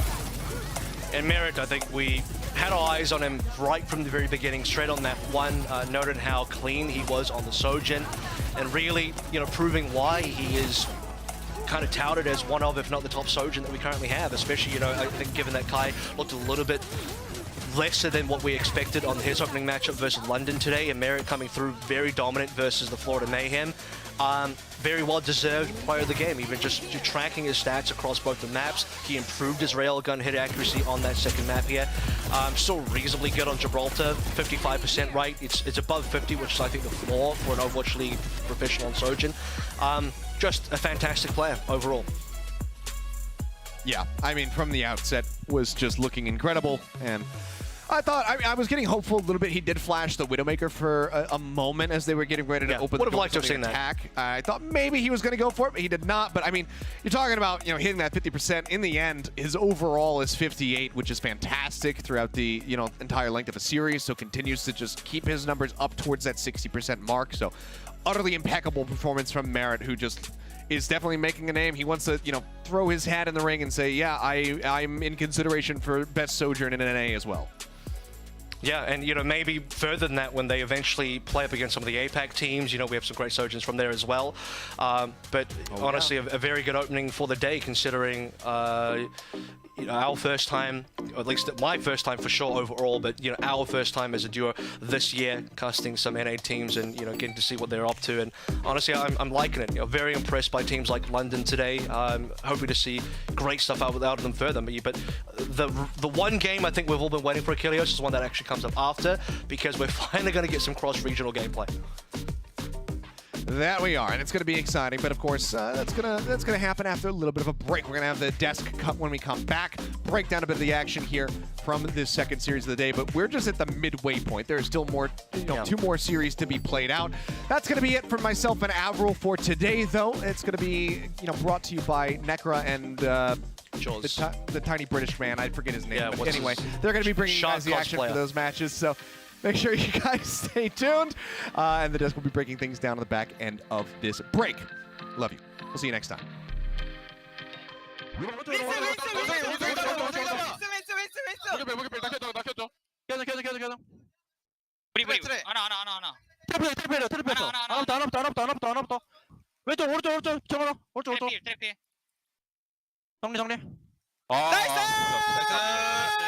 잘했어. 민준아. 소좀 못 쓸 뻔했네.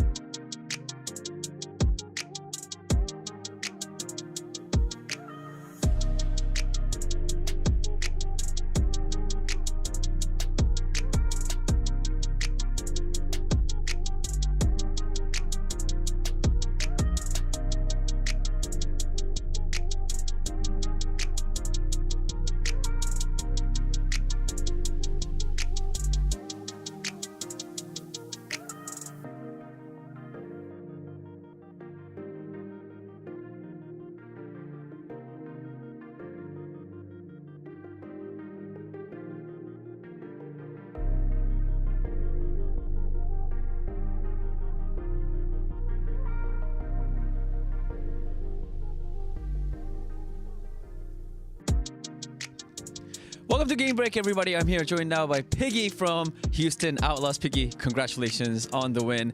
And I'm going to be honest, I was actually sitting across from you guys from the backdrop, and I heard a lot from you. You were very vocal. You were cheering for your team. You were honestly screaming at the top of your lungs a lot of the times. You know, at every team fight you guys won throughout the whole match. So was this sort of a strategy that Houston came up with to intimidate the opponents? I mean, those were, you know, the other teams that were sitting across from you guys, or are you just simply just kind of like that? You know, do you just normally just have that personality? 자, 첫 번째 질문은 일단 오늘 경기 승리 축하드리면서 오늘 경기를 보면서 제가 굉장히 좀 되게 특이하고 좀 재밌었던 게 피기 선수가 경기 도중에 굉장히 소리를 많이 내시더라고요. 뭐 이렇게 소리도 많이 지르고 이제 팀들이 좀 이길 때마다 좀 이렇게 많은 소리를 좀 내셨는데 이게 좀 전략적으로 상대방 팀을 좀 위협하기 위함이었는지 아니면 원래 그냥 피기 선수가 좀 그런 이제 좀 이렇게 화이팅이 넘치는 선수인가요?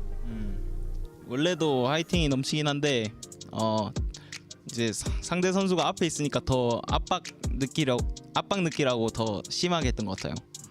All right, I am normally, I'm a very vocal player, but also it was sort of a strategy as well where we wanted to sort of intimidate and sort of play with the opponent's mental as well.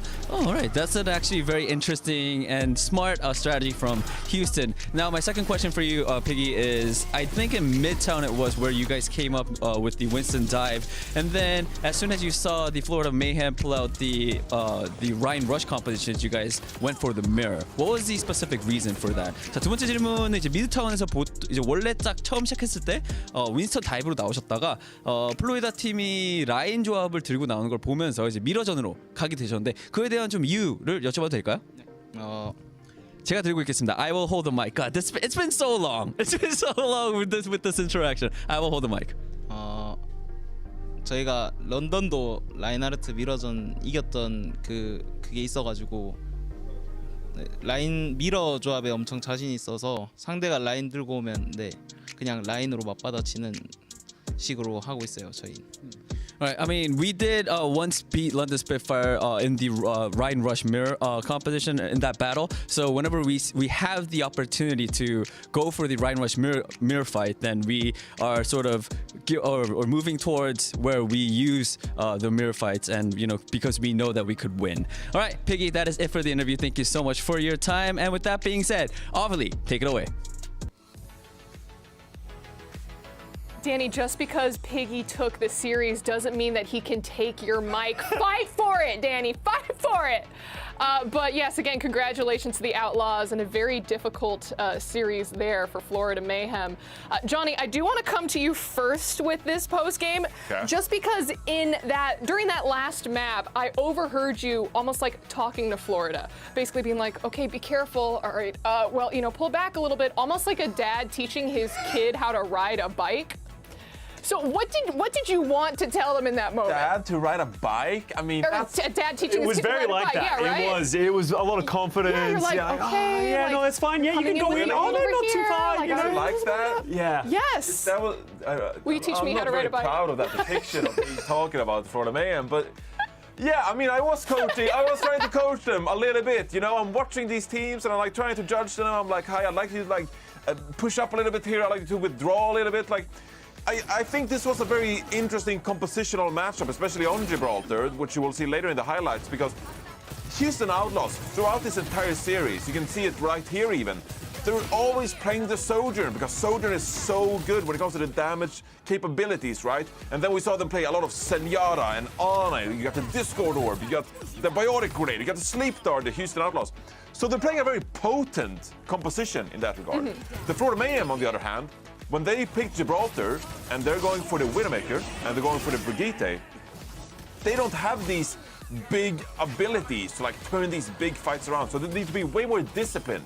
They need to be way more clinical about their positioning, about the way they take some of these fights.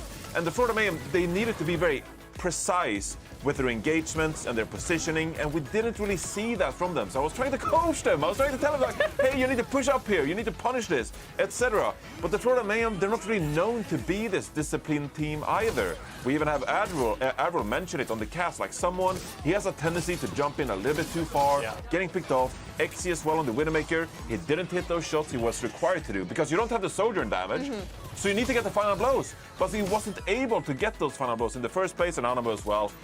Not the greatest of games from him, so I think that in general, Houston Outlaws, they played very potent, volatile compositions with a lot of offensive capabilities, and it was just too much to bear for the Florida Mayhem, and they need to be way more disciplined with their positioning when they're opting not to play the Sojourn here. If Johnny is the supportive dad, I am the angry uncle, because I am not Angry uncle? I am not happy with this Moira composition that they played in the first two maps. It doesn't really make sense. They're not playing that Sojourn. They don't have that high damage output. They can't get those picks with that style. And then the Moira, RuPaul was just unable to stay alive. Yes, he has that fade. Yes, he has that survivability, but he was still just dying time and time again. I'm not in love with what they're trying to do, and I hope they don't go back into it, because they actually looked a lot more coordinated playing the Winston dive, playing that style around someone's Winston, who really is the forefront player for that team. So they take a pretty brutal loss to the Houston Outlaws here, but I want to see them bounce back, because they do have good players, but it just doesn't feel like they have an idea of how they want to play it right now, especially with that Moira composition. Like, why wasn't XE in to play over Hydron? Did they not want to play that Sojourn? Are they not comfortable in it? I mean, the Genji Tracer, I think, just But it didn't quite work. Yeah. Like, it was not just... Like, playing Genji Tracer into Sojourn Echo, just it doesn't hurt do a little bit. anything, Just a little bit, it hurt. Yeah. Like, it's tough. The kid took the training wheels off and you just pushed him down the hill and said, go, right? Yeah, and he failed. And he failed. And I was not allowed back in the house. All right, well, actually, before I move on to this point, I know we talked a lot about the downfalls of Florida right there, but anything that we want to shout out in terms of the Outlaws, because they did. This is our first 3-0 of the week. I have two. I think Merritt obviously going crazy on the Sojourn. Sure, yeah. You know, I think he was doing well again, but we've already shouted him out that before. But Piggy on the Winston and the Reinhardt kind of surprising me right now. I haven't been in love with some of his Reinhardt performances or his Winston performances, but everything was there today. I'm actually a little bit more excited to see how he does against better teams and if he is going to be able to hold his own like he did today. Yeah, I think Houston Outlaws, over time, they've like reassured us that they are actually a great team. They're not dropping these maps or series to lower teams anymore. Now they just need to punch upwards and actually beat some of the better teams, which is what we're expecting from them at this point. All right, well, if you're the supportive dad, the angry uncle, I've never heard that I've before. never heard of an angry uncle. You guys don't have angry? Okay. Then I will be the caring grandma and wish them luck as they move into the lower bracket, because remember, Florida Mayhem is not out of the tournament. I like this just brand yet. for you. The Fusion Grandmother. It's just... Fusion Grandma, where did that come from? We're talking about Florida. Oh, but you know what? I'll take that. I'll start baking like fusion cookies or something. Yeah. With just like the little icing yeah. on them. Like, I'm gonna start up my bakery. Follow me on Twitter, and that's where you're gonna be able to submit orders and stuff. But let's go ahead and talk about our next matchup, because that's gonna be Toronto Defiant against Shanghai Dragons. And Scott, I wanna start with you, because when we looked at predictions, I think it was Shanghai Dragons across the board. I know John even has them potentially winning the entire event. But he's so biased. He's biased? Yeah. We're all a little biased at the end of the day. Barbecue invitation leading to a correct prediction? That's true, yeah. I'll take it. But that being said, what does Toronto Defiant need to do in order to surprise everyone here today? It's an uphill battle. I think this is probably one of the more one-sided matches that we have for today. Shanghai has been dominant, but they need to find a way to shut down Lip. I think Lip has been absolutely incredible in the APAC region. Started a little slow this season compared, he was the MVP runner-up that we saw from last season, but he has been just absolutely incredible, especially on that Ashe. And this is the first time we see the East taking on the West. And something that the East likes to do is they love to play the Ashe instead of the Sojourn. And just look at the stats here from Lip. Out of 12 players with 20+ minutes played, he's just been absolutely incredible. His hit scan and his flexibility have just been adding to the Dragons' dominance over the last couple of seasons. So if the Toronto Defiant and primarily Hisu can find an answer to Lip, then I think they do have a chance. Maybe the Sojourn will work better against the Ashe than we will think, because this is not a matchup that we've really seen. The Ashe has more damage against the Winston, the Wrecking Ball, because you don't have to charge up that rail onto high moving targets. And the Ashe just has more consistent damage. So I'm excited to see how this is going to play out between these two teams. And if the Toronto Defiant can really lead the West to showing that their style might be better than the East. I would actually say that Lip is so good that they shouldn't even like play into it. Like don't even like bother Well, just to like accept take that on it's Lip. over? Just accept it. Like Lip is the superior hit scan. Like Hisu, don't try to ego duel like Lip because Hisu, you're not that good. Okay. If there's anything we know, if there's anything we know from the Toronto Defiant, it's they're going to play Doomfist. Yeah. Because Muse has actually looked really good on the Doomfist, and Doomfist is a good matchup against Winston and against Wrecking Ball. So if anything, I would just like avoid Lip and try to kill Fate. And then you can go when you're like 5 versus 4. Just hope Lip doesn't kill 3 before you kill Fate. Look, it's a Lip, okay? It's a Lip. We're not talking about like Shockwave on the Vancouver Titans. We're talking about Lip. Shockwave catching a stray as well.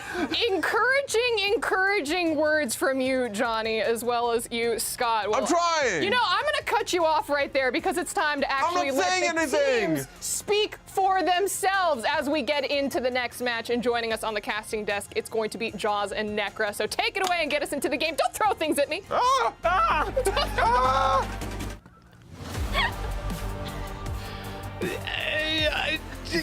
Just ignore Lip. Just ignore Lip, Johnny. Yeah, don't worry about him. Bruh, like, it's the first time the East to meet in the West, and apparent potential maybe the Shanghai Dragons winning the whole thing, according to Johnny, and they go up against the Toronto Defiant, who have looked incredibly mid, quite literally mid, 6-6 in the regular season up until this point. How is this going to go? Probably Shanghai's way. I like the enthusiasm, though, and just keeping spirits high on the Toronto Defiant camp. But the clash of styles, Rose, is going to be, I think, the tail for this series. But Shanghai Dragons just look unbelievably dominant, like permanently. It's the same old Dragons. And with the Ashe against the Sojourn, there's a lot of consistent output. But Face Wrecking Ball is going to get knocked around by Muse? I don't think so. Yeah, it's a lot of different things that we need to look at for this series in particular, but when we look at East versus West, classically, there's just two vastly different play styles that we see coming out from both of these regions. The East has predominantly looked for dive moments, really playing around the Wrecking Ball is kind of one of their main staples in that meta, and then over on the West, it kind of feels like anything goes. We've seen a lot of Reinhardt Rush, we've also seen a lot of the Doomfist, and seen some more of those Winston moments as well. And so when you get these two regions coming together, when they have different pacings as well, it makes for some explosive action, and I cannot wait to get into it. Let's have a look at Toronto Defiant starting lineup. Remember, this is the first time this year we are seeing the clash. East versus West. Toronto Defiant representing the West right now, the Western region. Muse, Hisu, Finale, Choron, Twilight. Incredible team. They have the talent, says Mitch, constantly. I think a lot of other players say the same thing, but like I mentioned, they did kind of scrape in this tournament. They 6-6 overall in the regular season. Unbelievably mid-looking, but this clash of styles maybe throws Dragons off just a little bit. I mean, that's kind of what you're hoping. Everybody on paper should have the Dragons to win this series, but we could see it going the other way. Like, well, the first series of the Midseason Madness Tournament, Rose, with London Spitfire dominating the Atlanta Reign. Anything can happen at this point. Absolutely. I feel like when you look at Toronto Defiant and you look at that 6-6 scoreline, I don't know if it tells you the full picture about how Toronto Defiant have really done. I mean, just looking at stage 2, Toronto really started off with this super awkward kind of Winston Sombra dive that wasn't working for them. But as soon as Muse started to switch over to the Doomfist and Toronto was able to play Twilight on more of the Ana, which is his signature hero, Toronto Defiant really started to liven up, and I'm really excited to see if they are able to use this Doomfist to, like you said, kind of surprise the Dragons. Let's wait and see. Dragons, let's have a look at their starting lineup today. A fun fact, in fact, a silly, stupid fact, if you really want it. The last time these teams met was in 2019, and in fact, they've only ever met once before. Like, insane. Obviously, crazy things happened in 2020, so it kind of prevented a lot of these teams playing each other, but they've only ever faced each other one time. And of course, they were very different rosters. Lip, Fleda, Fate, Iziaki, and Lee Jae-gon, obviously on your screen right now. But back then, when they played against each other for that first time, it was Gamsu on tank.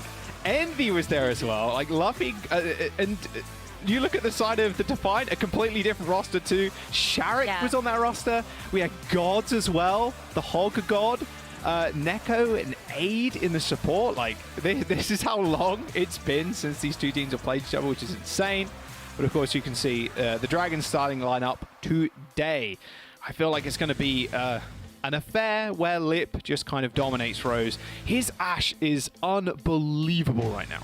It is so good, absolutely, and it really rounds out this more veteran roster just really nicely. You look across the board, and I know that the rosters look a little bit different, but when you look at the Shanghai Dragons, you know these players. You know how well they have performed in the league in previous seasons, and it is so exciting to get a chance to see them here competing once again in this East versus West clash. But, you know, when I look at the Dragons, I'm kind of expecting them, especially with Fate and Lee Jae-gon in the roster, to really start playing more around that Wrecking Ball and that Winston dive.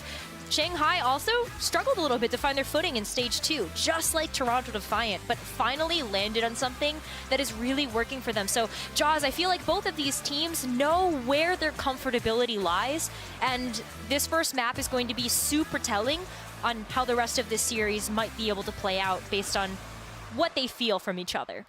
I mean, you mentioned an excellent point, like Toronto's Defiance, their turnaround.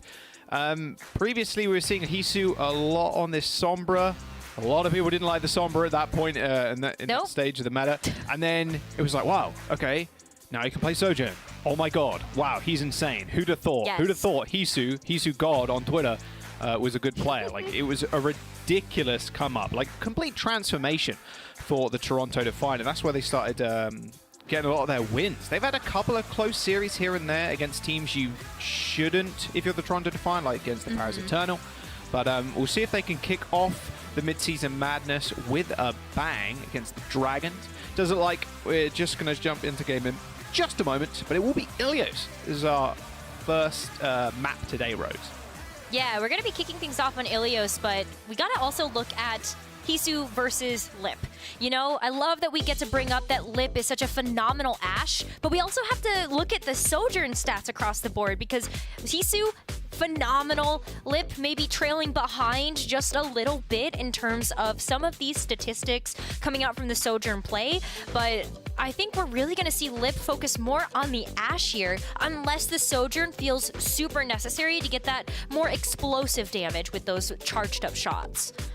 Yeah, the stats pretty similar, but yeah, like you mentioned, pulling away slightly is Hisu, especially in the damage per 10, and then the final blows, of course. Solo kills about the same, overclock and deaths kind of the similar, but those final blows and the hero damage overall, very much Hisu favored in that regard. But yeah, I just especially with the way the Shanghai Dragons have been playing, I'm not sure we're going to see that Sojourn one-on-one. I kind of want to see it, but I don't think it's going to happen. Shanghai Dragons, like you mentioned, Rose, have very much found their groove. The only team they've really struggled against recently, and in fact their kryptonite, I should say, is the Seoul Dynasty, which we'll see a little bit later on this week, which is going to be quite exciting. Yeah, oh, absolutely. I mean, Seoul Dynasty has just been tearing up a storm in the Eastern region, and it's going to be really cool to see them in action in this tournament as well, as we do have that clash of these regions. But, you know, when I look at the Dragons, and I'm looking at Lip and Fleta, there's so much versatility that they could go for here.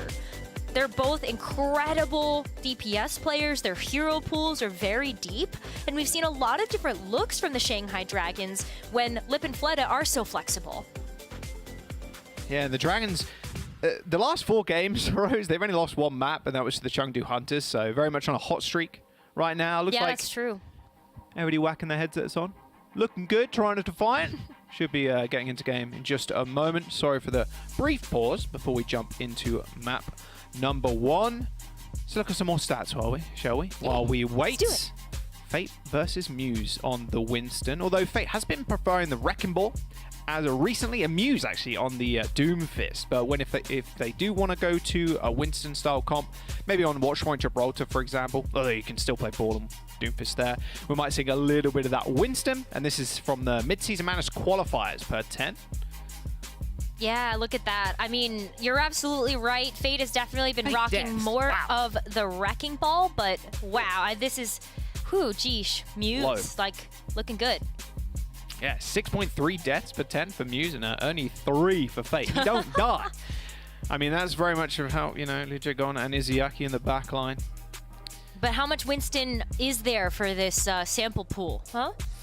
It's true. Maybe it's 30 seconds, we don't know. No, it'll be higher than that. Imagine the world. I wonder what the lowest hero pick rate is in the Overwatch League right now. It must be like Sim or... No, not Sim. Junkrat. Wait. Double shield, double wall meta. Torb? At some point. Not sure. I'm also very aware, Rose, that you're wearing quite a cool little Hawaiian shirt going on. I've only got 2 kind of flowery Hawaiian shirts going on at the moment, so I didn't want to wear it today. I wouldn't have any stuff for later on. I just felt like I was It looks good. I just wanted to match the great style of Achilles and Avril earlier today. I was like, oh, you're right. It was something I just completely forgot about in terms of what am I gonna wear for the Midseason Madness tournament. I thought about this and then like, I don't know, like not a trench coat. What is the thing that a trench coat? A lab coat. If like you turned up in a trench coat, I wouldn't know what to think. I'm looking like Morpheus out here. You should get the glasses as well. Looks like, unfortunately, we are jumping to a quick break. Toronto Defiant currently have a small issue, but that should get worked out in just a moment.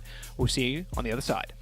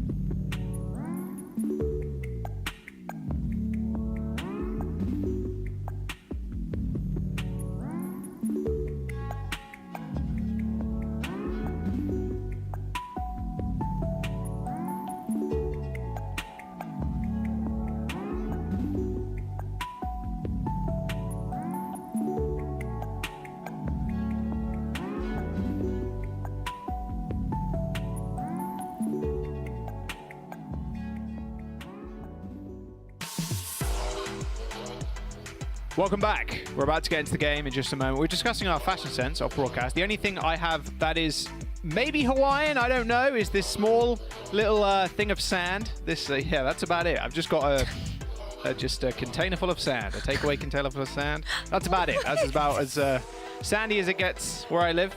Gonna be real, I live quite away from the ocean, so yeah, there's that. That's what I brought to the table today. You bought the fabulous dress sense as well as Avril and Seth, and I brought just a picture of sand. Epic stuff.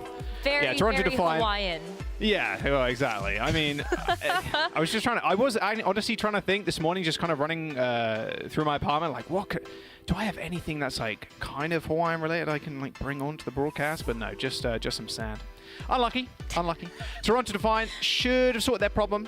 Yeah, and we are getting into the lobby and into the game in just a moment, just waiting for the other couple of players to jump in the lobby, and then we should be good to go. But Shanghai Dragons versus the Toronto Defiant is the game on your screens in just a moment. Rose, it's the East versus West. The first time we get to see it this year.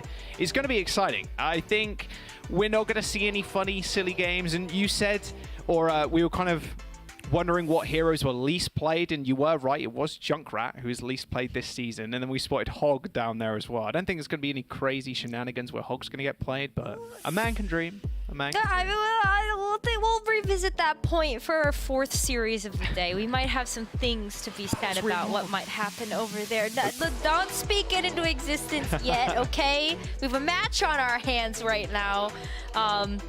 But yeah, I don't think we're going to see Roadhog here, that's for sure. Yeah, I mean, hey, it can counter Wrecking Ball if you can land the hook, but then you get farmed by everything else, and Ana is played almost permanently, so... And there's Ash. Probably not going to happen, but you never know. Maybe Hog gets like a giant rework at some point, and they just or they just ignore him, which is fine by me, to be very honest with you. Although people still, do be queuing up Hog in the beta right now, so that's also not fun, especially when it's just a perma flank Hog, which you can't really do in the Overwatch League, I will say. You just get utterly owned, so... Well, okay, maybe not the flank Roadhog, but have you thought about the flank Zenyatta? We've definitely seen that before. Oh, yeah. I don't mind that at all. Hey, the more nanos we see on Zen in the Overwatch League, the more confidence it gives me in ranked to ask for a nano every single time. I'm going to be real with you. Give it to me. Maybe I'll choke. Probably. I'm going to be real. I'm not going to hit a single orb. It's going to be pretty embarrassing. Tell you what's not embarrassing, though. Fledder's stats this season. It's been looking pretty clean. Pretty clean. But who's really surprised? It is Fledder, of course. Mm-hmm.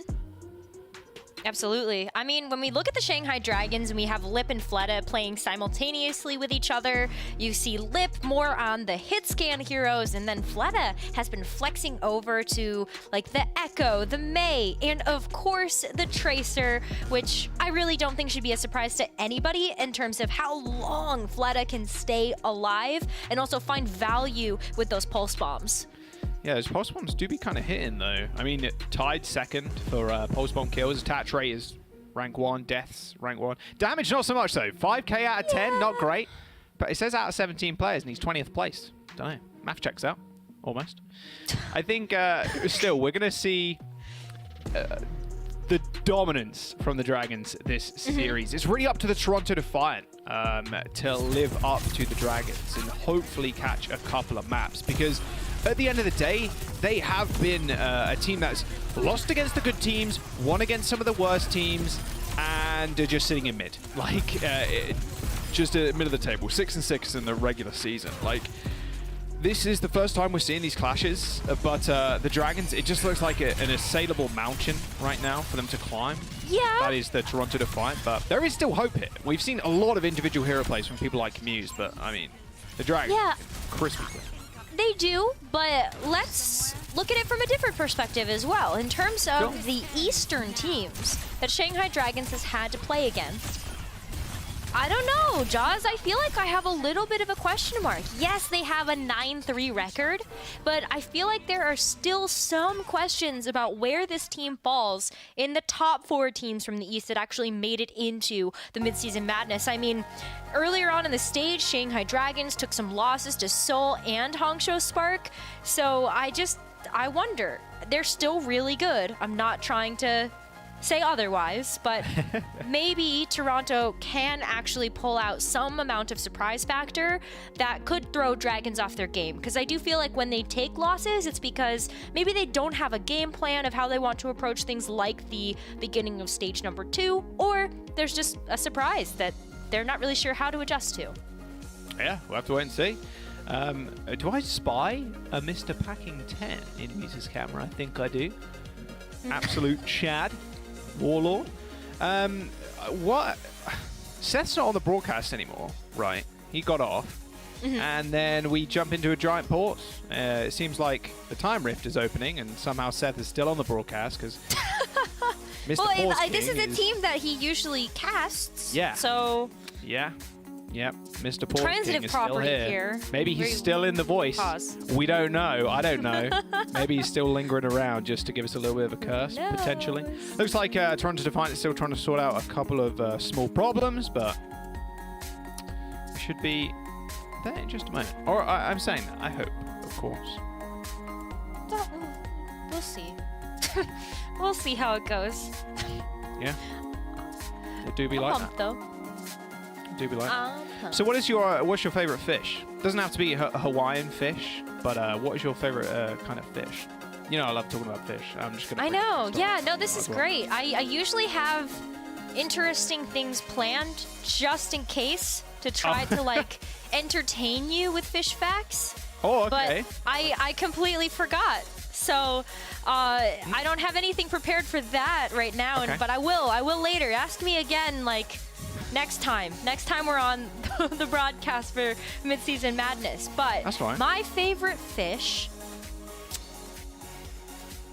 is salmon because it's tasty. Okay. Yeah. All right. Okay. I'll take that. I like that. Okay. Yeah, salmon's pretty nice. I like salmon. They do have they're cool too.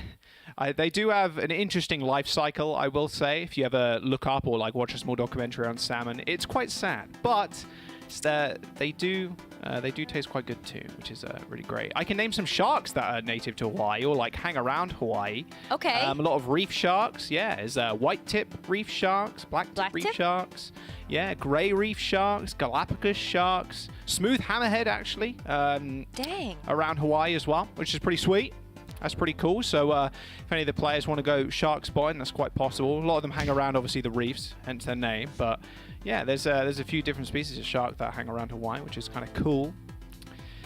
It's pretty cool.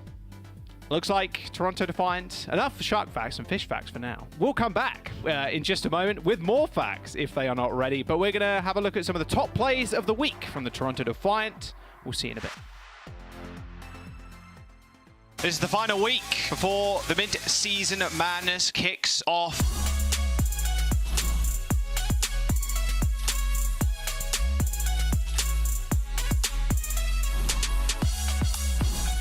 Gaga now taken down. Lee Jing-on finding that kill. Tries to stay alive, and I believe will finally finish him off with that rail. Jinmu 20 HP in a dream. Dashing and ducking around. Somehow still has not died. He kills them both! What just happened on screen? There's no way. Jinmu had no HP. He knows. 1v2. And somehow he kills them both, and that's enough for them to get the cap. Here we go. Thank you, observers. What they just don't enemies on 15 HP. He just completely demolishes them. Wow. Jinmu just neo'd out. He just neo'd out of control. He just dodged every shot. I think they're getting ready for it as well. As you can see, Pelicans are trying to get the dash reset up and running. Okay, he's got dash. He's calling for it. Nano, Blade, straight to the back. The Transcendence not enough to save Victoria. The slash and then dash kills Punk too. What a nade from Iris. That does absolutely nothing when Pelican's in your face. A 5 kill for the Genji. And that's the Pelican we know and love. Feels like, yeah, he might actually. Pushed out. Leave has to go as well. Leave has to pop ult. Surely. He gets whip shot away, pops the Transcendence, just keeps everybody alive here for the time being. 10% left to go. Now Lee Jing-on gonna fall. Izayaki as well. Eliminated the overclock. Finds the elimination. Leave. Trying to go on the hook. Finds Splitter. Gets the hit. Holy! Was taken down. And they're gonna make it happen. The full hold. Fate knows it's over. He just sits still. 92.4%. Leave playing off the back of Monk's contest. They make it work. That's your MVP from 2021, baby. Infrasight here. Bigger difference maker could actually be the Dragon Strike. That will force Fusion off the payload, and that could be a cap, but Fitz is dead.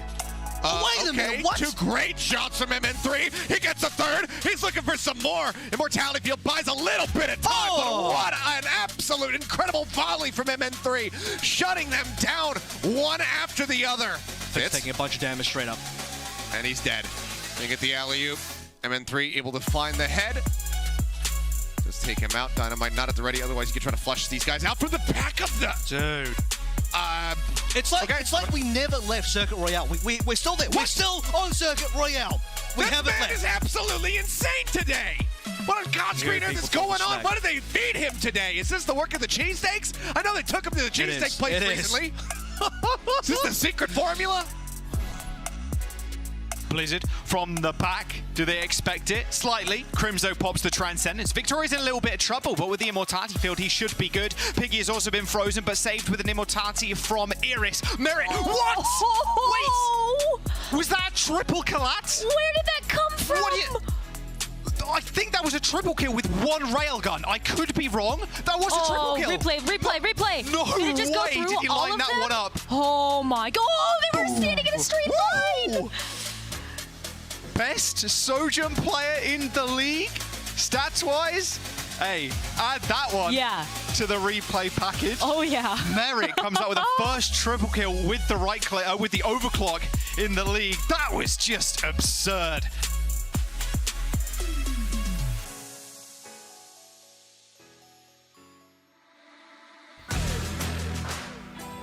Welcome back. We are getting to game. Promise. Soon. Baby. We're trying. We're just waiting for one more player, I think, to jump in the lobby.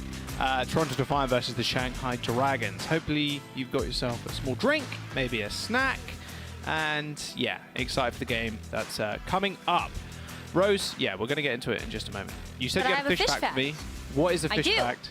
What is Okay, so I love this because I believe it is the longest fish name in history. It's also the state fish of Hawaii, and it is called the Humu Humu Nuku Nuku Apua'a. It's a triggerfish, but it's really cool looking. But it is very long of a name, and I like it. There you go. That is a fish cool fact, actually. A good topical fact for the Hawaii event. Okay, that's great. I would never pronounce that, Rose. I just look.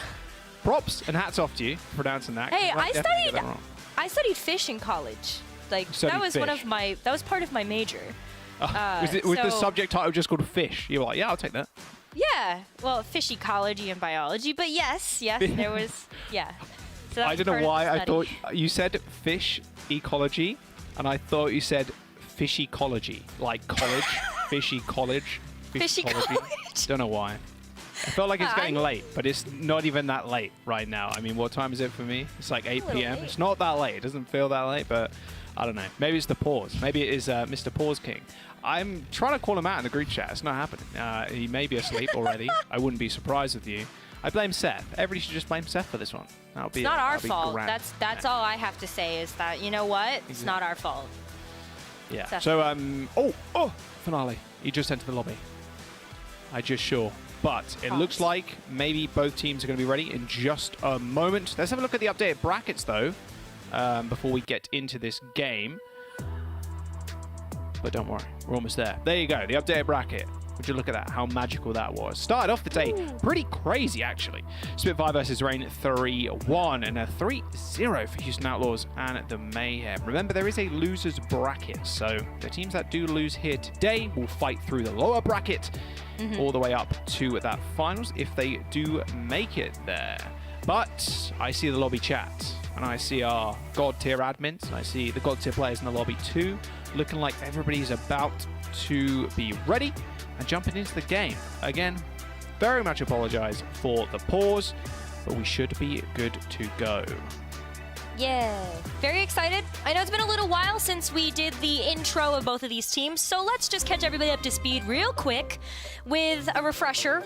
We've got Ilios as our first map of the series. Shanghai Dragons, of course, and Toronto Defiant being our first clash of the East versus the West. Shanghai has really been looking at Wrecking Ball and Winston compositions, but Toronto looking a lot at the Doomfist because that's been looking really, really good for them. Maybe there's some surprise factor here, but Jaws, as we also stated, Shanghai Dragons are looking really good coming into this tournament. They've been looking super good. Like we mentioned before as well, Toronto Defiant, they need to step up to the Dragons level. They're incredibly mid right now, both physically and literally and metaphorically, I suppose. Their performance has been wavering throughout the season, but this is really where you want to come alive, right? I think a lot of the players, especially people like Twilight, Hisu, they've been in these situations before, these big tournament situations, these playoff kind of situations. That veterancy is very much going to lend to a lot of their rookies on the team. I agree with that, absolutely. And you're going to see them kind of start to rely on some of those pieces that have really worked for them. You know, Twilight's Ana has been such a staple and the backbone, really, for Toronto's team as a whole. And so the fact that they get to rely on that more throughout this stage as they do look at more of the Winston and the Doomfist as the center of their composition, I think that's going to set Toronto Defiant up here for as much success as possible. No way. Fate just managed to get back on the edge. It's all good. Chorong almost got an unbelievable kill on the Wrecking Ball, but Izyaki's actually the first one to fall. Fate still pretty low, receives a cookie from Lee Jae-gon to heal him back up, but the Toronto Defiant off to a decent start as the point unlocks and they find the first cap. Yeah, look at that. Their audio issues all fixed, and they look like they're ready to rumble here. Shanghai Dragons walk away with a lot of ultimate charge, though, and especially when you look at how much disruption Fate on the Wrecking Ball has been putting into the back line. I think Chorong and Twilight are going to need to watch out here, which is why you end up seeing Chorong kind of playing a little bit more forward to try to make sure that Twilight isn't left alone. Lip forced to recall, already pretty low. He's got the orb on him, but Muse was there to pick up the pieces. Nice dive by the Toronto Defiant front line. However, they do end up trading. It is now a 2v3 with Twilight still alive. Should be good for the Toronto Defiant, but Fate cleans him up. One-man wrecking crew right now is Fate. Maybe even another kill. No, not quite. Muse hangs on for dear life as Toronto Defiant just continue to hold. Building up towards that nano boost, this should be a pretty easy fight. Yeah, that's awesome. They have a great rotation coming up here with the Nano, of course. Maybe you get the Primal Rage for Muse, and of course that Overclock on Hisu is something else that you're looking at here. It's going to be a great rotation for them if they find value here.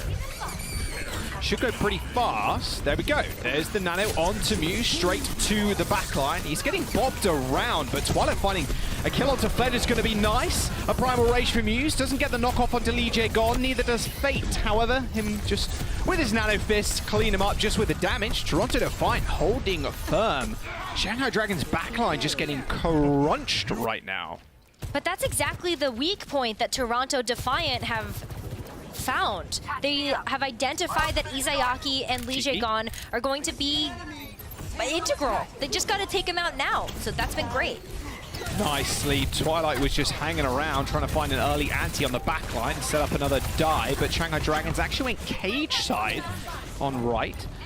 Now I look for that health back, Pulse Bomb available, there's the beat, hits 4, doesn't quite land on Muse, he might need a little bit of extra support. Shanghai Dragons pop the dupe, a Pulse Bomb from Finale, force the Transcendence on Izayaki, a double kill with the leap. Fleda goes to the monkey, gets both supports of the Toronto Defiant, and that will be the Shanghai Dragons winning that fight. Was quite expensive, forcing that Transcendence from Izayaki was stellar. Toronto Defiant now come in with 99% on the board. Yeah, that's great. You know, Toronto Defiant, they said, hey, we've got such a massive lead over the Dragons, and while that fight ended up being expensive ultimate-wise, they're okay. You know, Twilight's been doing a lot of damage, a lot of healing. Look at how Twilight has Fleda in their scope. And that Nano's definitely going to be coming online very quickly to get Muse back up to another Primal Rage. Yeah, it's only 20% away. It's where they can actually stay alive long enough. Rally available for the Shanghai Dragons. Muse touchdown there to Earth and just got obliterated. The Shanghai Dragons with nice focus fire take down the Winston, take down the rest of Toronto, and will continue to hold the point. However, they did use Rally in that fight, and they got to deal with this Nano Winston coming up. Yeah, they do, but look at how much territorial control Shanghai Dragons can take with the Pulse Bomb from Lip, and of course also the mines coming in from Fate. That's just so much crowd control, and I worry that if Lip is able to grab a nice pick onto the backline here, Toronto really going to struggle to get back in this game. These are going pretty low. Lip lining up for a pulse bomb. Connects it to Summon. I think that was the shield, so didn't get all of anything. Mines were used by Fate, so 2 ultimates already down. Now that Winston's traced the backline. Lito Gon didn't stand a chance, and neither does Izayaki unless he can get a boop kill. Ain't gonna happen though. Muse with a nice 2-piece, but Fleta and Lip even at the table. 3-on-3 on the point with Fate cleaning up these kills. Twilight and Chorong now dead. Muse is on his own, but has a primal race to rely on if he really needs it. Tries to jump straight forward towards the Tracer. Bobs the primal to guarantee the kill as 90% for the Dragons is building up towards that elusive 99. The Toronto Defiant, their supports are going to make their way back to the point just in time, but it's going to be a scrappy final fight with Fleta changing into the Tracer. 20% away is that Pulse Bomb. There he is. Earned it. Can he land this stick? That's the question. Twilight's in his sights. The Sleep Dart misses. The stick connects. And Twilight goes down.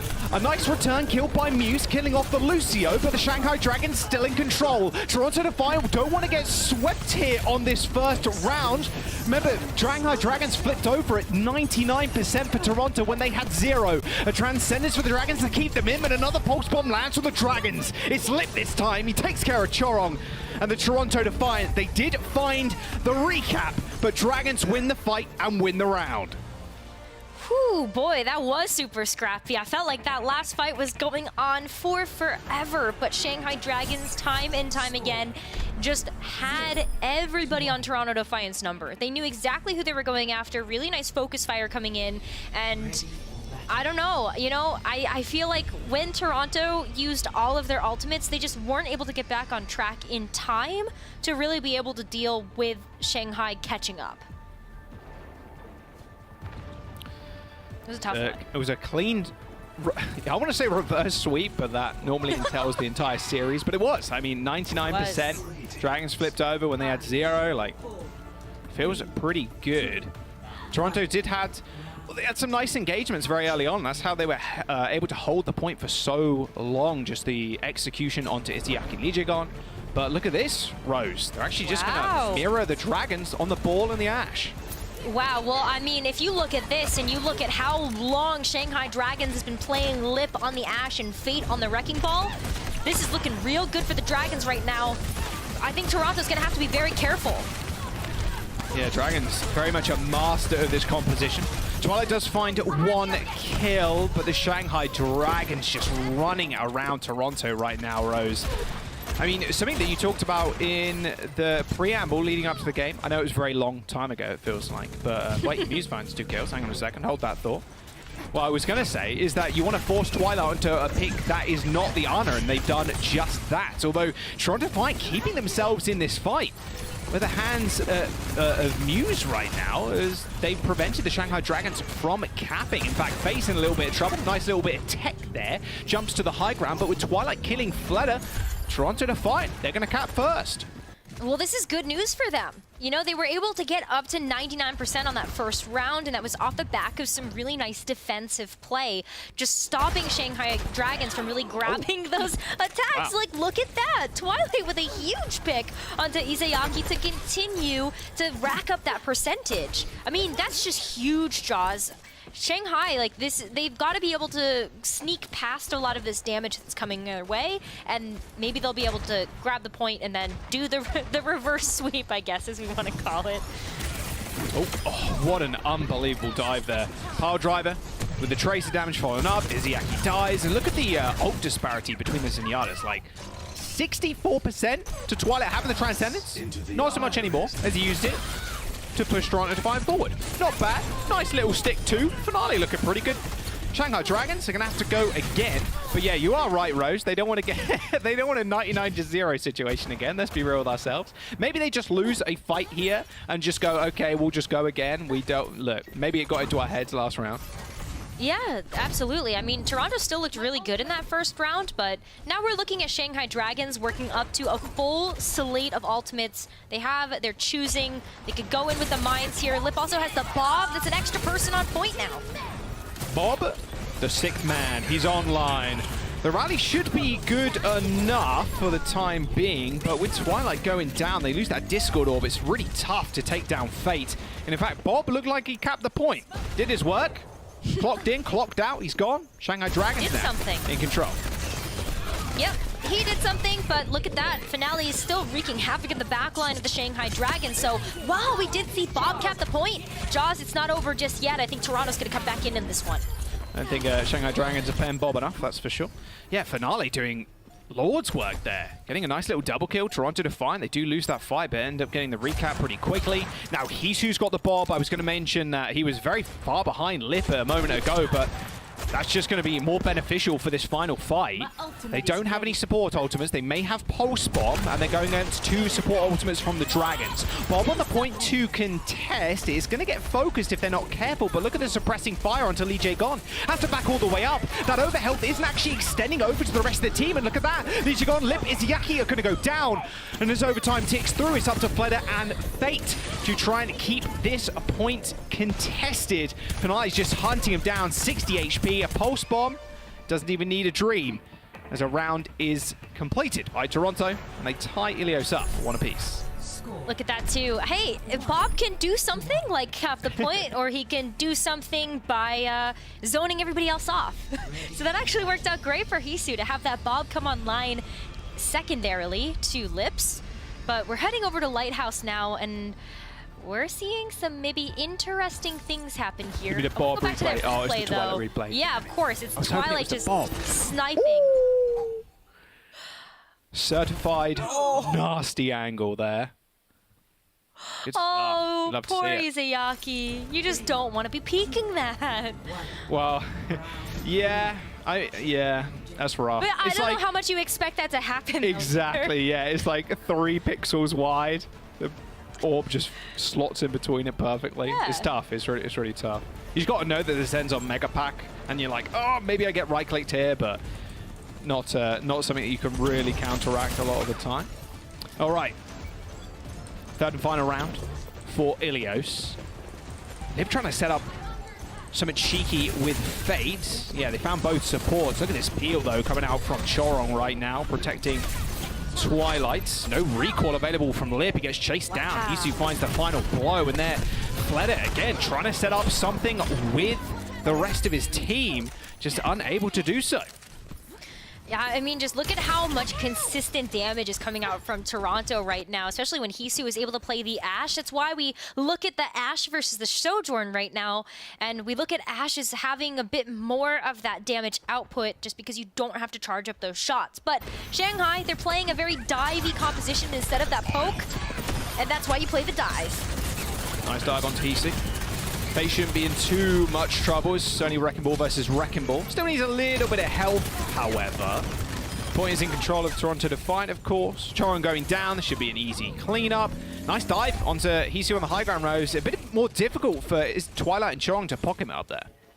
Yeah, you do have the Brigitte, which allows you to have at least more of that long range, as well as, of course, the Orb of Harmony. But I think you're still looking at that being a bit difficult when you are fighting against heroes on Shanghai Dragons that can just chunk you down so fast. Lip can one-clip you to the point where you're below half health, and then Fleda can just go in with a focusing beam and finish you off. So you've got to be very careful as a Defiant to not get caught out on your own. All right. Dragons once again trying to clear Hisu off the high ground as Fate and Muse just tackle this point. Both explosive ultimates are online, that Pulse Bomb and the Mines, but Lips Pulse Bomb gets something done a little bit quicker as Hisu ends up falling. And now the execution of the dive onto Izayaki, but you're not going to be quite so lucky. Not when Lee Jae Gon is right next to him. Easy 2v1. Twilight kicking 3 people away from him, but you still have to deal with that Brig. Sun. All right, 54% now in building rows. Yeah, Shanghai is definitely keeping control of this point, but Toronto and Shanghai right now are looking at 4 ultimates apiece. Izayaki might also just get a big pick here. Transcendence, a lot of ult spots from the Shanghai Dragons. They lose Lee Jae Gon pretty early. Those mines to waylay the Toronto Defiant, but they trade Transcendence for Rally. Izayaki's pretty low, Lee Jae Gon and Twilight. the supports with the ult right now, trying to Defiant, put themselves on the point already, but it should be contested pretty easily. There we go. Fled is in, making moves. Change into the Wrecking Ball. 50% ultimate charge already off of one slam. Swings right back around. Now he's trying to help Fate. Double Wrecking Ball on the field. There's a dirty joke there, but I'm not going to say it. The Shanghai Dragons are 95%, building up to 100 as they just clear the mines off of the point. Fletter transforms back into Echo. Bob is dealt with, and now Toronto Defiant trying to get back in time. They're not so lucky. Couldn't even get that Transcendence off. The Shanghai Dragons off to a massive start. Yeah, that looked really clean from the Shanghai Dragons for that third round. But honestly, I just feel like both of these teams, when they're able to play in their lane, they're going to perform really well here. We saw great moments from Toronto Defiant when we look at how Ruins went, and also just the first round of Ilios overall was really close. So I'm really excited to see what's going to happen for the rest of this series. Yeah, I look forward to maybe avoiding Lip. Let's send that one right over. Sign Johnny to the Toronto Defiant. We'll see how much that ends up working out. Because right now, not quite so lucky is the Toronto Defiant. Dragons off to a good start. We'll see you after this break for map number 2.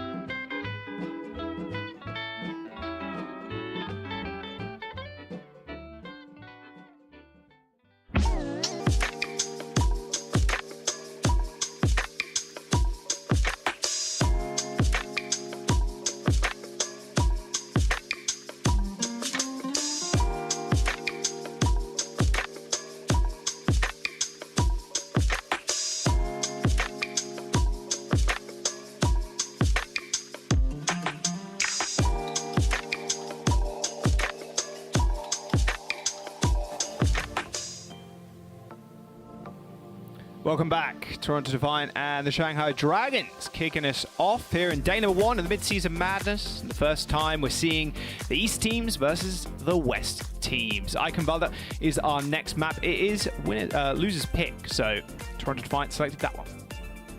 Yeah, love it. Maybe you get to play some Doomfist, maybe a bit more Winston. Definitely something that's up Toronto Defiant's alley. We've seen them perform really well in Eichenwalde so far, and maybe that's just what Toronto needs to make Shanghai just a little uncomfortable to give them more of an edge in this series. Yeah, it does look like we're heading straight into the map. Yeah, no substitutions either, Rose, so we are seeing just like for like.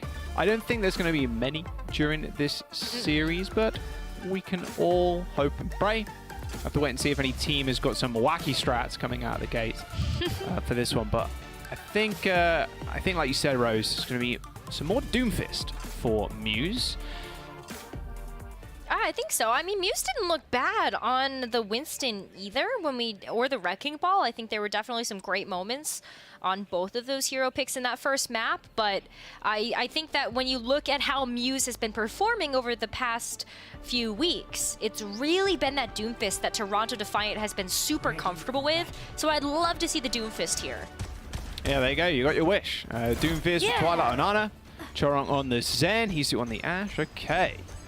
Yeah, not doing it too bad whatsoever. And then Twilight gets to also play his hero that he is very much known for in the Ana. This is the look of the Toronto Defiant I think a lot of people were expecting them to play almost permanently in the mid-season madness. Yeah, absolutely. I mean, Twilight, again, is one of the best Anas that we have in the league right now. And then, of course, when you're able to use all of these pieces, like, it works out well. This is what Toronto Defiant is really good at. We've seen other teams that look for these very strong moments, like London Spitfire. Great example. Reinhardt Rush. That's what they're good at. That's what they're going to excel at when they get a chance to play it. So really nice look from Toronto Defiant so far to play in that comfortability. But Shanghai switching things up here as we see them come out of their spawn doors with the Sojourn and the Zarya here. Damn. And Is Yaki going to be looking those spawn doors again in just a moment? That was a nice little dive there from Toronto Defiant. Yeah, I really like the Zarya pick. You can save a lot of people from not only the antis, but obviously the Doomfist as well. Quite beneficial when your backline can sometimes be crunched quite quickly. Although with a Brig and an Ana, it's not the worst. Okay, wow. Didn't see that one coming. I don't think Hisu did either. Oh. Right. Well, Fate, ooh, slept. Got to bubble off just in time. However, anti-nades are being flung. Another nice headshot by Liv, now just jumping straight up onto the high ground to try and dissuade the rest of Toronto Defiant. Liv just extending this fight for the Shanghai Dragons. Should be pretty easy to clean up. They got 2 ticks already. Finale tried to get the assassination. The one clip in the back ain't gonna work. Liv with a right click and a melee took him down. Hisu trying to get a little bit of damage in, but Twilight actually from the high ground still existing. Not for long enough though, unfortunately, as the Shanghai Dragons do end up capping point A. Chorong is like quickly backing off here as well. Gave that Orb of Harmony over just to see if Twilight could survive a little bit longer and eat some time off of the clock, but ultimately, yeah, Shanghai Dragons gonna go ahead and cap that first point, open up these doors and get the payload rolling. Look at how Toronto Defiant have already set themselves up on the high ground as well to be able to take that advantage as Finale looks for a target with this Pulse Bomb. Yeah, I guess. It's nice to have a high ground, I suppose. Yeah, it's like, nice. don't worry guys, we've got height, it's fine. All good. All right, Finale with the Pulse. Just trying to chill out right now. They don't want to give Fate any free space. If Fate gets up to height and then can pocket Lip and Fledder, it can be quite devastating. Izayaki too, to be fair. Fledder's trying to make it inroad, spots targets to Pulse, but instantly hits that recall, doesn't want to get a headshot on melee. Now he's even getting checked by the rest of Toronto. But look at that. Now they're slowly just getting Izayaki and Lijigun on this high ground, Rose. Yeah, well, you have to, because how else are you really going to contend against Twilight and also nice stick? Wow. Tracer really does love the Pulse Bomb. It's kind of crazy. Nice kill onto Fate. Nano onto Muse. He spotted a victim. It is Izayaki. And Nano, in fact, in return onto Liv, doesn't really get anything done with it at all. Maybe a bit of poke damage, but not much else. Didn't even combine it with Overclock as the fight was already over. It's a bit of a wasted ultimate as Muse just takes care of the rest. Well, I think Izayaki, with that Nano, was really hoping that Liv would be able to do something with it, right? Maybe you don't have to charge up those shots as fast, and you can just kind of take that extra little punch of damage and try to make something happen. But Muse knows how to punch. Yeah. I don't know where I was going with that transition, but let's talk about Muse real fast, because he basically cleaned up the fight, and he might just do it again. Yeah, kind of crazy control Muse has right now, I will say. Yeah, he punched Fate into that small room, took him out, easy peasy. But it started off with Hisu actually headshotting Izayaki on top of that. So yeah. Trying to find in a good spot.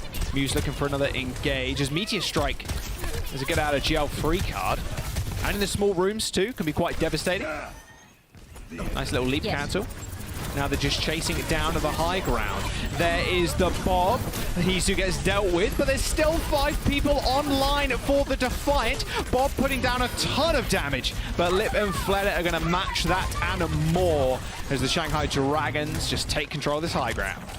It was a really nice attempt from Toronto, kind of using the Bob to make sure that Shanghai Dragons were in a position where Muse might be able to get some big picks with that Meteor Strike, but the way that Shanghai Dragons use those cooldowns just to stay alive is why they are coming out ahead in this fight, where it looked like Fate was going to go down, but had those bubbles, Lee Jae-gon had the rally, and now we're looking at this where Shanghai, Fate can just go ahead and use the Graviton Surge at the door. Got to deal with Muse first. Nice little punch. There's the grab. It didn't get anybody, in fact. Maybe someone on the other side of the wall? Nope. Not at all. Oh, Fate's getting kicked. Oh, he got kicked off the edge. Oh my god.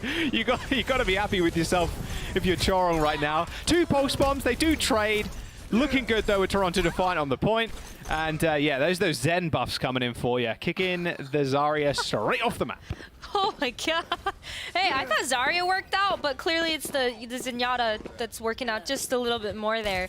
I mean, this is really big, though, for Toronto because they got the Pulse Bomb out of Fleta. They're actually forcing Fate off of the Zarya as well. We're going to see Fate switch over to the Wrecking Ball here. It does get you towards that second point just a little bit faster. There's just so much ground to cover, so you're hoping that these dives will be a little bit faster.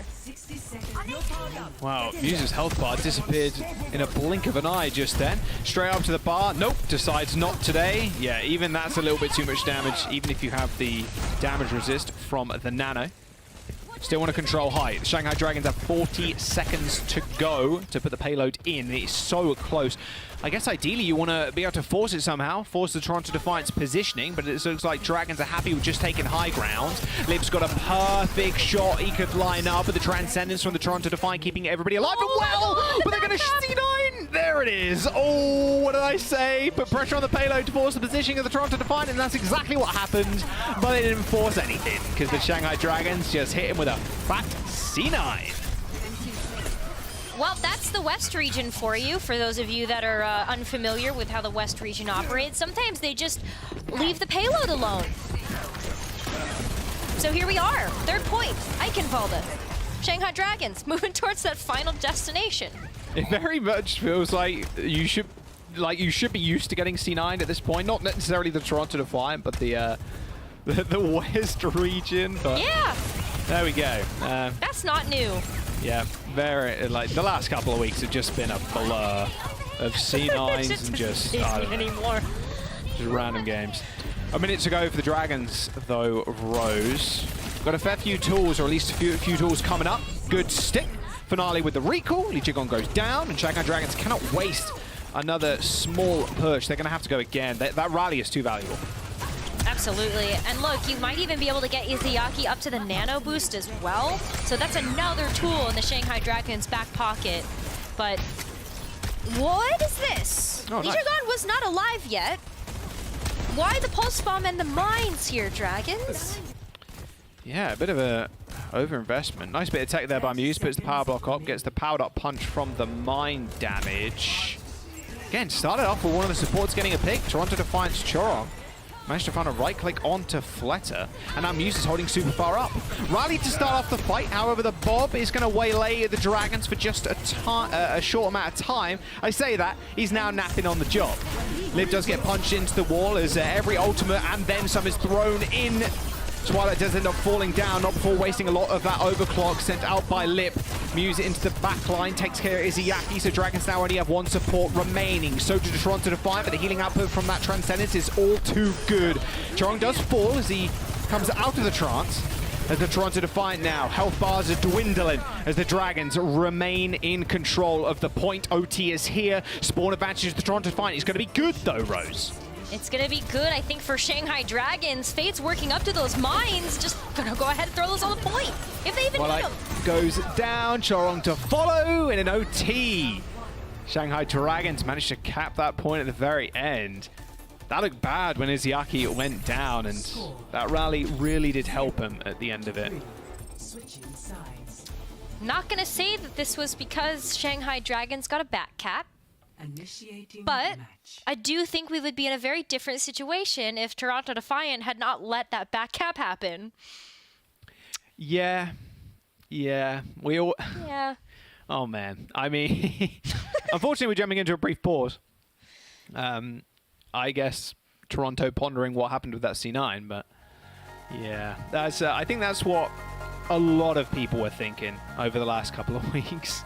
With the amount of C9s that did happen. I mean, the Gibraltar game, I think we casted that one, was potentially the most horrendous lot of C9s I've ever seen. What, 4? With How London. many did you write on that cardboard? It was like 3, I think. 3 or 4. Oh, yeah, just that map? Stupid. Yeah. Yeah. Yeah, that's burned into a lot of people's memories right now. Yeah, it does I was look trying like... to forget about that. Thanks for bringing that back up. Yeah, sorry. My bad. Yeah. I don't know. Well, you know, some of the... Maybe the viewers out there that only watch the APAC broadcast maybe should be informed of what happened in the last couple of weeks of North America. It's just C9 after C9 after C9 by London Spitfire and against London Spitfire. It was a crazy time. Looks like Twilight might be having a couple of small issues. So again, apologies for the brief pause. I know Seth's not here. We can't blame him, but I'm going to blame him in spirit. There we go. Yeah. It's not our fault. That's all we want you to know, chat. It's not our fault. Casters can't actually start the game, by the way. That's true. That, I mean, there's definitely a point now where people don't actually believe that. Although, to be fair, way back when was this? Like 6+ years ago when I like first started. I was technically in control of the lobby, so I could do that, but not so much anymore. You're not supposed to tell people that. Don't give them statistics. ammo for that. Don't give them ammo. Well, they can flame me from 6 years ago. That's fine. I don't really mind that too much. Okay, Lip looking pretty good on the Sojourn thus far. 50% railgun actually, not bad. But look at that, 2 deaths, 12 final blows. Yeah, that's not dying and then some. Yeah, that's nutty. That's really, really good. And, you know, we talk about a lot of times who's leading the Sojourn leaderboards in the West. But we do have to look at the Sojourns that are at the top of the leaderboards in the East as well. And Lip is definitely one of those players that can perform well on whether it's the Ashe, the Sojourn. We've even seen Cassidy come out from Lip as well. It's just been really great to see that flexibility and also the impact that this particular player has been having on this team. Yeah, well, I mean, avoiding, as Johnny said, maybe Toronto Defiant have been doing that because the amount of deaths would would indicate. Yeah, exactly. It would indicate that pretty well, I think. There we go. Yeah, like I mentioned before, we are in a brief pause, but we should be good to go in just a moment. I guess, yeah, we are kind of catching up to the rest of the APAC broadcasters' pauses and stuff like that, so... Yeah, got to get our time in somehow. Yeah. And it is quite funny, Rose. If Seth is the king of pauses, then I think we are the king of C9s. That would be quite the title, considering that London game on Gibraltar, I will say. I don't know if I want that title, but I think it is an honorary title that we have now acquired as we look at the C9, because we can talk about it all day, but I feel like we need to show it. Might as well. Will you show it again? Fleda do be chilling. I think he's going to emote there. That is the most BMC9 of all, just emoting on payload. Oh man, that's real rough. And just as I spoke about pressure in the payload too, it's almost like he read my mind. Perfect stuff. It's quite I wouldn't say it's like an egregious amount of distance away, but still doesn't have the numbers on the screen, so it's yeah, pretty crazy. Yeah, it's not that bad. I mean, you know, tracers can sometimes be slippery, very mobile, so maybe they just kind of sneak past you, but we've seen some egregious C9s. Yeah, we have. There's got to be some sort of tier list maker out there right now that has a list of all C9s that have like links to the C9s. They're just. You know what we need? What's you know that? what we need? You know how we have the player hydration list of Oh, what sure, players yeah, have yeah, taken yeah. drinks of water? What Yeah. teams have been victims of C9s? Oh God, there's got to. That I don't know All of how them you at could this build point, that into right? the stats, but if there was a way, it definitely should be built in at this point. But I think most teams have fallen victim to a C9 at one point in the Overwatch League. There's gotta be. Yeah, surely every team has C9'd at one point, or like been C9'd. It has to be. There can't be a team that is just strictly immune to C9s. But that would just take an unbelievable amount of research on like on how many C9s each team. Someone's done it though. I feel like someone out there has actually done this. Yeah. If It was a not, lot get harder on it. too, actually. To be fair, in Overwatch 1, because there was more players, so like it was way harder to C9. Because you were just like, well, That's true. you just have the diva or whatever sit on the payload, so or near the payload. So I guess in Overwatch 2, you could argue because there's less players, it is easier to C9. Is that headsets on heads? Looks like it. Are the lads ready? Maybe. Hopefully we'll get into the game in just a moment. Yeah, sorry for the brief pause once again. Should be good to go then. Well, at least if you're just tuning in, you haven't missed much. 1.5 maps There you go. in our first of 3. We paused for you, person that just tuned into the Yes. stream. We paused for you. Exactly. Imagine me pointing at you and going, we paused for you. There you go. All good. Well, Yeah, I mean, look, if not, we can just go back to fish facts again. Or, we Sure. can talk about the sharks that kind of chill around Hawaii. I'm down for that. You know what is a cool looking like shark which has a giant wingspan? Well, I say wingspan, fin span. Oceanic white tips. Their fin span it looks huge. They're quite cute looking sharks. All thresher sharks are quite cute looking. They've got a giant tail that they use as like it's like a whip, and it just cracks in the water, and they use that to stun fish, which is pretty sweet. that is really cool how some animals have adapted to actually use like that electrosensory against other animals. Because like that's just the shock of like the tail hitting the water is enough sometimes to stun a fish like that. It is It's pretty neat. cool. They are pretty sweet. Oh my god. I see the I see an chat R. in game. People are R. Everybody is R. R? Why like R? Fate. R. TY. I'm R. Says. Everybody's R. Unpausing? Okay, we're unpausing. We're getting back into the game. Don't worry. Don't worry. Hopefully that didn't take the steam out of the sails, or the wind out of the sails. I guess you could blow steam into the sails. but I'm Steam not out of the sure how much payload? that would work. Yeah, the gas out of the payload. I don't know. But regardless, we are going back into the game. It's going to be Shanghai Dragons now on the defense. And yeah, an OT cap for the Dragons in that previous round. Yep, that's right. So Toronto here can cap all 3 points, and as long as they get over a minute left in the time bank to do that, then that's a winnable situation for them. And that might tie up the series, and then we get to go into extra maps, and definitely looking towards that. But we've got another replay here, and this is the Muse. No, punch. Look at him go! Fate into Chorong's loving kick. It's still so silly. And like, oh, nice little bird shot. That was cool. I still think it feels a little bit weird playing against the Zen with a kick, because you're always like, oh yeah, there's no, you know, you're on the edge of the map, you're like, oh, there's no Lucio, and then you remember, oh yeah, Zen got that buff where he can just kick people off and he gets 50% extra damage. Like, if it was like, a lot of people are used to it at this point, but still, it's a little bit surprising when it does happen. If you're on the receiving end of it, you're like, oh yeah, he can kick me away. That kind of sucks. Yeah, for sure. 4 minutes in the time bank. Toronto Defiant on the same comp. Just going to run Hisu on the Ashe and Muse on the Doomfist.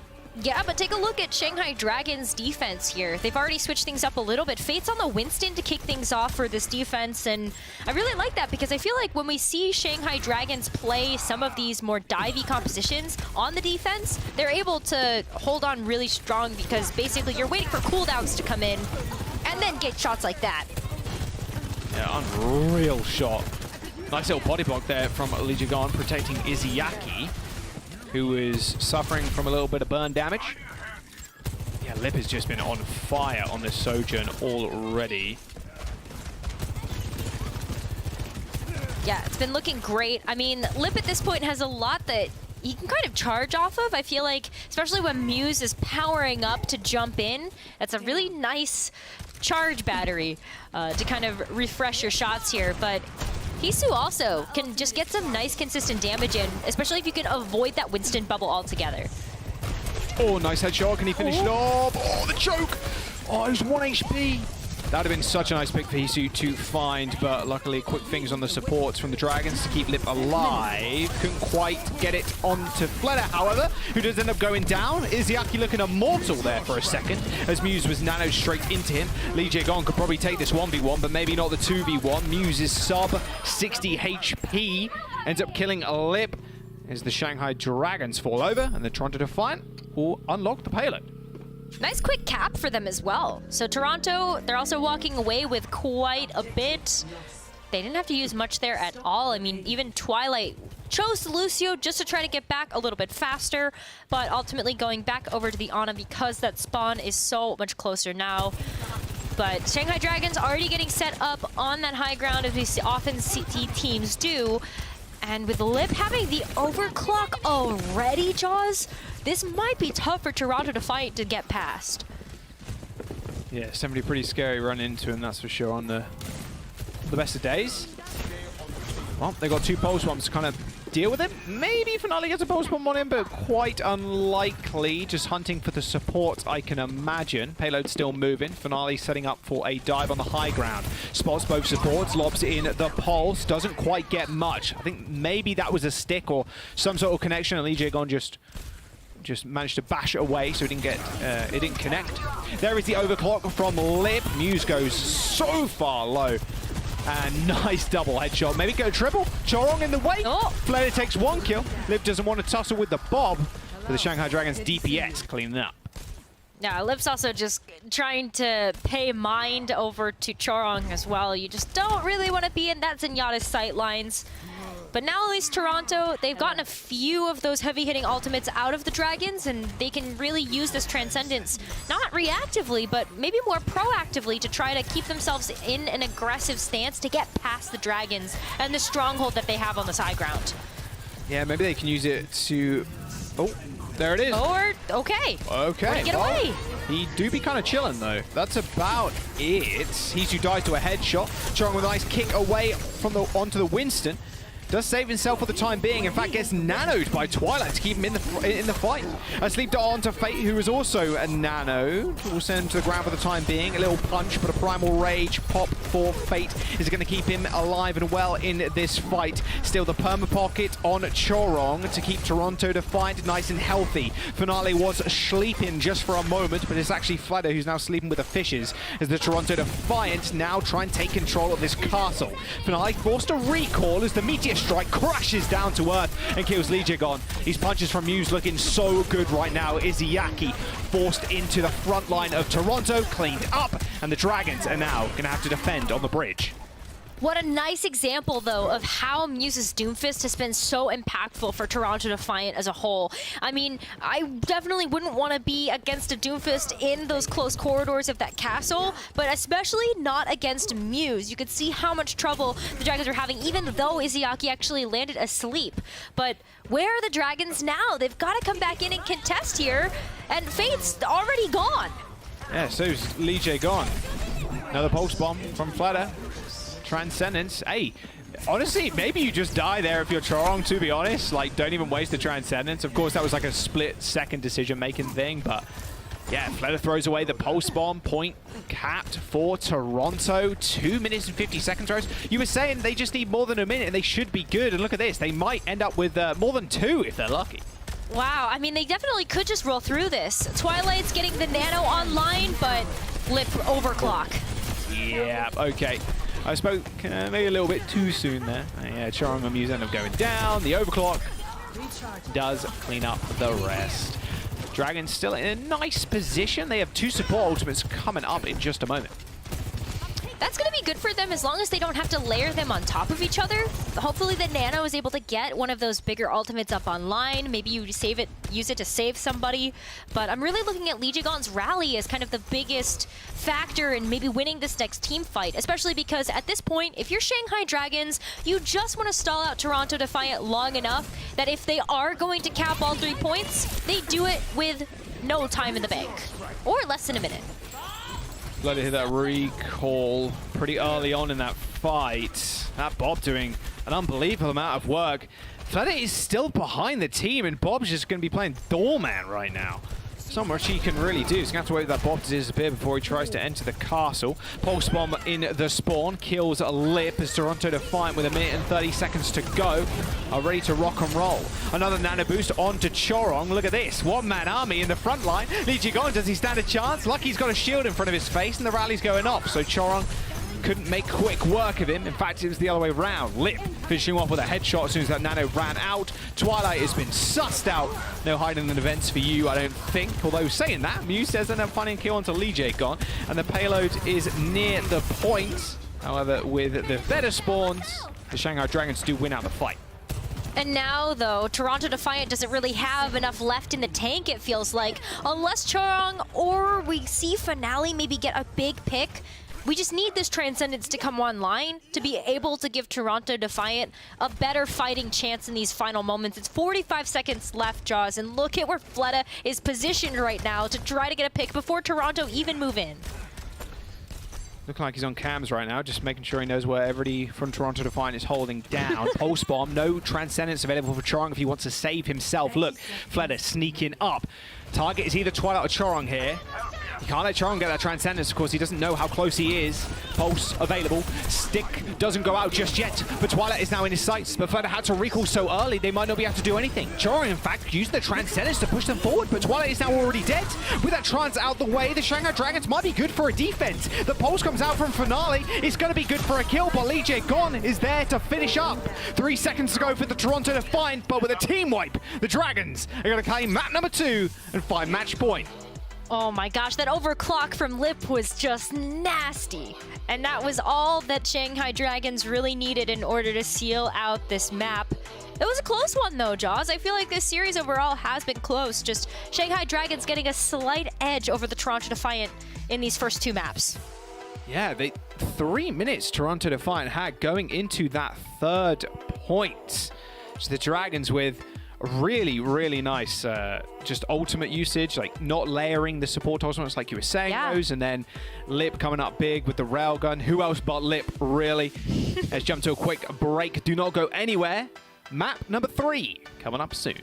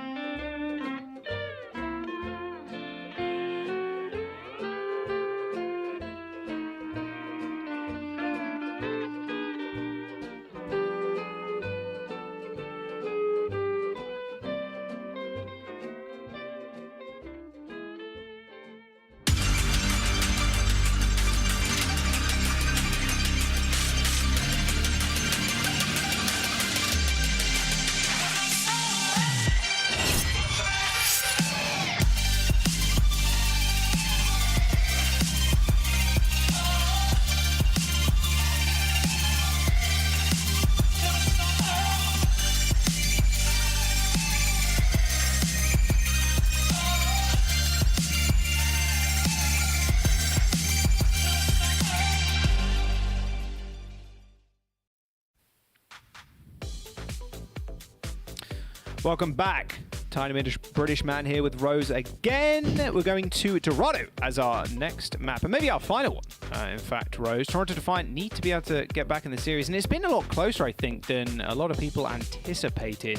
Toronto Defiant 6-6 in regular season, very mid, but they're actually giving the Shanghai Dragons a run for their money right now. It's definitely very close, and I feel like when Toronto Defiant has been losing these team fights, it has a lot to do with the ultimate economy that is available to them, and whether or not they're actually finding value with some of the ultimates that they need to. I do feel like maybe Chorong's transcendences, like the timing of them or what they're used for, haven't been super impactful, and maybe that would be a bit of a difference maker here, but it isn't just the transcendences, right? It's a couple of other things as well, maybe just not seeing like the pulse bombs land or something like that. But Toronto, I think they can get their act together. It is still very close, and maybe this pick of theirs will be what brings them back into this series.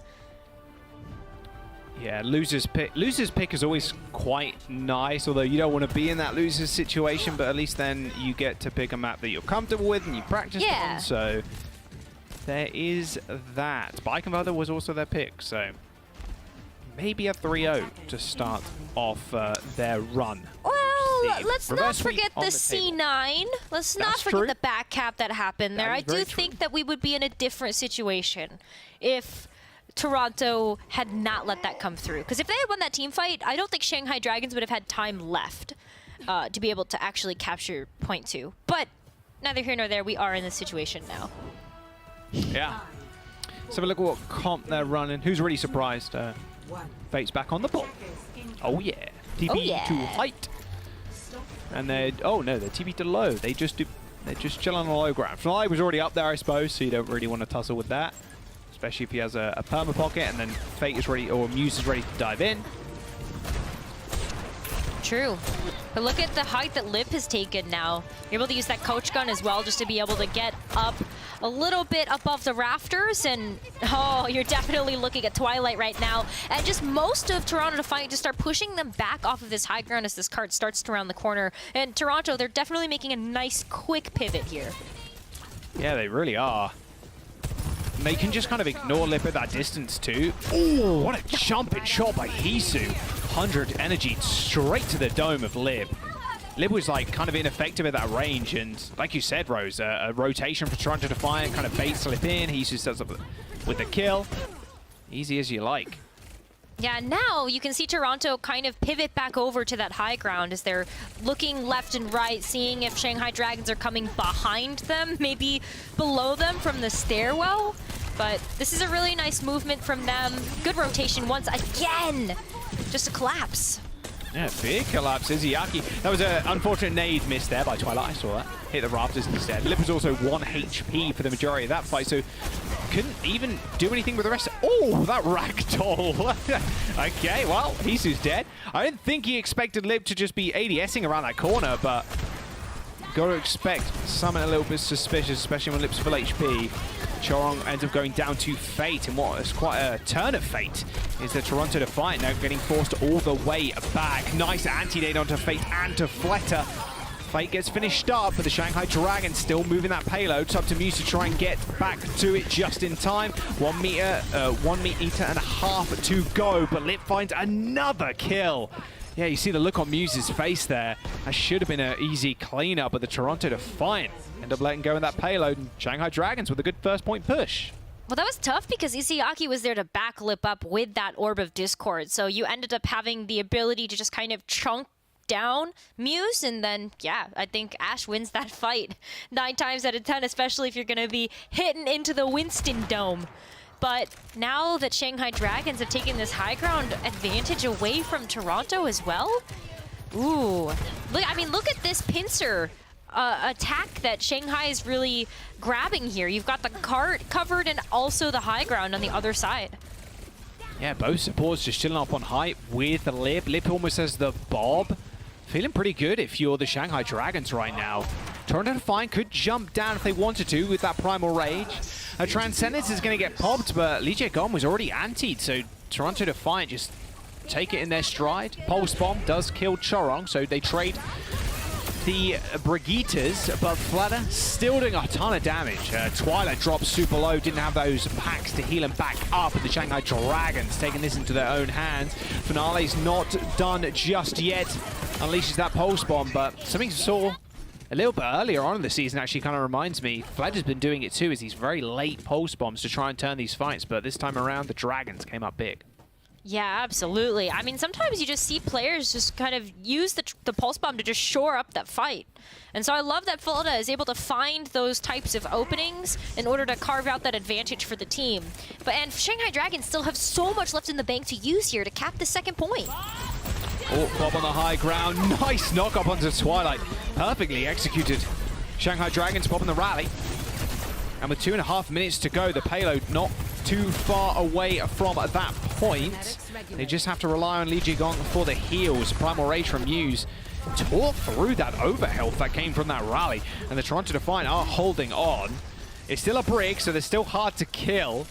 And with Hisu going down, it's going to make it even more difficult for the Toronto Defiant to hold on. They just got spawns in their favor, and maybe this nano coming up.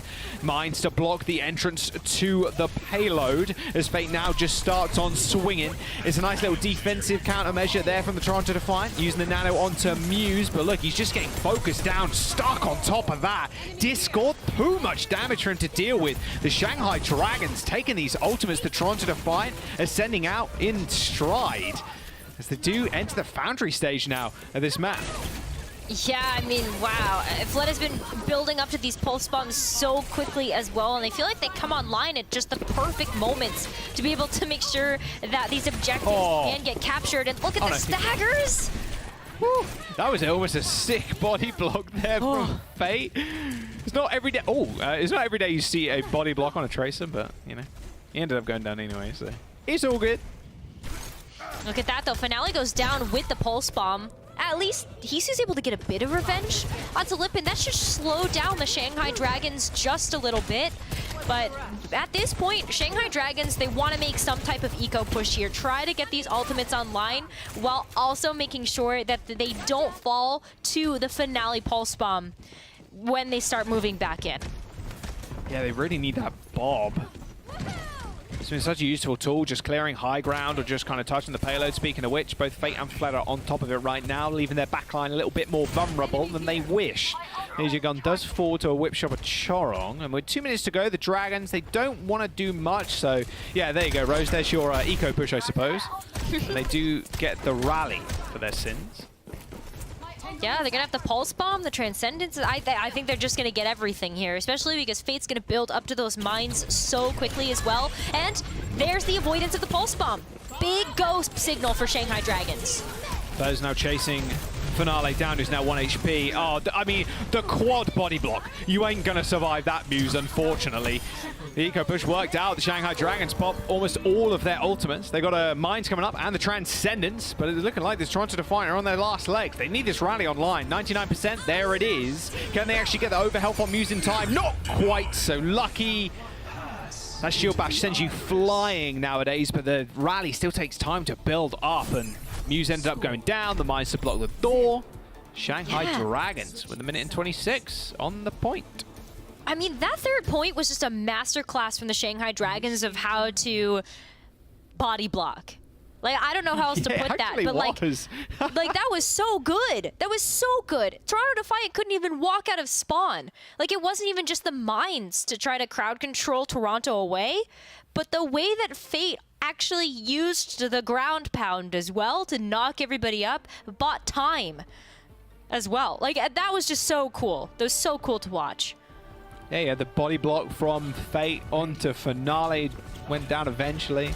And then Muse. Oh, it is tragic when you get body blocked. It does remind me of that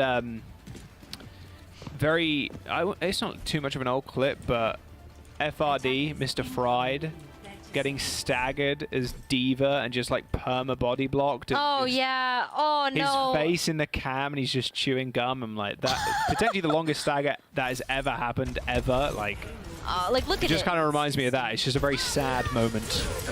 This is just sad. Shield bash, knock up, mines. That's all she wrote there. Like, that was such good rotation through those cooldowns. Shanghai's just been on, like, they've been a locomotive this entire match. And I hope that Toronto can pull something out of here to be able to bring us into extra rounds of this map and maybe even into extra maps. Yeah, we'll have to wait and see. Now Muse back on the Winston Rose, not even trying to tussle with the Doom. Maybe not confident. I mean, the rollouts can be a little weird on this map, I feel like, especially when you have so much high ground that might be difficult to cover as a Doomfist. You also just don't want to LOS your Ana either. Like, if you don't have Twilight to back you up, that's not going to be a happy time. Yeah, it's really not. Man, I was like, is anyone going to heal Hisu there? He was like 1 HP standing behind that wall. He's good, though. Slowly but surely, they're moving the payload up. But it's just a matter of time before the Shanghai Dragons execute their dive. Ideally, with Fleder alive. Okay, there you go. He gets away. Luckily enough. Ooh, I like that too. Hisu just kind of looking behind him to use the dynamite to just make sure that no one's going to sneak up on a flank. Wow. Okay, big kill onto Lee Jae-gon. Not bad. Good start. Yeah, Fleder. I felt like Fleder going super low towards the start of that fight, and as he was going to underground. It stopped him really following up on the Flate's pile driver there, which is kind of annoying. And see, he's still in the back line. Like, can Shanghai touch? It looks like they're going to be able to, but Fleder needs to be able to help Fate secure a kill. Liv kills Finale to start off the fight. Good little headshot. But then Nano boost onto Muse is going to separate the DPS of the Shanghai Dragons. But now they have to back off because they don't actually have DPS of their own right now because Hisu dies. Just Toronto Defiant just getting dealt with the worst hand possible. They use the Nano to try and get an ear into the fight, but the Shanghai Dragons just clean up with the supports. But now looking for a pulse bomb, hits the wall, only a little bit of damage, but it was merely a tickle than anything else. Toronto Defiant a couple of meters away from getting the payload in. Now Fleder is all alone, but the Shanghai Dragons just running rings around him right now. Look at the positioning from Toronto. Well, I know, like, are they on the defense or attack? Yeah. I'm not really sure. Okay, there's the Bob. Pulse bomb was good. Charon cleaning up his Yaki. Okay, signs of life. There we go. Finale. Also poking his head in the fight. 1 minute and 30 seconds to go as Twilight takes the matters into his own hands with a couple of kills on the board. Toronto Defiant, I mean, they were just chasing the Dragons around the whole time, but they did manage to come out on top in the end. Yeah, I'm going to go ahead and call that some nice kiting, I think is what happened there, right? You have to pay a lot of respect to Lip, I feel like, is what happened in that last fight. You even give the Nano over to Muse to make sure that Muse might be able to win out that 1v1 this time. But yeah, really nice rotations. It worked out. Maybe Finale is able to continue to get these legs up onto the Dragons as well as this cart moves forward. All right, Hisu's got the Bob.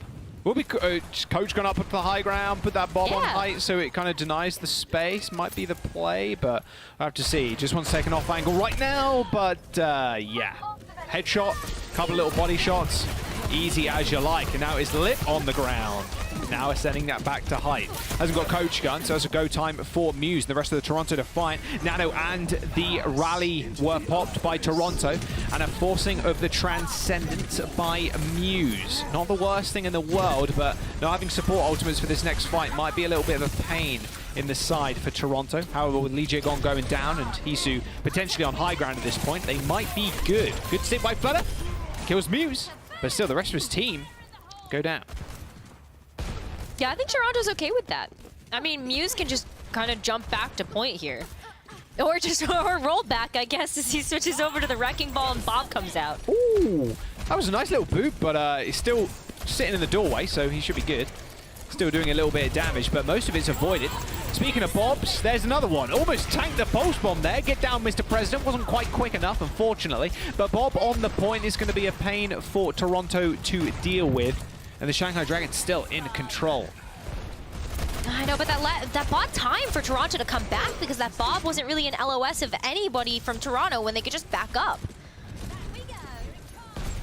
Nice dynamite on Hisu. He's just getting perma-pocketed though. As long as he stays alive and just keeps throwing the dynamites, it's so much easy damage.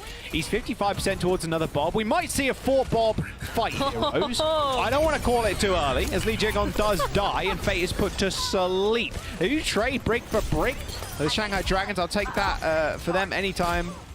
as they have the nicer spawns. Twilight doing so much work actually on its own. Almost managed to get a nice double kill. But the Shanghai Dragons still in a good position. Fate does fall, and Twilight goes down to Izayaki, but Fled is not getting off the payload just yet. He knows the importance of not C9ing, that is for sure, but there's 4 men on it. They do end up capping at the very last moment. The Shanghai Dragons, they didn't quite get their second Bob online. Maybe that was the... maybe Hey, we got 3 out of 4 though. 3 out of 4. That's pretty good. Pretty good. Worked out for the Toronto Defiant. Finale now looking to keep everything moving. Where is Fleta right now?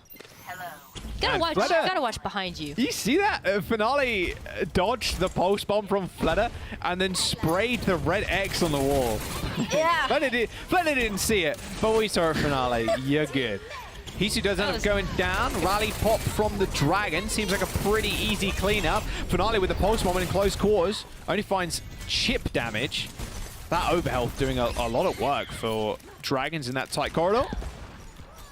Yeah, I think Defiant just takes the L on this one. The rally in the tight space is not going to do you any favors if you're going to be playing against that. But now Toronto has a rally of their own. They also have the Nano. They have a great way to crowd control as well with the mines from Muse. That was fast, too, to charge that up. Muse had literally just switched over like a minute ago. Yeah, crazy quick. Pretty big. Big slams will get you that ult charge pretty fast. Oh, misses sleep. All good.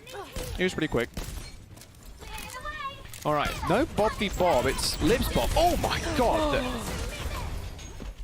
Man, he got folded like a bit of paper. Yeah. Oh, I didn't see that one coming. Bob from Lib, and then Fate on top of that, like double knock up with the pile driver, and then Bob knocking you sky high.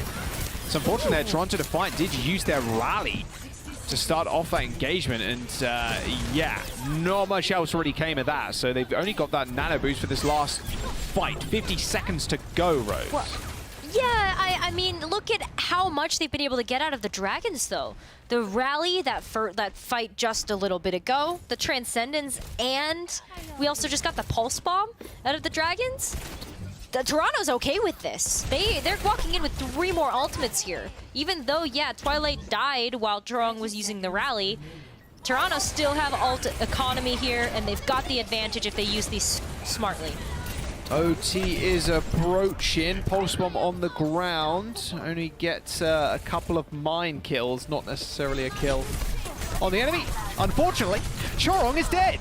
He did get nanoed at 60% towards that rally, but it wasn't quite to be. The supports from the Shanghai Dragons filling the kill feed with red right now and spilling it all over the floor too. High ground from Lip is a good place to be. A dynamite on Twilight. He does heal himself up with a nade, but that's just about it. He hasn't really got much else to rely on, and now Flare is hunting him down. It is Lip versus Finale on the point. Luckily, he's got the Bob. Sends it in the corner, and now it's up to the Toronto Defiant to dislodge Lip before he annihilates the rest of the team. Choron goes pretty low. His overtime is here, and the backup from the Dragons is just leeching out of the spawn. They've even got the rally coming online. They've got the Transcendence too. Looks almost unlosable for the Dragons right now. They just need to find the kills, but Lijigon ends up going down. Choron once again finding the better in the break duel as the Defiant now in a 5v4 situation. Lob the dynamite over and get that payload moving.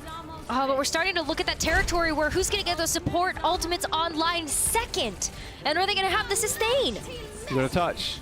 There's the rally from Lee Jae-gon. Choron gets his online and instantly pops it, and now they gotta go. Flare with the pulse could end it here. Nice pulse onto the supports. That should be it. The Shanghai Dragons with a Transcendence to top it all off. It's Finale on the point as Choron ends up going down, and the Dragons, they start off the tournament run with a bang.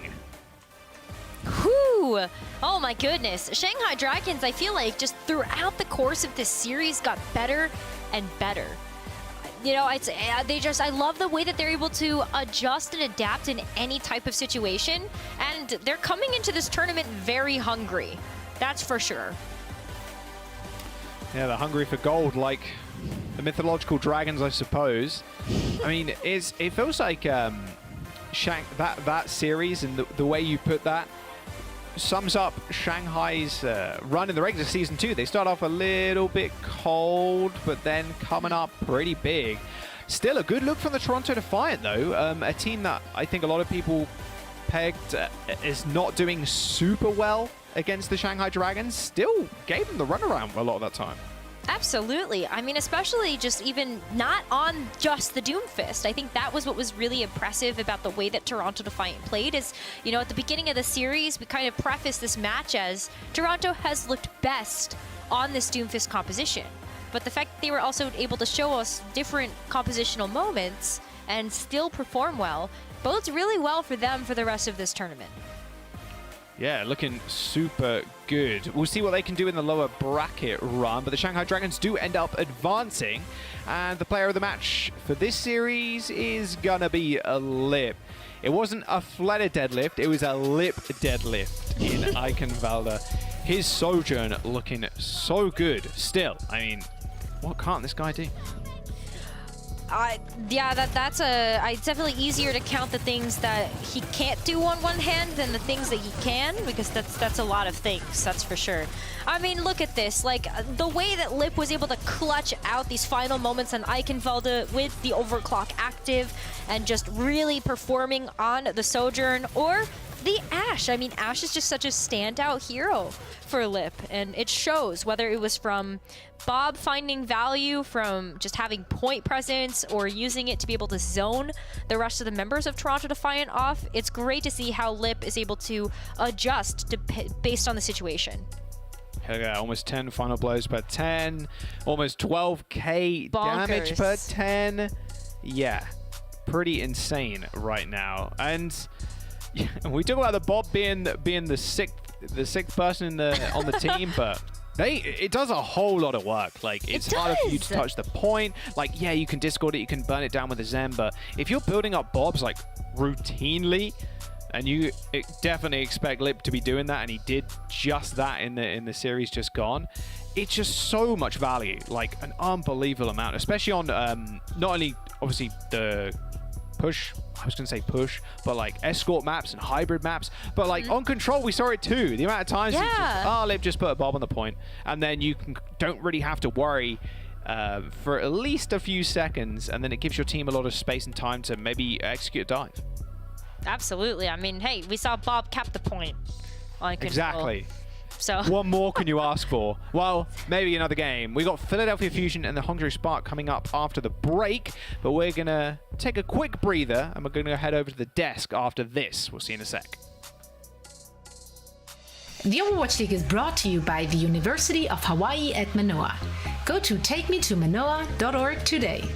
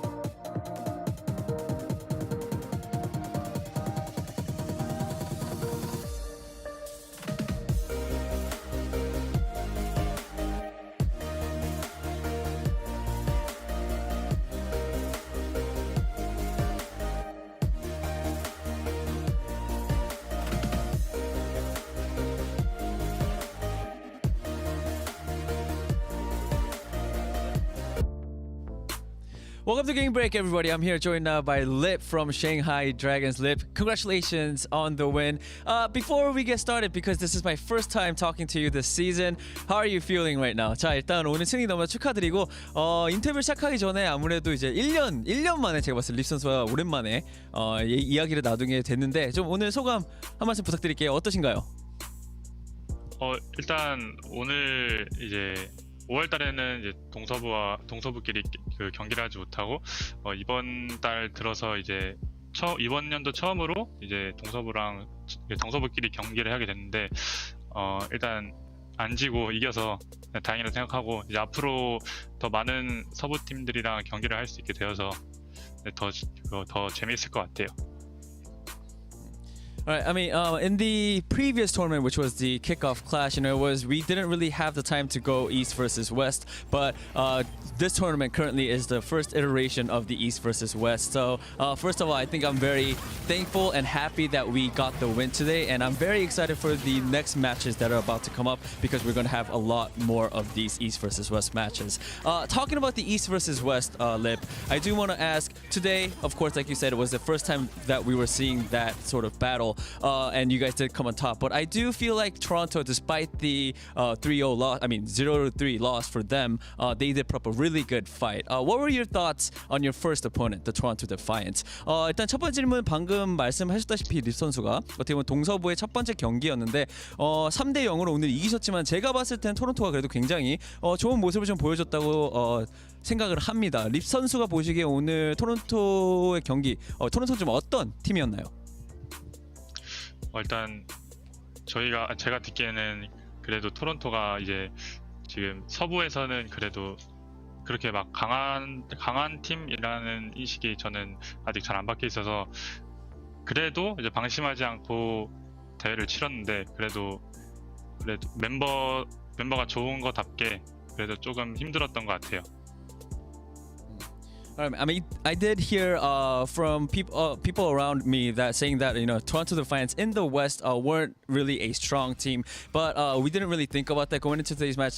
We focused up and we sort of prepared as much as we can. And despite their loss, because they have a really solid roster, so it was definitely a tough win for us. All right, my second question for you, Shanghai Dragons, or Lip from Shanghai Dragons, is also I feel like Shanghai Dragons this season have found a lot of success after leaning a lot towards the Wrecking Ball dive composition. Do you believe that is sort of the best composition currently in the meta, or are you guys sort of just playing to your strength? 자, 두 번째 질문은 요즘 상하이 팀이 레킹볼 다이브 조합을 좀 기용을 하면서 좀 더 좋은 모습을 보여줬던 것 같아요. 립 선수가 보시기에 이 레킹볼 다이브 조합이 지금 현 메타에서 제일 좋은 조합이라고 생각을 하시나요? 아니면 좀 더 상하이 팀에게 좀 맞는 조합을 그냥 찾은 거라고 생각을 하시나요? 현 메타에서 안 좋은 탱커는 딱히 없다고 생각하고 그냥 자신들이 제일 잘할 수 있는 조합을 가지고 가는 게 저는 제일 맞다 생각해서 레킹볼은 그냥 저희한테만 잘 맞는 챔피언인 것 같아요. 저희가. I do think that currently in the meta, there's not really a one top pick for the composition wise. I think what's for the current meta, the best thing is whatever the team feels comfortable or confident in, whatever they're really good at. That should be the composition that you should run for this meta. So to answer the question, the Wrecking Ball dive meta is sort of our color. That is what fits our play style the most for the current meta. That is why that is why we're using it the most. All right, Lip, that is it for the interview. Thank you so much for your time, and again, big congratulations on the win. 자, 이걸로 인터뷰 마치겠고요. 립 선수 오늘 승리 너무나도 축하드립니다. 네, 감사합니다. All right, Dusk, back to you guys. Bye. Thank you so much, Danny. I'm just going to pause before we go into the recap. Every single time he knocks out like a translating interview like that, I'm just sitting here going, he is a god. He is an absolute god, just going back and forth. So props to you, Danny. We love Danny. Danny's the GOAT. We stand Danny. He's amazing. Although he's in Hawaii and we aren't, so. Because he's talented and we're stuck here. Yeah. You're right. We got to learn a new language, but congratulations again to the Shanghai Dragons going 3-0 there. But Costa, I'm going to come to you because it seemed like from the desk's perspective going into this game, it wasn't going to be as close as we actually saw for some of these games, despite it being a 3-0. Yeah, it was a 3-0, but you know, it's one of those classic coin terms of it was a close 3-0. It's not, the scoreline doesn't show like how close this match was. We say it a lot. Yeah, it's really getting a little bit monotonous, but you know, it was true. Like the Toronto Defiant, especially here on this Ilios, it looked like they were poised to take it the first 2 rounds. Their dive, playing on that Muse finale, just going forward all the time. Izayaki and the Shanghai Dragons just were really struggling to get positioning on the map and were just struggling to get anything done, but just by the skin of their teeth, just through the experience that they have as a team, were able to just claw down some of these maps. And you know, they do get this win onto Ilios after some pretty clean wrecking ball play from Fate. But then we head over to Eigenwalder, and this could have been a very different map if that C9 by Fleta does not come through, because that really turned the tide, because that was going close to being Dragons held on the second point. Instead, it flips on its head, and they do manage to fully cap, and Toronto Defiant just did not have the answer themselves. So for me, Shanghai Dragons weren't their fully formed self. I think they were struggling with the aggressive Doomfist Tracer style that we see so commonly in the West, but they were slowly starting to get it. But I also want to give props to the Toronto Defiant. They played incredibly well, especially for the expectations that we had for them coming into this tournament. They're by no means the best team that we have in the West, but the execution of those dives was just immaculate. But the 8'7" gaming warlord and Lip said, enough of this. Gets over to that Ashe, and that was a big Ashe diff here on this Dorado, and that ended up getting them the win in this series. Absolutely, and I do want to continue talking about Toronto Defiant right now because, again, they aren't out of it yet. Just because they took a loss on day 1 doesn't mean that they have to kiss the tournament goodbye. They are going to drop into the losers bracket. So, Johnny, what does this team really need to polish up to ensure that this loss does not happen again? Honestly, not a lot. Yeah. Like this Toronto Defiant that we saw today, they're the lowest seed going to the tournament. They're like 12th seed. And you look at that number and you're like, wow, are they bad? They're 12. Wow, that was brutal. Bad. But that was a really good performance. Probably the most controversial thing I'll say all day is that I think they're like maybe like 2 changes away from being like maybe getting like 5th in this tournament, or maybe like even competing for like 5th. 2 changes. 4th. They're two big changes, okay? Because they're pretty. Okay, what are these changes? It's not like, oh, make your hair in the morning and you're fine. It's like pretty big changes. Like, first of all, I really liked the attack on Eichenwalde, because I think that was an instance of them like, you know, putting their foot forward. They were playing the Ana Sen composition, and they were playing Muse and Doomfist, and they really forced the Shanghai Dragons to like, whoa. We gotta adapt, we gotta play around your composition, and that's when you start competing and taking it to like Lit. That's when you force Fate to be a little bit uncomfortable. But then we saw them, they were actually like on the back foot when they played against Fate on the Zarya, and they were like Doomfist themselves on defense, and then they're like, whoa, like they play a Zarya, like we're a bit passive, we're a bit timid, like we don't exactly know what to do.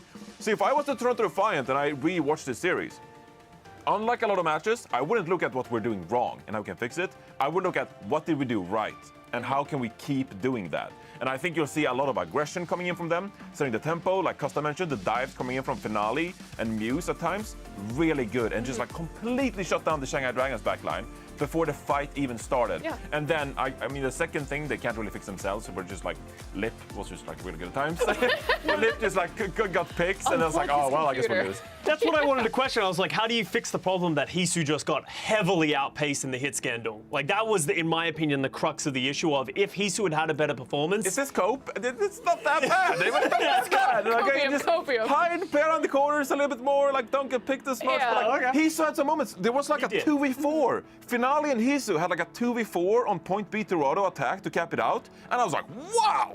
Like, that was amazing. Just do that all the time. Yeah, well, that's the Toronto Defiant life. They can't. I do need to cut you off, but hopefully Toronto Defiant can make those 2 quick changes, even though one of them is kind of out of their hands. But I mean, listen, speaking of hitscan, we got to talk about our next and final match of the day, where it's going to be Philadelphia Fusion taking on Hangzhou Spark, which is actually our first East versus East team or match, I should say, for this tournament. So Johnny, I'm going to come to you first because listen, we were just talking about Hitscan, and we have two of the best Hitscan players in the world coming into this game. So what can we expect? MN3, one of the best Hitscans in the world. I mean, you're right? Yeah. Because MN3's like elevated, perceived like reputation going into this matchup is like a lot of it is based on his performance against Seoul Dynasty. He just like one of the best Hitscan performances ever. Yeah. Like ever. It was that good. And so now MN3, he has the opportunity to continue on that momentum and really take it to some of the best players around the league in this very tournament. I would say that Shy is the better of the two Hitscan players, like on an average, more consistent average basis. But MN3, if he repeats that performance, he could be like an MVP of the tournament because that was insane. That was utterly crazy. Yeah, and you can just see the stat card right here. Like you can see Shy, he does that more damage, he does have those more final blows. And I think this is going to be a crazy head-to-head, but not just these two players. I think both the Philadelphia Fusion and the Hangzhou Spark, they're very DPS orientated. They're really big heavy hitters are in their DPS lineup. So I think Alpha Yi going against Zest is also going to be a big performance and determining factor of this series. They both do like to play that Genji, but as you said, Johnny, if MN3 has this performance like you're seeing right here, he went crazy and he was the sole reason really they got over the line against the Seoul Dynasty. So if MN3 can replicate that, I don't think the Hangzhou Spark will have an answer.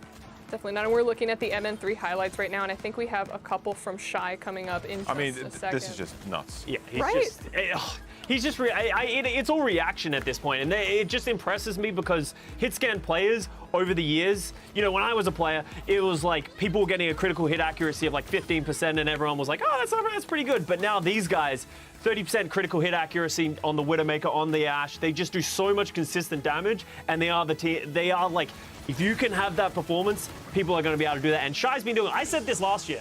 I'm going to take credit here. I said Shy was the best Hitscan in the world last year. And I think he is still performing to that level from time to time. He is not the best Hitscan player in the world. I think last year when he was starting to put up some of those performances, the Spark team is not always that good around him, but I think he has put up those performances. I need you to say it, Costa. I need you to say it. I don't think he is right now. Okay. He has been, and he has put up those performances, and he can be. I tried, Oli. I tried. I know, he tried. I chickened out. You tried I'm sorry. so much. I'm excited. Hey, we still have a full week of this, so maybe we can, That's pretty good. Maybe we can get it out of him. But guys, I'm excited to get into this final match of the day. I already have a lot of Fusion fans hitting me up asking for Grandma Avali cookies, as we discussed in a previous segment today. But I mean, listen. All of us want to see the match, so I think we should jump straight into it. So let's hear from our casters once again, Jaws and Nekra. Take it away. Thank you very much, Oli in the desk. Look, if you're going to hand out the cookies, maybe I want one. You know, bring them in for tomorrow and we can get a little taste review. We can turn the stream into a food review channel, maybe. I don't know. Love Custer and I'm sure Custer and Johnny will fit into that role quite well. Yeah, MN3 versus Shy. I think that is the matchup for today. It's not Philadelphia Fusion versus the Hangzhou Spark. It's MN3 trying to kill Shy, and then Shy trying to kill MN3. It's the rookie versus the veteran, Rose. Absolutely. I mean, that's kind of what the story of this entire match is, though, right? Both of these teams have incredible veteran talent, but they've also have both been infused with the rookie talent from their respective academy teams. And so when we look at how all of these incredible players have kind of started to formulate into their teams, I just think we're going to be in for such a treat, especially because Philadelphia Fusion and Hangzhou Spark have played each other a few times already this season. Yes, they have. Let's have a look at the Philadelphia Fusion starting lineup, who we're going to see today. Yeah, of course. MN3 is in. Of course he is. Zest, Belosria, Aim God, and Fixer are your starting lineup right now. Yeah, look, at the end of the day, Rose, I know Johnny's got a lot more crazy predictions and crazy takes. I just want to see as the week progresses, Johnny's hair getting crazier and crazier. I'm sure it's gonna he's gonna be losing his goddamn mind. It's gonna it's gonna be a fun week. That's Yeah, why I cast Overwatch, is to see Johnny just get progressively more crazy as the week goes on. It's going to be good. But there you go. That's why it's called Midseason Madness. Yeah, I love this. Hey, this is a look that we've seen a lot from the Philadelphia Fusion. Obviously, we're going to see Bellisria start out in that tank role, but we would be remiss to not show you the lineup from the Hangzhou Spark as well to see who is going to be leading the charge there. And of course, we talk about the whole MN3 versus Shy matchup, but you also have to look out for Alpha Yi in that DPS role, don't you, Jaws? Yeah, he's also been incredibly scary. And man, I'm excited to cast this team. I really am, because people have been also hyping up Alpha Yi. They've been hyping up Super Rich for a long time, and like, this is his year to finally make the league. And the Hangzhou Spark doing an exceptional job so far in the regular season, and that feels so strange to say, because the Hangzhou Spark, if you look at the last couple of years, they've just been so like, whoa, they do crazy amount of work, and then it's like, okay. Then they have this 12-man roster, and it was like, who are they going to play, and how do they mix? And like, this feels like a more stable, static roster that they're willing to run, and it's good to see them doing well. And Custer called it last year, at least, and he said on the desk, like, Shy was like one of the best hit scan players, right? But he's not had that same like consistency this year. But then can MN3 kind of emulate that? And because he's already had a pop-up performance, one of the best hit scan performances out there right now, but can then he now keep this rolling to potentially be crowned one of the best hit scans in the league? Oh, for sure. I mean, I think we need to point out that Philadelphia Fusion has been inconsistent, you know? Like, they either look really good when they're on and they're focused, or they don't look super great and their opponents can walk all over them. But I have to point out one thing. You know, you mentioned that there is this kind of core of Hangzhou Spark that Hangzhou has really been relying on to be able to take them through these matches. But usually it's Bernard that's going to be in that tank role instead of Gushue, who we are seeing on the Reinhardt as of right now. But it makes a lot of sense because we are starting things off on Li Shang, and Gushue's Winston is a great way to kind of glue together this dive that we're seeing from the Spark. It's definitely going to be a problem for MN3. They kind of like spotting him out already. His effective range, of course, you can stand way at the back in the little house, but actually getting onto the bridge and not getting instantly checked by the rest of the Hangzhou Spark is going to be a bit of a problem. I can hear him, and I think the rest of the Hangzhou Spark can, And nice deflect. Gets the shot onto MN3, Gushue finishes him off, and that's going to be the big problem here for MN3 to actually operate. He can't stand too far, he can't stand at a reasonable distance away, because that's just not how the map is laid out. Fixer got the boot kill onto Gushue, and now he's in the drink. All right. Oh, well, I mean, look at that. That one kill was enough to bully MN3 off of the Ashe completely, and we're seeing MN3 come out of spawn with the Sombra. Okay, big change up. I mean, no. Double boom! Both supports. Okay, Fusion coming out the gate, swinging. All right, I mean, hey, that works. Bellisria is such an aggressive wrecking ball that this is going to be a really nice compliment to MN3 Sombra if this is what he decides to stick on. The other thing that I like about the Sombra, too, is it's not even just the hacks, Jaws. It's about controlling the health packs and the areas of which Hangzhou Spark are actually able to approach.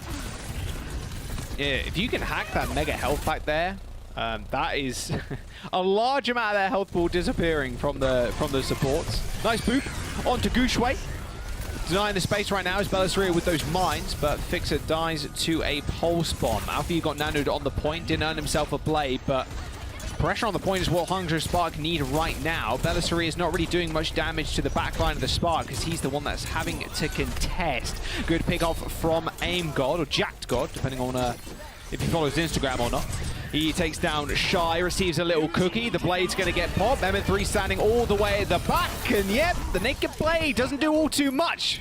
Bellisria cleans him up and pushes Gushue off the map. Yeah, look at that. Fixer coming back in time to be able to use the rally. And now Philadelphia Fusion, they keep control of the point, which is super important. But they also have a finishing move here, Joss, and that's the EMP that MN3 has earned in that last team fight. You could open this up with a pick from Zest's Pulse Bomb, or you could kind of go with the surefire way, which is try to get as many members as possible in this EMP and close out this first round that way. Nice boot. Little bit of revenge from Super Rich, taking care of Bellasaria. Do Philadelphia Fusion want to try for an EMP? Looks quite unlikely as they've lost aim god. Goodbye, MN3. Nice little smart reset there. You don't want to waste too much time, Rose. No, exactly. Especially when you're already in that one fight territory, you may as well just, try with the pulse bomb. It didn't get anything. Zest is already working up towards another one, but you still have that EMP to try to re-engage with this fight. You're also looking at Bellasaria kind of being able to use those mines too, but is there enough damage on the board to be able to deal with these critical ultimates here from the Spark, like that sound barrier? Oh, post bomb for Shine now. Chasing away Bellasaria. Spark at least have this sound barrier, but it's again the dance between MN3 and Super Rich. Perfectly timed. Super Rich leading that dance to perfection. Post bomb from Shy will finish aim god. That should just be it. There you go. Both supports down. Super Rich stayed out of sight that EMP, and it did take a fair while to build up and use it in the end, and it was rather ineffective. Guangzhou still taking a... Yeah, okay, I was going to take a lot of damage from the Primal Rage, but gets away. Yeah, look at that too as well. Like, Spark, they're playing with that Lucio and that Moira, so they get a chance to play really aggressively here. So I kind of like the switch off of the Ana so that Spark can have this Coalescence and this also Dragon Blade to go into this final fight with. But yeah, we're in that last fight territory here. It's do or die for both of these teams. Yes, indeed. Coalescence available. They got it. They use it. Pulse bomb and Transcendence thrown out. Fusion aren't going to go down without a fight. Nice little kill onto Guangzhou is going to be good. Can the Hangzhou Spark hang on to this? They have got that blade, like you were saying, Rose. The Fusion find the flip. Patience now for the Spark as they do hang back. They know they had a few percentage points there to give. And Alfie now putting himself on point to try and contest. Nice little early engagement from Bellasaria, but he is pretty low. Hack onto Alfie doesn't result in all too much as Bellasaria ends up going down. BMP is absolutely massive. The Hangzhou Spark didn't see that one coming. Alfie, you couldn't even pull the blade in time. Shy throws the pulse bomb, goes a little bit wide, and now the Fusion trying to end this fight with a rally. Guangzhou gets back to the point just in time to see himself flop over and face plant the floor as Shy gets cleaned up. An easy kill onto the Moira as the blade comes back in. Super Rich was low before he got any damage off. Same with Alpha Yi. And MN3 might not be on the Ash, but his impact is equal on the Sombra. Yeah, that first EMP, not fantastic, but that second EMP came online at just the right time to be able to close out that first round for the Fusion. I would like to see MN3 play something a little different on Control Center. I think that hit scan damage can go a really long way here, especially when you have so much natural architecture to be able to play around. But let's see what these tanks decide to do to lead the team. That's what I'm really curious about. You're in such tighter quarters on this round. So yeah, Doomfist makes a lot of sense here if Spark decided to come out on that. And then, ooh, we get some Reinhardt. Okay. Okay. I like it. I like it. Rush versus the Doomfist. Doomfist is way more like cooldown reliant, of course, than Ryan is. All right, Shy just trying to get some off angles. It's nice to charge up with the shield rose, but that's really about it. Like, just waiting for the speed boost. Oh yeah, they felt the wall behind them. That's always the worst feeling, I think, at Overwatch, is feeling the Mei wall behind you as you try and hold S. Yes. Trying to back up, but there's no escape. There's no escape from the Mei. Exactly. It's kind of horrible. I think I still have nightmares to this day facing Mei, to be real, even in Overwatch 2. Oh, Bellasaria with a nice kill on the Ana. Nice body shot from MN3. Point is unlocked, and the Fusion get the cap. See what I mean? You just get run over. I don't know if the Spark end up changing here. They invested a fair bit into the Doomfist. They've almost got the ult, but it feels like a change is better than just kind of sticking it out for the meteor strikes. Not crazy effective. Yeah, you don't want to get into this sunk cost fallacy of, I've been on the Doomfist, I almost have the ultimate, so let's just go for it. But maybe it's going to be what Spark needs to kind of open up this door, especially as they're pushing Fusion away from that choke. Yeah, that opening of the door is going to be quite tough. In the neutral, the Fusion is just, you can easily kind of run over the Doomfist as soon as you use that power block, but Yeah. Spark, way more ultimate reliance. Good kill onto MN3. Shy, once again, up on that high ground, controlling that space to perfection. Oh, aim god, okay. Trying to go for a little flank, maybe. The rest of your team are dying, by the way, and they're dead. Nice flank, but unfortunately, wasn't able to help the rest of his squad. Is now aim god versus the World, and the Hangzhou Spark end up capping the point. Well, I think what AimGod wanted to do there was to just control that corridor to make sure that Shy didn't get a flank. You know, if AimGod had been able to find Shy there, then yeah, you just take the Sojourn out and then you might be able to still win the team fight. But didn't work out that way. Philadelphia Fusion, they've got to go again. They got a lot to be able to make this work. How is Zest in the back line? He walked through 5 people. There's the Blizzard, the wall. Luckily, Hangzhou Spark have a Lucio at their back, so they're able to run away and they don't get frozen. Speaking of being frozen, Zest already popped that block. More vulnerable, but runs back to the rest of the team, and he should be good. Guangzhou, unhappy about that engagement from himself. Then MN3 ends up taking the kill. There's the Nano, there's the Blade. Beat to match, 35 HP in a dream. Alpha Yi is going to get healed up, and he's already found 1 kill. A window to sustain aim god through the fight, and a lamp to keep him alive and well. He was anti, but it didn't mean all too much. A re-engagement from the Spark as they use Alpha Yi. Where were you shattering, Bellasria? There was nothing there. What are you doing?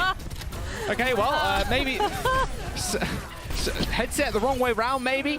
Directional audio messed up. Don't matter. The Spark brains are messed up right now. Zest is still on the scene as Guangzhou comes back from the grave and is met with a frosty death. They eventually find the recap. 70% for the Spark. Yeah. Yeah, I'm still thinking about where Bellasria was aiming that shatter. What's he shattering? I don't know. Hey, just in case. It was it's like, it's a Sombra next to me. It's like, yes. He's not in that game.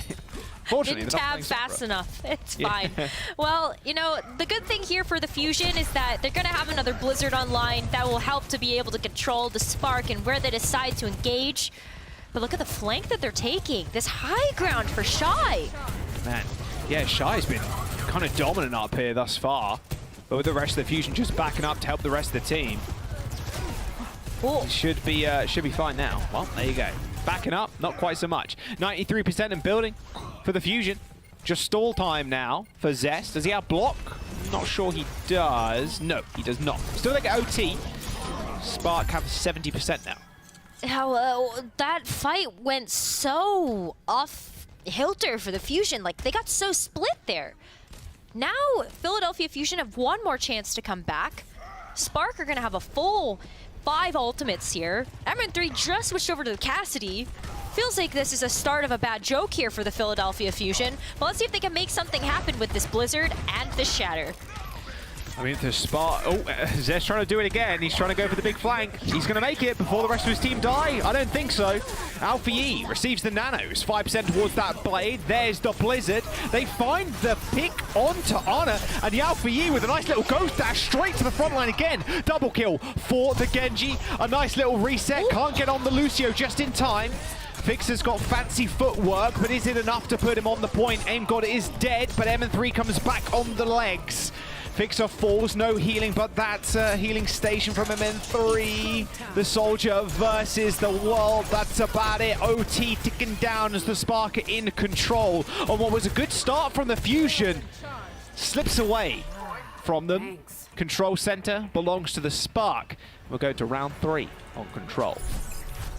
What was really tough about Philadelphia Fusion running that Reinhardt composition is that with that comp, you really just kind of want to pick a target and just go forward and smash into the enemy composition. But what ended up being difficult about the way that Spark played that is that they were so spread out that Fusion didn't have a good target. So if they were going after Guangzhou, for example, then, well, where's Alpha Yi and Shy? They're just kind of in your back. Ooh. Bellasria. Okay. Rough. Had a few rough ones. Yeah, to be fair, Genji and Doomfist pretty mobile, right? They've got Lucio, so it's like, Shatter's kind of hard to land on the outside, I suppose. But yeah, that's, no, you're right. But not the best thing to be caught on home video there. No. We're just gonna go forward. Bellisria's not playing Reinhardt this time around. In fact, we're gonna see the Ashe and the Wrecking Ball from the Fusion. We're also gonna see the Sojourn Winston coming out from the Spark. So very different flavors of these comps. Man, Shy just, it permanently has that 100 charge every single time we look at him. Nice little spawn push from the Spark. Half the Fusion was split there, Rose. Like, they were getting towards the point, and then half of them were just kind of stuck in that choke, and Spark took advantage of that. Even without a Lucio, they were able to capitalize on the space. Yeah. Point was unlocked and captured by the Fusion, but with the DPS doing this much damage, not really much else you could do if you're Philly. Yeah, if you're the Spark, you just wait. Fusion can cap the first couple of %, and then you just go in when the time is right and take back control. I love the way that Spark has all these different angles as well. I mean, you can see that Zest is trying to go on a flank here, but it's not working. Not how Spark are playing so spread out. Oh, I heard a box bomb a million miles away. Yeah, there you go. Not bad start. However, with the Spark's comp still fairly survivable. Alpha Yi doing something sneaky. Oh, whiffs the pulse bomb. Shifted to the right instead of the left. Unfortunate. Philadelphia Fusion find the recap. I thought Spark maybe hold on for that a little bit longer. Apparently not to be. Mines available from Bellisria's. He tries to find some environmentals. Going to have to be careful though, because Briggs Bash can send you over the edge. Bellisria finding the backline, scouting the rest of the team out. That was a nice little like UAV there from Bellisria. Finding the position of the rest of the Hangzhou Spark. Alpha E is pretty low. Same with Shy, is now getting chased down by the Wrecking Ball. There's 45% and building for the Fusion as the mines finally laid onto the point. Shy in a whole heap of hurt. Gets killed off by MN3 and an extremely late double support ultimate use there from Spark. They used the Nano and Alpha E and then they used the Rally? Yeah, that's not it, Chief. I mean, look at this. Bellisria is like in their spawn or something? Does Philadelphia Fusion still have control of the point? This is not looking good for the Spark right now. They're struggling to get these ults online. And they're struggling to keep members up. Oh yes they are, look at that. MN3 doing what he does best. Of course I said that and we switched to him and he gets headshot. Unfortunate, but it's all good. I mean, Fusion what? 80%? Bob? Yeah. Rally? Like, Look, his pulse bomb from Alpha is going to have to be big. I mean, MN3 can just also send the Bob in from afar. So it's okay that he went down. He can still be useful. Bob will do something.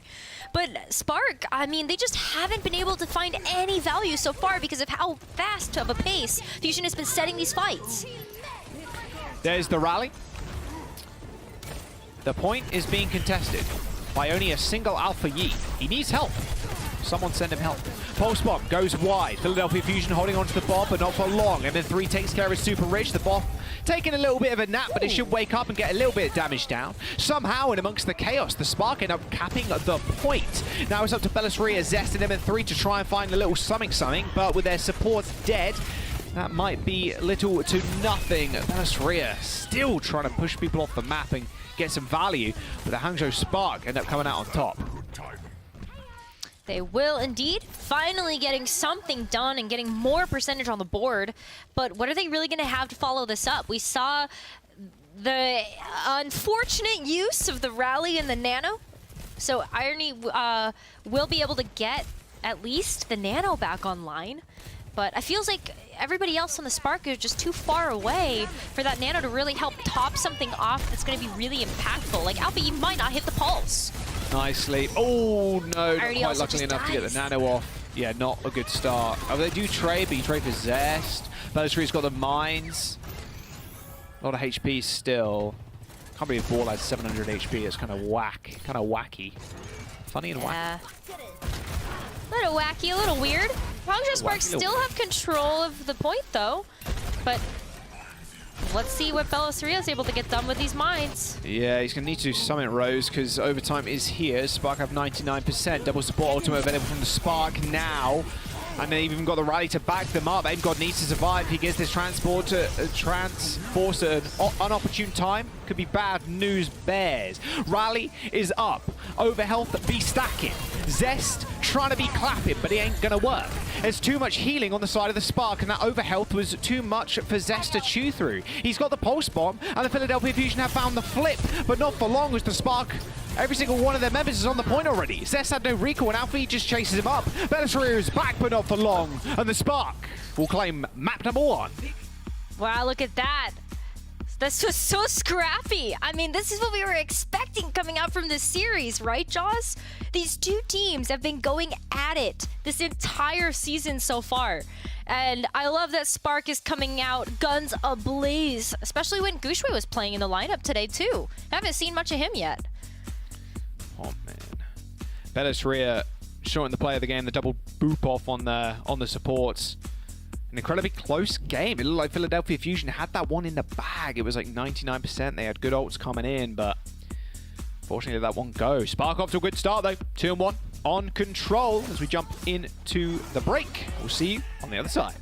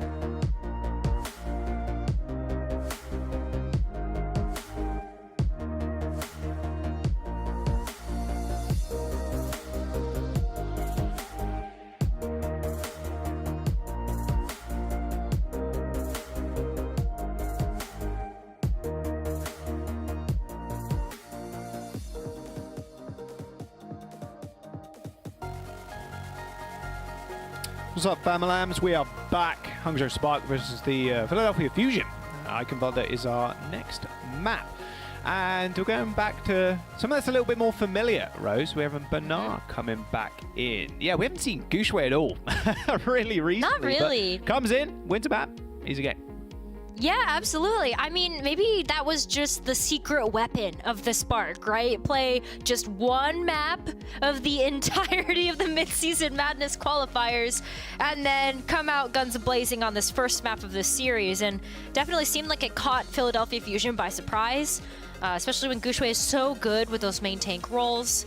Really loved to see it. But we do have Bernard back in the roster, and this has been a look that Hangzhou Spark have heavily relied upon for their Midseason Madness qualifiers, and even just like looking at how the kickoff clash went. So Bernard definitely bringing some spice. Yeah, I mean, what Guangzhou played about it's about like 13 minutes or something. It's been crazy in the qualifiers, which is insane. To then obviously the first game you play in the actual tournament, you're like, wow, we're gonna put Guangzhou in. But like you said, Rose, maybe it was that secret weapon, and that was against the Chengdu Hunters, and he did pretty well when he played the Winston. Yeah. So yeah, you know, carrying on that streak. Why not? Why not? But yeah, Bernard's back in for the Spark. So as we have to Eichenwalder, what do you expect we see? I mean, this is a tough one because I feel like just the diversity of the Philadelphia Fusion makes it really difficult for me to pinpoint what they're going to play. But when you take a look at how Bernard has been playing, I feel like you just end up kind of seeing a lot of synergy around like the Sojourn play, the Ashe play, and then also just the Tracer from Alpha Yi, and Bernard just really helps to support those hero picks. Definitely expect you to see more of that come through as we head over to Eichenwalder, but this is Philly's map pick, so they've got to have something up their sleeve for this. Yeah, they've got to be cooking something, that's for sure. I mean, as well, Eichenwalder is... You can play so many different comps on this map. It's kind of crazy. Like, every single point is so different in the way it's laid out. Like, can be tough to say, but I can imagine Philly just want to play the Ashe. Let's be real. You want to put MN3 on Ashe, and it's a good map for it. You reach second point, you have a dominant Ashe on the high ground. Like, feels pretty good. It does feel good, yeah. But I do like that you point that out because of Philadelphia Fusion's flexibility, I like that they could just change things up if they need to, and I don't feel like they're going to end up being on the back foot. So let's say we get to third point and the Ashe is not working anymore, or whatever else they're playing, they can just kind of say, okay, well, let's switch. Let's see what happens when we switch things up and then go a different route. Okay, so defense for the Spark. Then, yeah, got a little bit shy on the Sojourn, and then Alpha E on that Tracer. Okay. Kind of a semi-aggressive defense, I suppose. I love the core trio of Sigma with the BAP and the Zen. The amount of outward damage is kind of insane. Especially if you have a good Batiste, they are just pumping out damage as well as heals, because it's not like Anna's gun where it both heals and damages with the same bullet. You can right click, but then you can left click to do damage, and you right click to heal. It's kind of ridiculous sometimes, especially when you have a window up. I think that this is a double-edged sword, though, right? Like, Sigma, BAP, and Zen can synergize really well together, but also means that you have to play with a slower tempo overall. And I feel like with the composition that Fusion is playing, look at Bellatrix is already behind the team. Hello. This is going to be a fast one. Oh, nice little double boot tech there by the looks of it. Yeah, he's taking a lot of damage, and that is only a mini pack, mind you. It's not a mega health pack. Bernard is already dead. MN3. With the help of AimGob's Discord, took the tank out, and now Zess is in the backline. Should be a pretty easy cleanup, especially if they can kill this Zen. Bellatrix doesn't have to worry about anything. Zess 1 second away from that recall being available. Gets it online, but gets the heals before he even needs to use it. There you go. There is the dive straight on the supports. Just kicked into the wall. No escape for you. Kicked out of the lamp. Thank you very much. Hangzhou Spark's defense falls. Yeah, that's such a quick take. And look at how much damage Zess did. Already has a pulse bomb? Hello? Whoa! Oh, Spark didn't even get back to touch. Yeah, I thought maybe. I was like, I don't want to call it too early, but it looked like they were gonna get in touch. They were poised too. But absolutely. But yeah, that's super unlucky.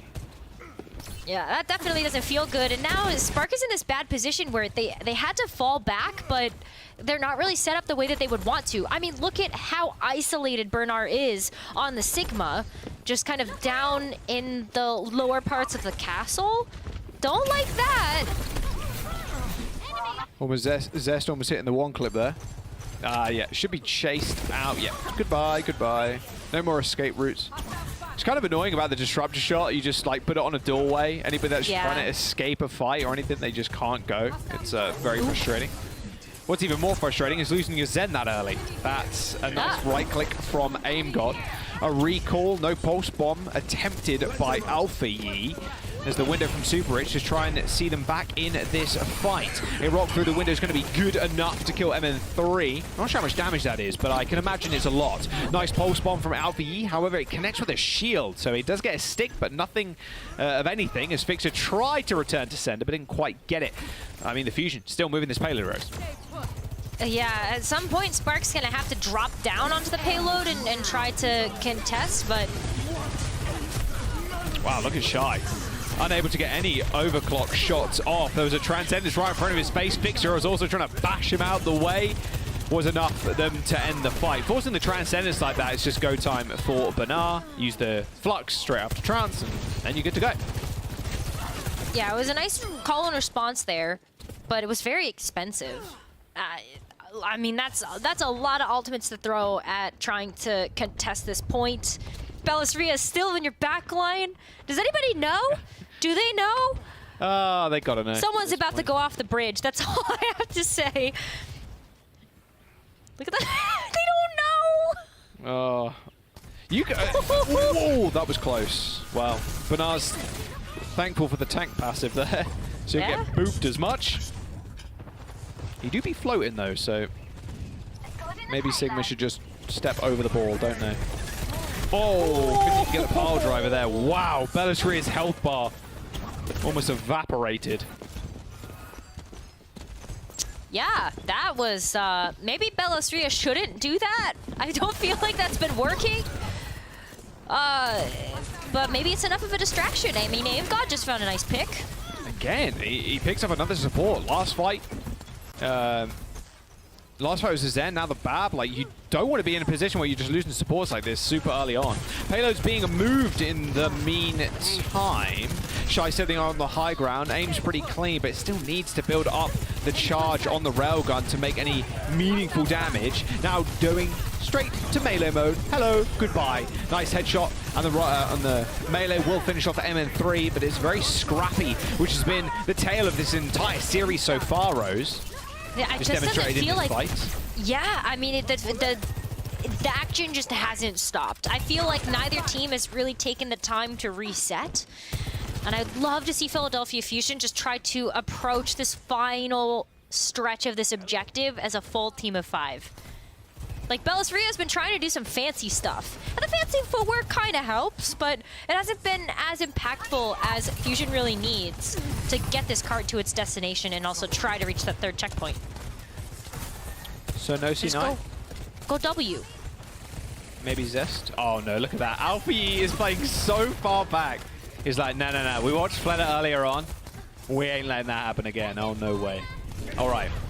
There's Alpha Yi making an impact in the fight. Throws Pulse. Gets Lap forced out, but there's a Transcendence to stop all the damage from the Flux. Through the window. MN3 kills Shy with an overclocked railgun. And that's everything thrown into one small corridor fight. MN3 finds 3, maybe a 4th. Oh, tries to go for the little whip shot there. Misses Super Rich, but Fixer cleans him up. Philadelphia Fusion. That was a more definitive fight. I think that's been the most decisive fight we've had all series so far. It's been very scrappy, but they do unlock the doors. I was just laughing at the fact that Bellisria was like jumping on the payload, like as it inched forward. I don't know. There was something about that was just amusing. I just played it. Oh, look, a big change, though. This is what we were talking about with the flexibility of the Fusion. Not off the Wrecking Ball now, and over to the Zarya. now this is like a really strong forward W composition where Bellisria gets so much charge, and if you can just go in and beam people, you're pretty happy about that. So Fusion just posturing for themselves to get Bellisria up to full charge, or just get a huge pick. Wow, okay. MN3 takes care of Alpha Yi. Overclock pop by Shy. Finishes as like for like, and there you go. That's exactly what you were talking about. Perfectly timed bubble of Bellisria. A triple blink, and a stick, and a kill for Zest. The Philadelphia Fusion, a few meters away from completing the payload with time to spare. There's a minute to go. As the Hangzhou Spark do have the spawns, the Philadelphia Fusion need to end this fight. They need to find pigs. They don't want to be staggered out. And in fact, that's exactly what's going to happen to them. Shy comes back to the fight. Headshots Bellisria and the Philadelphia Fusion. They've lost their foothold. Yeah, and this is dangerous territory as well because you've got 40 seconds left. You're starting to lose cooldowns. You're losing members left and right. Burner came out of spawn with the Wrecking Ball just to be able to stall, and it worked out beautifully. And so now Philadelphia Fusion have one more chance at this. They lost the charge on Bellisria. They're going to have to try to get it back, but it's hopefully going to be off the back of this amplification matrix. Okay, not someone that Alpha really wants to tussle with is Zest. Can get a pulse, of course. Nice scouting by Zest, though, I will say.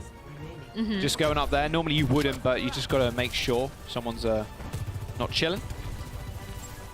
All right, well, there's the window. Bellisria might be able to earn a grab in this fight, but I'll have to wait and find out. Big slam in the back, forces the Transcendence and the Lamp at the same time. Not good for the Fusion. They need to be able to find a fight now. The backline's a little bit more vulnerable than they'd hope. Alfie does throw out the pulse bomb, but can't quite find anything. And in fact, a huge right click from the Zen. Straight through the window. The Hangzhou Spark, just in a blink of an eye, just eradicate the Fusion with a nice little spicy defense just before point 3.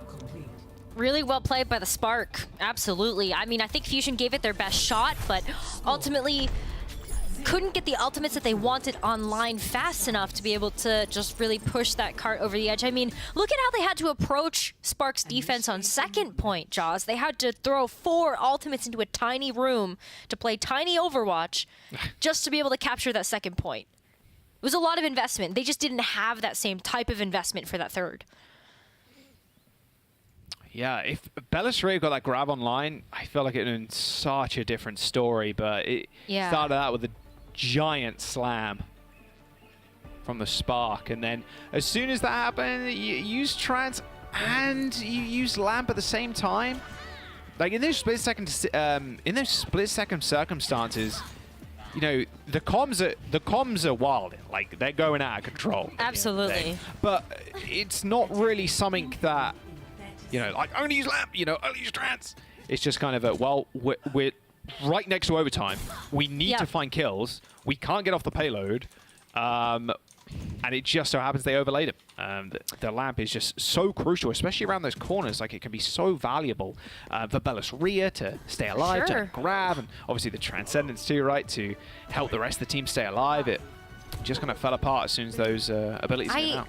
I feel like there was a miscommunication issue, right? I feel like I saw some of the Fusion, especially the backline, try to disengage, but Bellisria was still tanking in the front line. It didn't really get the memo to back up.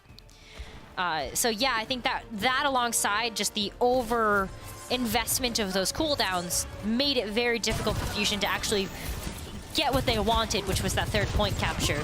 But sides are swapped. Let's see how Spark choose to approach this attack. Oh! Man, That's a good Shy start. versus MN3 is just all MN3 right now, it feels like. Just the aim of this guy is unreal. We've got some ridiculous aimers. And I like the fact that Scott brought up on the desk about, you know, back when he was playing, back in the day, you know, it was like, wow, 15%, you know, 15, 16, 17% crit accuracy, that's kind of cracked. And then a lot of the players these days are picking up 20+%. You're like, Jesus. And we're seeing a lot of like the railgun headshots too. Just those percentages are sky high. And it just shows you how good players get over the course of the game's like lifespan, you know, just every single year. The competition and the level of skill and the level of play just unbelievably shoots upwards. Like, It's Absolutely. kinda nuts. Big stick. Nice. Like, imagine if you transported MN3, Zest, any of the Tracer players, any of the Hits players, back to, like, 2018. Like, how much of a god they'd look, you know? For sure. I mean, I feel like every single year that skill ceiling gets higher and higher. And this is a great example of that. I mean, Spark definitely putting on a show for everybody, too, about how good some of these rookies are. I mean, come on. I know we talk about Shy, but what about Alpha Yi? Gotta talk about Alpha Yi. Alpha Yi's Tracer has been pretty phenomenal, whether it's been getting big stakes or just the duels.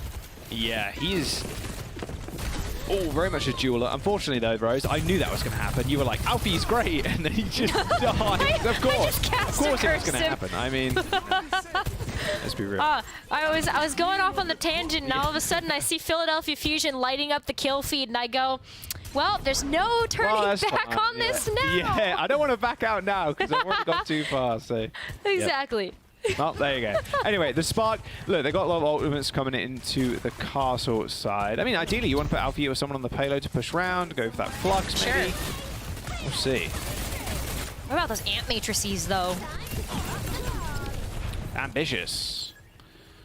Tracer can throw, but she can't throw that far. Not against a Sojourn, anyway. Jeez, that mobility is a little bit ridiculous. Belisari almost half HP already. Still got the mines. Nice boop away. Shy and Banar already just destroying the Fusion. Flux, overclock used. 2 support ultimates in the back pocket. Belisari tried to go for that big slam there, Rose. Slam into the mines. Just got completely denied by Super Rich. Absolutely. I mean, look at the way that Spark are just kind of putting Philadelphia Fusion on notice. I love that Super Rich especially has been just keeping a really good eye on the backline so that nobody is left alone to have to deal with Zest's Tracer. Well, they're going to have to deal with it at some point. He's got Pulse, but Fusion, they got 5 ults. Hangzhou Spark, they got 2 support ults. There's the window, there's the Pulse, there's everything else. Rally for the Hangzhou Spark is now Zest trying to just contest payload, so Hangzhou Spark can't put it in. The Fusion have to just fall out of these tight corridors, and MN3's done just that. Now sending himself to the sky, straight into the mines for a little bit of protection. But unfortunately, the rally was just too good from the Spark. It's still an unbelievable ultimate. Luckily, Aim God is still doing the damage necessary to keep them in the fight. They just have to now deal with Fixer in the sky. A slam straight on top of Alfie's head, and actually Banar falling over. The rally was good, but the Philadelphia Fusion outlasting the Spark at the very end. Wow, Fix's moon boots. My God. Stay alive for so long. Even Bernard was able to hit him with an accretion. And he still, like, didn't get stunned. He was already, like, super jumping. But when the rock hit, I mean, look, Bernard looks a little frustrated. Actually going over to the Wrecking Ball now just to try to up the pace a little bit because Hangzhou Spark are running out of time. He's got a bit of wall ride tech there. Oh, wow. Oh. Fixer. The cojones on that guy not to use Lamp there. He was 1 HP and was like, oh, I'm good. I mean, to be fair, the BAP shift right now is a little bit insane with the instant HP, but still. Yeah, I mean, yeah, you get it back really quickly, but... They lose Aim God again. 1 minute and 18 seconds to go for the Hangzhou Spark. The Fusion, they lose 1 support, Rose. The Sparks still need to gain a lot of ground here. They're not going to be able to gain too much as that window gets used, and with Banar gone, they can't really create that space like they could before. Look, Shy trying to peek his head around the corridor to get a kill onto Aim God or Fixer, but it's impossible right now. Belisari with a nice slam, saved by the lamp. And now Shy trying to take matters into his own hands with the overclock. He does find 1 kill, but that might just be about it. He hasn't got much support left and has to back off. He only got 1 shot off, and actually Zest comes back with a pulse onto Super Rich. The Hangzhou Spark unable to win a fight on this final little point here before the checkpoint unlocks. Wow, even after LOSing the supports out of the way, it was just Belisari to try to contest the payload. There's a big stick, though. Right. I think Hangzhou Spark got this now. Yeah, okay. There we go. Felt like it. Man, Shy just got completely denied in that last fight. Hangzhou Spark with 14 seconds to go. They do manage to cap, and they get the doors open. Map will end here regardless. of who wins, as the Fusion didn't end up capping, only got 62 and a bit meters. Ooh, okay. Well, Alrighty. that's big. That's big. That's bad. It's not quite the werewolf, but it is the Hangzhou Spark. Shy does end up going down fairly early, however. The Fusion, I think they're definitely happy with that. The spawns are at their backs. And especially happy as Super Rich used that rally. However, once again, these traces just getting dealt with. MN3 in a little bit of trouble. Wow. Those mines can't survive those, unfortunately. The pile driver into the mine combo is perfect. And Belisari can go straight back to spawn to get all his health back, but someone's going to touch. Please touch. Okay. Okay, we're not on the west. Not anymore. Two Eastern teams playing, let's be real. Zest manages to touch the point just in time, but with the Transcendence, the Spark might be able to survive the oncoming onslaught of damage from MN3. But Super Rich and Bernard jump straight towards the spawn to give him no space and time to act. And the Spark will take map number 2 and find themselves in match point. This match still looks close. Still gonna call this close. True. But Hangzhou Spark just seem like they're starting to pick up the pace a little bit. Maybe this is gonna even out the scoreline between these two teams. Philadelphia Fusion has the edge so far in their matchup history this season with a 2-1, but looks like Hangzhou Spark are making the comeback. Yeah, I mean, the story has been MN3 versus Shy. It feels like Shy's getting the better of him right now. Yeah. And like you mentioned, Rose, Fusion, 2-1 versus the Spark this season. Will it be 2-2? Will Spark take it home? Just one map number 2. Fusion's time to choose. Where are they going to go? We'll have to wait and find out.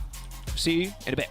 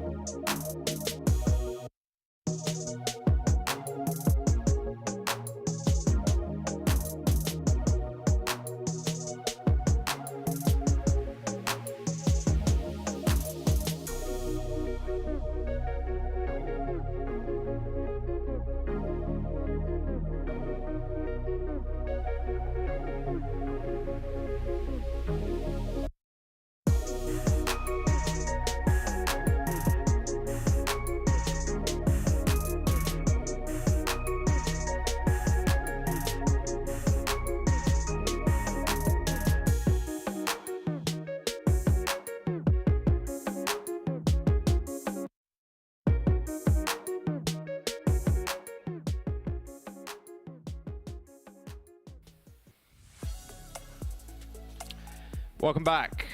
Fusion and the Spark, head-to-head currently. Shy do be gigalifting right now. Thank you for the stat, Avril, by the way.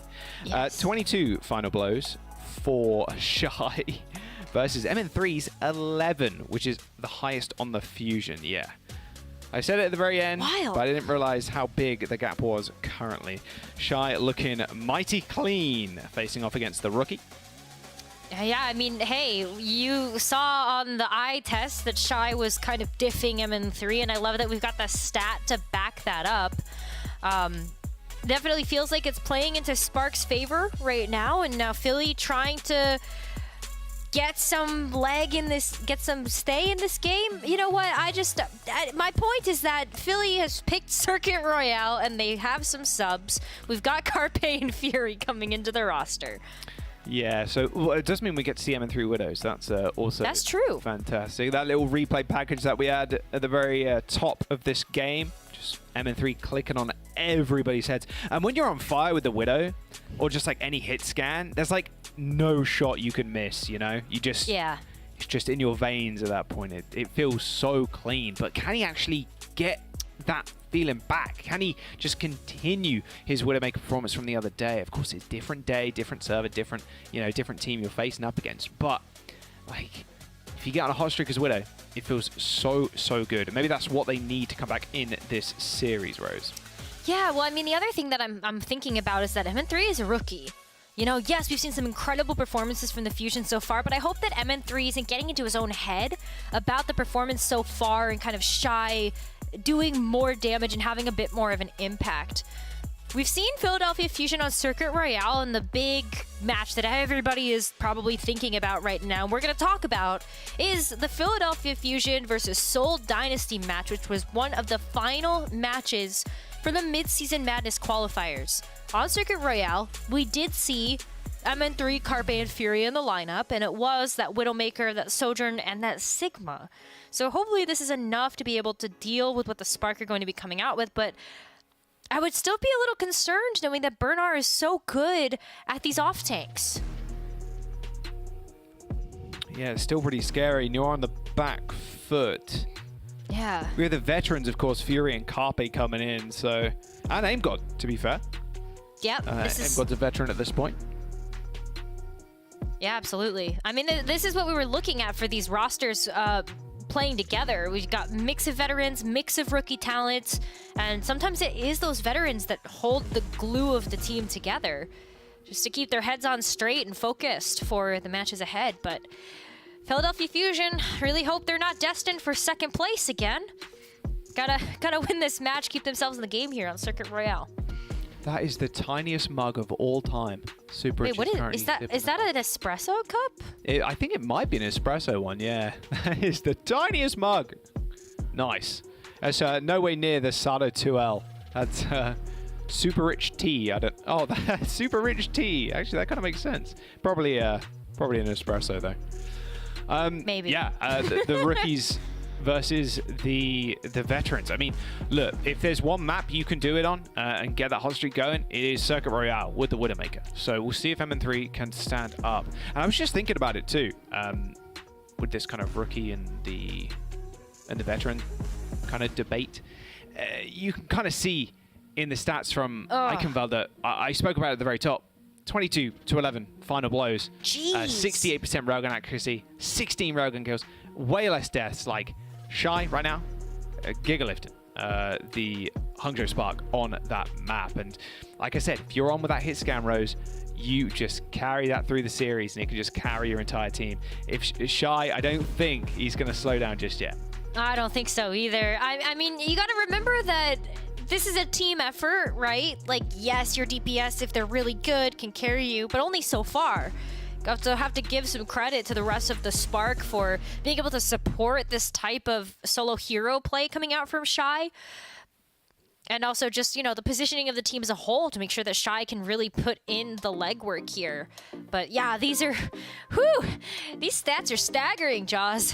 Yeah, like oh my goodness. 13 bit K damage done. Not bad whatsoever. We should just be heading into game in just a moment.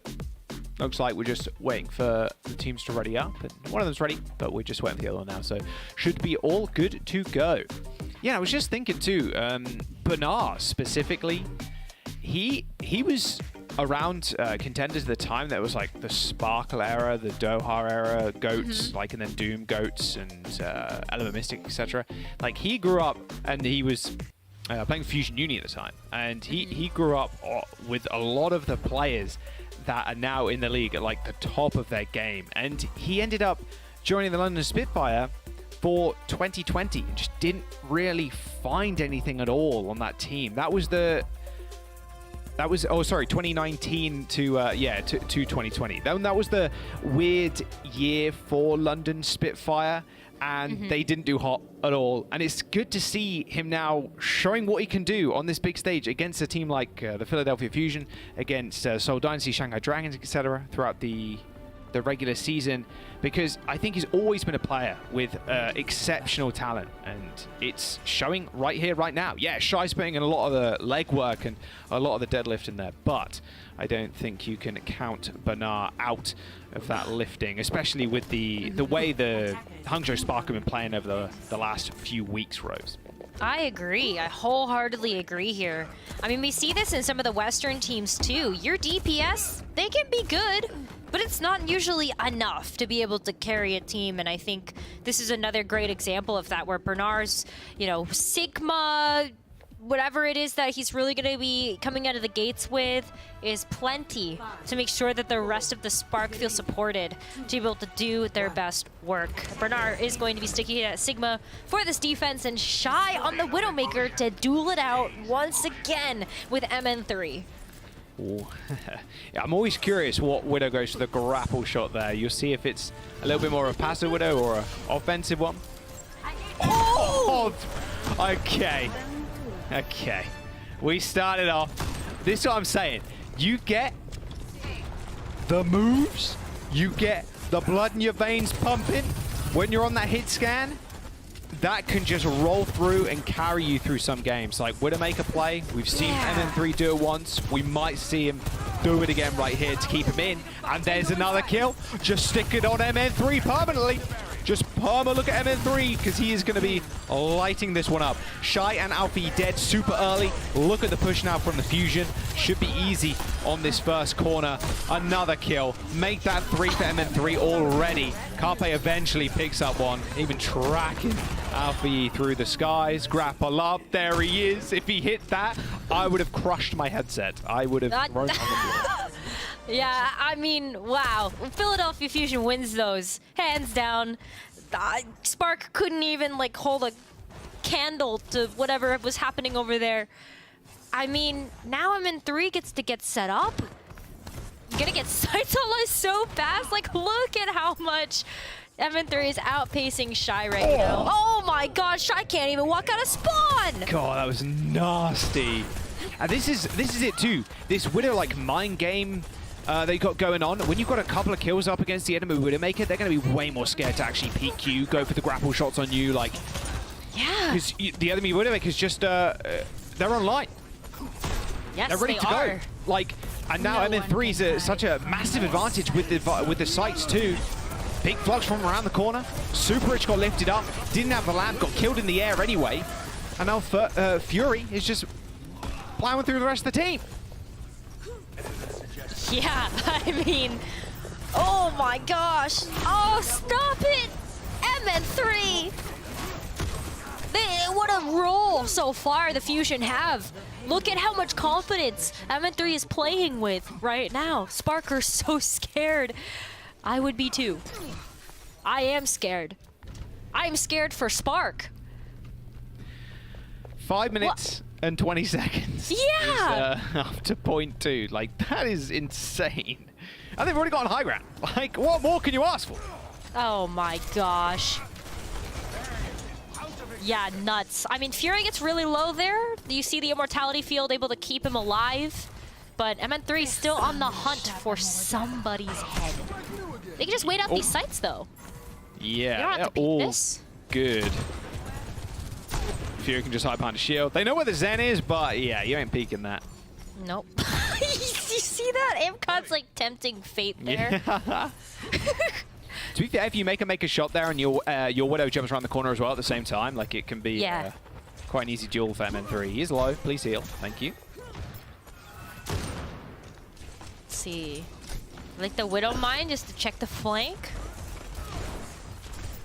But oh my gosh, MN3 is just looking Bit of an for easier someone. point now for MN3 just to kind of set up shop. Big corridor to look down. Banana needs to be able to touch the point, but right now it's actually all on Alfie, just kind of juggling away. He spots the enemy Widowmaker as MN3 and has to back off. A nice flux kills Fury. Amp was nowhere to be seen, unfortunately. Nice reflect. Alfie doesn't get his head taken off. Fusion still though. Look how far the payload's gone already, Rose. They're so close to that final point. I mean, this is ridiculous as well, because on Circuit Royale, we don't very often see completions of this map. It looks like they're going to be stopped for a little bit longer as Fusion have to, you know, they got to reset here. But not without MN3 taking a few names first. Yeah, it's just about the Widowmakers right now. Oh, what is this? I've never seen a fight directly on this corner. There's two windows looking straight at it. Nice reflect kills from Alpha Yi there. Yeah, Fury has to back all the way up. They were touching point, as you can hear the music.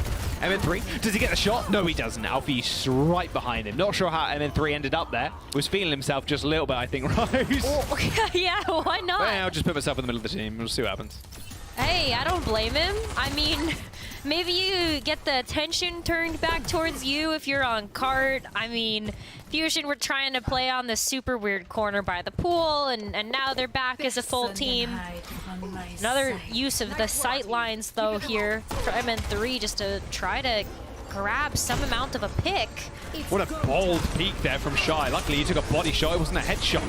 Flux coming out from the Fusion. They got a whole lot of ults going on at once. Overclock has also been used. There's the play from Alpha Yi on the corner of the payload, but it's going to get negated by that Transcendence. MN3 finds Shy. Not a body shot, but not a headshot, but a body shot this time around. Oh no, he just killed Carpe, I think, with a reflect kill. He's even claiming his own team as kills. Alpha Yi is now in his face, gets rocked by Fury, but the spawns are still good for the Spark. They are going to force Philadelphia Fusion all the way back. 3 minutes have been done off the time bank. It was this. It's got to be a reflect kill, surely. Surely. Yep. Yoink. We take those. Oh no. I mean, okay, I've fallen victim to that so many times. You try and predict the end of the reflect timing. Yeah. And you end up either killing yourself or killing the teammate. Like, it feels pretty bad. Shy now, grappling to the sky, kills Fixer. He's put his name on the board, but someone's on the flank. He has to be careful. Who is it? Of course, it's MN3. He's not satisfied with the Widow duel anymore. He's going to go onto the Genji instead. Shy's pretty low. In fact, 70 HP, but he's still peeking. Arnie does find the kill onto MN3 eventually. And now Super Rich on the height has got a nice little perch to sit on as he heals up Bernard. The Philadelphia Fusion unable to make good use of their time bank and now only down to 1 minute and 15 seconds. But this is good for the Fusion if you want to see them get a full map completion here. They got the window out of Super Rich, would be a great zoning tool for the Spark to have. And realistically, the only thing that's going to be a major impact that's going to take some time off the clock is going to be Shy's sights. But that's going to expire with plenty of time for the Fusion to build up to some of these more critical ultimates. I mean, this window also another zoning tool, but in the favor of the Fusion this time. Yeah, but it feels pretty bad using it there. I mean, I guess you get high ground, but the Spark are fine with that because they just back up to the last point. They know they don't have window to deal with anymore. Flux for Fury, and Carpe may be nearing an overclock of his own. Alfie finding the people in the skies, and I mean, Bernard just got his off a little bit better than Fury did. And a few resets for the Genji. 20 seconds to go. The Hangzhou Spark have burnt down a gargantuan time bank that the Fusion built up, capping point B. I don't think they're going to be able to get back in time. Maybe Fixer on the Lucio, but that's about it. Oh, Fury on the Doomfist. But this fight is not looking great. Transcendence and Blade available for the Spark. Ooh, okay. Doomfist rollout gonna get Fury there, though. Goodbye. and you're done, son. Oh, yeah. Oh, no. Alpha use space. I'm glad we got caught that one on camera. Does end up going down, and a Transcendence. MN3 actually kills Bernard through it. A slash and a dash will end his life before the Trans can heal him up in time. Overtime is still ticking down as Carpe unleashes the overclock. Everybody's in the corner, protected by the immortality field, but it's long gone. A nice anti, actually, from Fixer. He comes back on the Ana. It's going to save this fight. Somehow, the Fusion in OT get back to the point in time, and Fixer comes up absolutely massive. Aim God clears the mech of Bernard, and that'll be it. The Hangzhou Spark are eradicated, and the Fusion, by the skin of their teeth, cap point C. Oh, wow. We were in panic mode there for a little while, too, Jaws. It didn't look like Philadelphia Fusion with 15 seconds left were gonna be able to touch. And then Doomfist rolled out, barely bought some time. Boy, Fix on Aim God sure did carry that last fight. That was a massive, massive anti. Like, everybody was cowering in that corner with the lamp. Nice place lamp, though. Behind the pillar, so they can't kill it easily, but Fixer comes up huge. Well, there you go. They managed to get the completion rows. I still can't believe there was 5 minutes and 30 seconds in the time bank. A Circuit Royale, it is hard to complete at the end of the day. It is. You've got the respawn advantage for the defending team, and unfortunately, if you're going to continue to stick to the Widowmaker, I think we saw a really nice example of how sometimes the Widowmaker on those third and final points can be a little tough. If you're not getting the picks as the attacking team Widowmaker, you're not really providing a whole lot of value because you don't have point presence either. But look at that anti. My God. And then, yeah, Aim God just... Yeah, Aim God and Fixa. They just carried that entire last fight. The supports do be carried. That's gotta feel so good, though. Like, I love that we get to see that highlighted in Overwatch 2. Yeah, definitely feels good. Stop stealing our limelight. Nano the Zenmore. And luckily, a lot of teams are doing that right now, so I'm not complaining. Jump peek from MN3. Sees nobody. All right, double Widowmaker again. You'll love to see it. But will it work out better for Shy this time around, playing the attacking Widowmaker? Not getting anything with a grapple, unlike MN3 on that first grapple shot. Yeah, but I mean, I feel like that point, this point of the map is MN3's domain. Like, the amount of clips he's gotten. That's true. Ridiculous, Rose. Oh, he's practiced. He's practiced this map and the angles. Absolutely. He's just like, the only thing he's been doing is just spawn capping people in the Overwatch 2, the beta. Oh, well, whoops. Oh. Carpe not really having much of an impact this game, and even less so now as he gets rocked. Yep, MN3's really trying. I mean, at this point, you do have to wait for the rest of the Fusion to get back here, namely Carpe. So, gotta give up a lot of space here to the Spark as they start to round this corner. MN3 still trying to scope out where Shy is. You can see through these little railings as well, like all these little like arrow signs, I guess. There's like small little gaps you can shoot through, but very limited angle. It's gonna be a little bit easier for Shy to find an angle here. But MN3 is still staying relatively safe. Ooh, see ya. All right, nice headshot by Carpe. Going to start off the fight. They don't really need to worry about the Widow anymore, so they can attempt to dislodge Bernard. Murray's rooted in place at this point. Look at this. Even Alpha E has been kind of sussed out of the hiding spot. But I love that Fusion's still playing this very patiently. Like, a lot of teams might make the mistake of, well, you got to pick, so move in, right? But that's definitely not how you want to be playing this corner. You could overextend. Oh, that was nice. That was a really nice by MN3. A big headshot, then a quick headshot to finish him off, and then Carpe just through the window cleans up the rest of the Hangzhou Spark. But Rose, they're taking so long to really find or do anything. They got 1 minute and 20 seconds to go. Yeah, that's not a whole lot left for the Spark.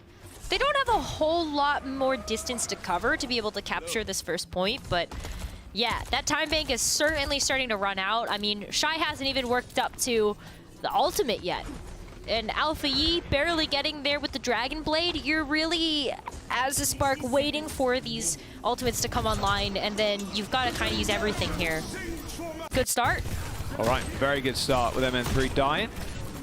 Shy now takes a nice little position. Oh, Lamp's gone too. Not good for Fusion. Might have to burn the trance. Carpe, can he come alive again? Nice body shot onto Shy, finishes him off. Bernard's next in his sights.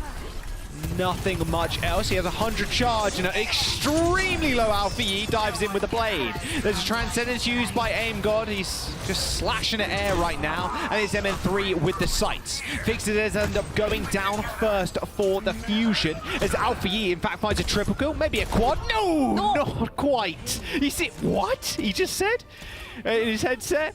Yeah, MN3 with a quick 180. Clears up Alpha Yi, but not before the Spark can win that one. Yeah, dang. We get to see Replay? Replay? Okay, look. Well, you at least get to see Alpha Yi try to go after the rest of the Fusion, right? And so after Alpha Yi does get these picks on the Aim God, and Carpe tries to go up after MN3 as well. But we didn't do him too dirty, right? We didn't show MN3 taking him out after that point. That's true. But it did win them the point. Oh. Yeah, don't want to shoot that one. Not again. Not again. I wish there was a stat for like team kills, like the reflect kills onto your teammates. I think it'd be really fun. Oh, This is who ends up friendly with the most- fire? Yeah, friendly fire. Yeah, exactly. See who ends up with the most friendly fire damage at the end of the year. I think it'd be Oh, no. very silly. A very silly stat. All right. I would like to see that. Last corner now before this point. Shy almost hitting the head there of MN3, but the shield was in the way. Both fluxes are available. Transcendence is not quite there, so a lamp to counter is going to be the plan. First flux used by Bernard, and Carpe already dies. The lamp has been used already as Fury ascends to the skies using a flux of his own. Gets a little bit of damage, but that's just about it. MN3 is completely out of the sight line. Luckily, Fury with a couple of extra spheres finishes off one, but now a late window from the Spark is going to push them around the corner. Alpha is already into the mix, but Fury takes care of him. Lamp will be coming up soon for the Fusion, so they're good to go on the aggression. MN3 kills Super Rich, and that'll be the Spark now with a minute to go on the time bank. A very different story. What we found earlier on with Fusion, they steamrolled point A and B. They did, and I mean, when you look at what the Spark even have to be able to complete this second point, you're starting to scratch your head a little bit. Are they going to be able to actually do this with the Blade? There's a great answer on the Fusion, and Aim God is surely going to get that Transcendence online before Alpha Yi is able to pop that Blade. This is it, though. I mean, yeah, I mean, Spark he's have to win 5% this. away, so he should be good. It's up to Shy to really open this one up. Sights available for MN3. Ideally, you counter sights in the last few moments. You don't want to give the Ember Widowmaker an opening. So I can imagine that's why MN3 is currently counter sights. There they are. Okay, only about a second or so. Nice rock onto Fury. Stops him using that, the suck. And now it's up to the Spark to really touch. After he gets rocked again, still has the blade in his back pocket. And Aim God, like you mentioned, Rose, built up towards that Transcendence a long time ago. It might as well be in a different era. Flux available for Fury in 10%. Alpha Yi trying to find something. Another nice rocks again. Stops Fury from doing all too much, but he's still building up for a long time on that ultimate. The window is a little bit ill-placed. The Aim God, Transcendence, not even needed. Okay, now he's going to use it to stop that flux going off. They weren't worried about the blade whatsoever. Bernard going super low. Arnie's going to keep him alive, but not quite alive enough to touch the Fusion. They have their way with the Spark on Circuit Royale on the back of MN3. 13 final blows at the end of it all. 21 limbs with a disgusting amount of crits. The Philadelphia Fusion not out of this series just yet, Rose. Maybe we're gonna, it's comebackable, as Avali would true. say. Comebackable. True that, a comebackable. All right, the Hangzhou Spark, still match point. The Philadelphia Fusion claiming that map. We're going to be seeing Spark's map choice after this break. Don't go anywhere. We'll see you in a sec.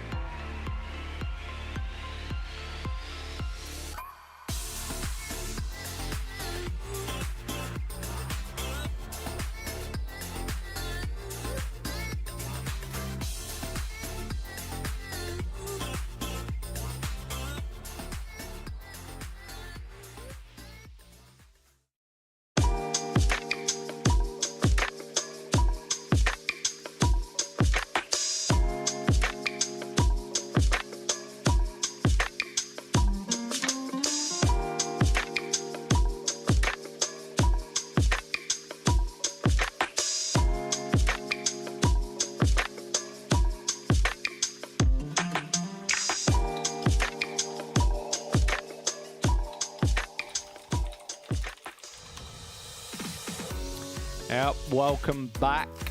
Fusion and the Spark head to head. Currently, Spark are up 2 maps. Fusion looking for the reverse sweep. It's possible. It's very possible.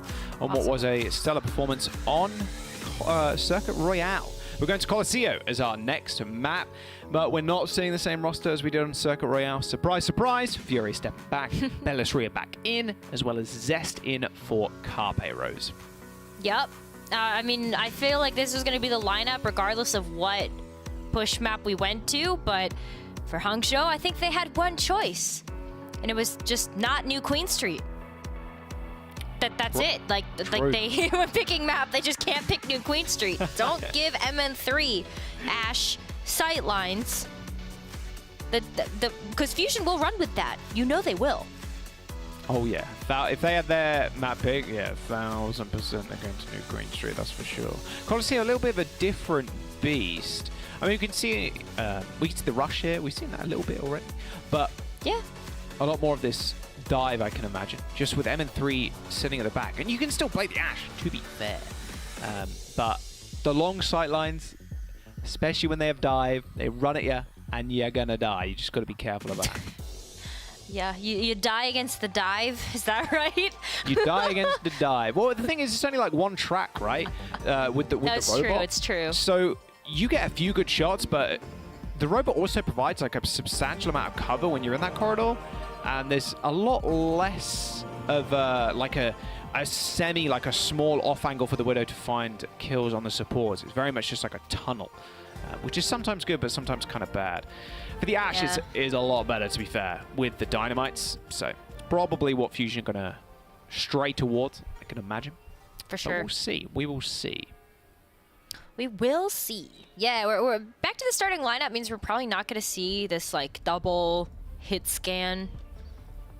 I mean, more Zest Tracer. We love Zest Tracer. Yeah? Sojourn Tracer? That's kind of what I'm expecting here. We've seen some teams just really utilize these flanks with the Tracer just so beautifully. And especially when you have a Tracer like Zest that is going to be landing so many pulse bombs. Boy, we get treated on this map now, don't we? With the Tracer pulses. Like, how did Bernard get up there as Rhine? But then I was like, oh yeah, stone spawn, you can switch. But damn, that is some unnormal tech. Unnormal. Abnormal is the correct word for that one. It's getting a little... It's 11 p.m. It is late. It's 2. It's 2 a.m. We're entering gremlin hours here on the East Coast. That was 2021 for me, the whole year. So, yeah. Welcome. All right. The Hangzhou Spark running out. Well, what they've done in the past, I mean, they just have to shut down MN3, right? Easy. Oh, said than yeah. done. Yeah. Playing the No Ash. hard. Yeah, easy. Easy clap. Oh. Yeah. Well, that's how you do it. He was looking one way. Shy was looking straight at his back there. Nice engagement from Bernard. They burnt the lamp super early. Thing is, with the Philadelphia Fusion Conros, with MN3, like I said, the flank routes for the Ash, not great. For the Wrecking Ball and something like that, they are pretty good because you are so quick. Yeah, I do like that we are seeing these Wrecking Balls and Tracers on both teams playing together, but with the differences in the Sojourn for the Spark and the Ash for the Fusion, I think Fusion's going to take a bit longer to set up here. Shy just has way more mobility, so it's easier to be able to try to take better angles against the other team. Look at this, even Bellisria just kind of getting bullied away. Fusion doesn't really have a choice except to try to play the bridge, but what happened there? I don't know. I don't know. Whoa. I think people died. I will almost guarantee you that people died. I mean, wow, the Fusion just kind of flop, unfortunately. Like, that's why I'm confused. Like, what was that? That wasn't the defense? That wasn't a defense. That is my favorite line from you ever. That wasn't a defense. What was that? Well, it wasn't, was It's true. It's very true. Well, we'll see if they can make more of a defense on this point. Oh, Super Rich just planks. Unfortunate for Shy. On locking his hidden beast. Oh, he's got the mines for cover. No one can approach him. He just has to land the headshots. There's one. Can he get another? They're all in the tight corridor. Oh, gets kicked away. Doorman Zenyatta. And once again, Bernard setting himself up with a DPS. Oh, someone wasn't moving the bot. Oh no, someone stole the bot. Sorry, I think it was Zest who ended up stealing it. Okay, I was going to say. Don't worry. All right, Hangzhou Spark on an absolute tear. Plus, they got 2 support onwards coming up. They do. I mean, this is just a roll right now. Spark gonna capture this first objective. We enter into the butt scratch mode just briefly, but not before I feel like Spark get a chance to gather their breath here if Veloceria is getting bullied. All right, the mines come out, and Bernard's asleep, but at least Shy ends up going down. Nice Discord. Nice kill from Zest. They do end up getting the forward spawn, which is nice. There's the supports holding each other's hands, just walking away. Should be good to join the rest of their team.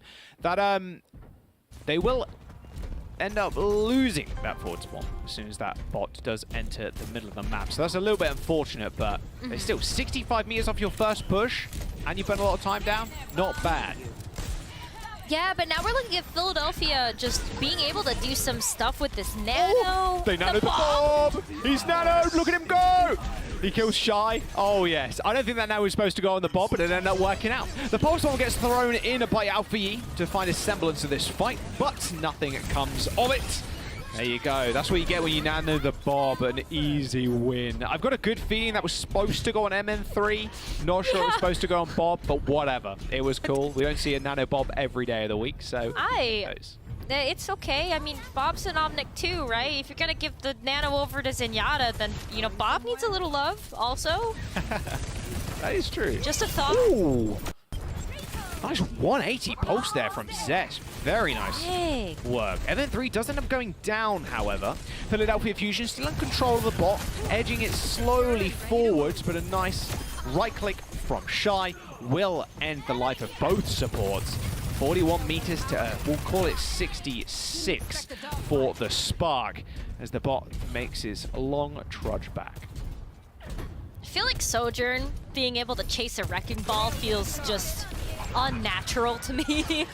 But, I mean, look at these shots. Holy moly. Okay, you know, we got the chance to highlight like MN3's Ashe, but I feel like this match has been all about Shy. The Sojourn specifically, just so good. Rather clean so far. I mean, final blows, he's on 11. The closest one to him right now is Alpha Yi on 2. Hell of a deadlift by Shy right now. Make that 12. It's all Shy. It's a Shy world, and we're just living in it. The Spark have control of the bot. He's on the high ground. The 1v1 versus MN3. An easy cleanup. Make that 13.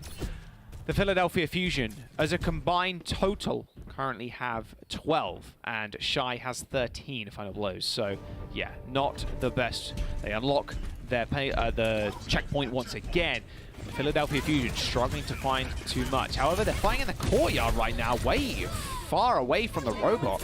Alpha E cleans up Zest, who I can only imagine was trying to find a pulse bomb kill on the back line. Yeah. Spark setting up for success on this final approach. No, you're absolutely right there. I mean, Zest didn't even get the pulse bomb online though. But whoa, Veloceria the back line once again with the mines.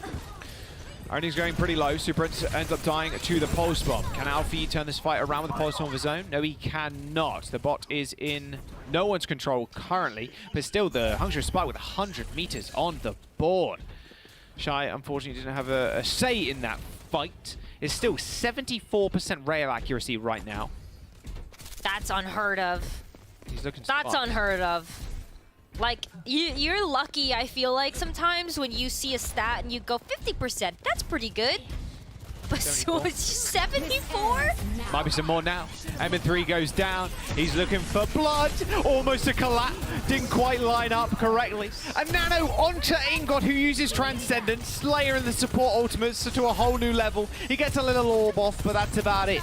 Shy trying to find yet another kill, but it is Bernard who steals it away from him. He's eventually shut down by Veloceria, but not before the back line of the Philadelphia Fusion just get owned. The Spark are cleaning up. 2 minutes and 50 seconds to go, Rose. Double support ultimate. The mines, the pulse bomb. The Spark almost have everything online for this next fight. Yeah, they do. I mean, look at this. Even Fix is going to go over to the Batiste here just to try to have something, some amount of utility. The immortality field, just anything. This is going to be rough for the Fusion. Pulse. Zessy's opportunity straight in the small room. Nice transcendence from Irony. However, he does double layer the support ultimates, which is rather unfortunate. Now Fixer is gonna die pretty quick. He's got to get out alive to keep the rest of his team in the game. Not quite so lucky though, as Alpha E deals with the lamp and then Fixer's life. The bot's not moving, but it doesn't need to, as the Spark gain control once again. Zest chased it down. Alfie still got the recall if he really needs it. Looked like Ernie there was trying to touch the spawn. Aim God does end up killing him, but the Spark are now pushing on forward yet again. A couple of extra meters will do. With 2 minutes left in the bank, the Fusion need to find a way back into this game and into the series. Look at the lead that Spark have, though. You're definitely looking at this and saying Fusion might not be able to overcome this obstacle. What just but happened? why are these wrecking balls behind the team? Okay. There's Oh, the he's ball. with Alpha Yi. Alpha Yi. Oh, he's got the pulse. The lamp's already dead, and so's Aim God before he hit the ground. Alpha Yi just going crazy. Wants to at least match the kills on Shy, and he's found 11 final blows. The bot is getting stolen by Zest this entire time, but that means it was just a 4v5 in the front line. Alpha Yi determined to not get deadlifted by Shy. He wants some of the glory too. Yeah, he does, but wow, I mean, Philadelphia Fusion still have their work cut out for them. We've got a minute left. And Spark at this point are looking to just complete Coliseo outright. Alpha Yi could get a big pick, opening things up with this Pulse Bomb. And then you also have Shy that's been doing absolutely nuts on this Sojourn. That overclock is going to be coming up post-haste. Nice slam on Aim God. Another lamp to try and save him. MN3's now on the board with 3 kills. Okay, that's what you want to see if you're Fusion. Make that 4, in fact, a 5th. Yes, there it is. A 5K for MN3. The team killer's there. But is the game? 20 seconds to go for the Fusion. They need to make at least 3 perfect fights to take this map. Oh yeah, this is going to be a hero run here for the Fusion. I think they can do it. They've got the Transcendence up. As long as nobody gets picked by Alpha Yi's Pulse Bomb, they might be able to make it to this checkpoint, but they cannot give up control of this bot. Nice control of the battlefield now from Zest. Aim God waiting around the corner to clean up the kill. A pulse bomb almost killed Zest. That would have been embarrassing, not a way to end the game. Irony is still alive, and the Spark have a good spawn position. Both support ultimates are coming up rather soon. And in fact, Fusion used both of theirs to keep them in. A slider drive-by onto Fixer.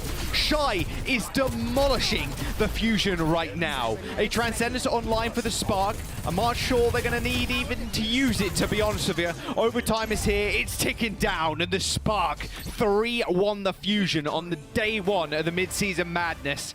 Almost a deadlift by Shy. An unbelievable performance from the veteran. Yeah, wow. I mean, we were looking at this matchup at the beginning of the match and just saying, hey, it's gonna be the MN3 versus Shy show. That's what we're looking at to make the biggest difference here. Is there's not many other differences we can look at for this team. But yeah, Shy just completely DPS diffed. That was absolutely bonkers. That was like, he was like giga lifting the team up until the point that Alfie said hello. Like, he almost managed to tie the final blows of Shy at the very end. But wow, what a performance from the Spark to start off today. I mean, wow, honestly, like, you go to a map like Circuit Royale, you expect MN3 to do extraordinarily well, and he does on Widowmaker. But it felt like Spark had every single answer to MN3 and just the Fusion as a whole. Well, the desk pointed that out, that's what Spark we're going to need. is if they wanted to win this matchup, they needed to be able to keep MN3 in check, and they had so many ways to do that. I mean, you even just look at the way that we saw Bernard play the Sigma in order to keep that shield to be able to block a lot of that damage. And sure, yeah, while we did end up seeing Philadelphia Fusion take Circuit Royale, it wasn't easy, especially when you look at that final point. It took them so long. It took them 5.5 minutes. I know. What? It was close. It was very close. They did manage to get one map in Circuit Royale, but we got to do the honors. The player of the match. Who's it going to be? No of surprise. Course, yeah, it's Shy. His Sojourn performance this series was immaculate. Just overall, to be fair, he had some cracked shots on the Widowmaker too. Can't count those out.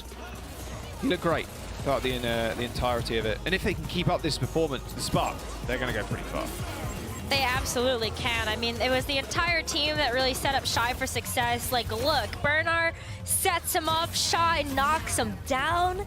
And the way that Super Rich and Irony really helped to keep Shy alive, I mean, that's just ridiculous. Like, Shy was able to do some really, really crazy things. Yeah, that's super, super nasty. I mean, they came into this series 2-1. This is the Fusion. They came in 2-1 overall versus the Spark this season. It's now tied up in the head-to-head. But that was also the first time that Spark had managed to take a push map off of the Fusion in what a dominating fashion too. Look at that railgun accuracy at the end of that game. Gross. Oh, this match, sorry. Not even that map. Yeah, well, that map was, it was at 74% like most of the Coliseo. Yeah. Like, oh yeah. Almost 10 railgun kills per 10.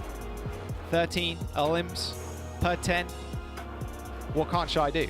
Not much. Like, it's almost like, you know how you get some players, they just gravitate towards a certain hero, and it feels like the hero is built for that player, like Jonak and Zen, for example.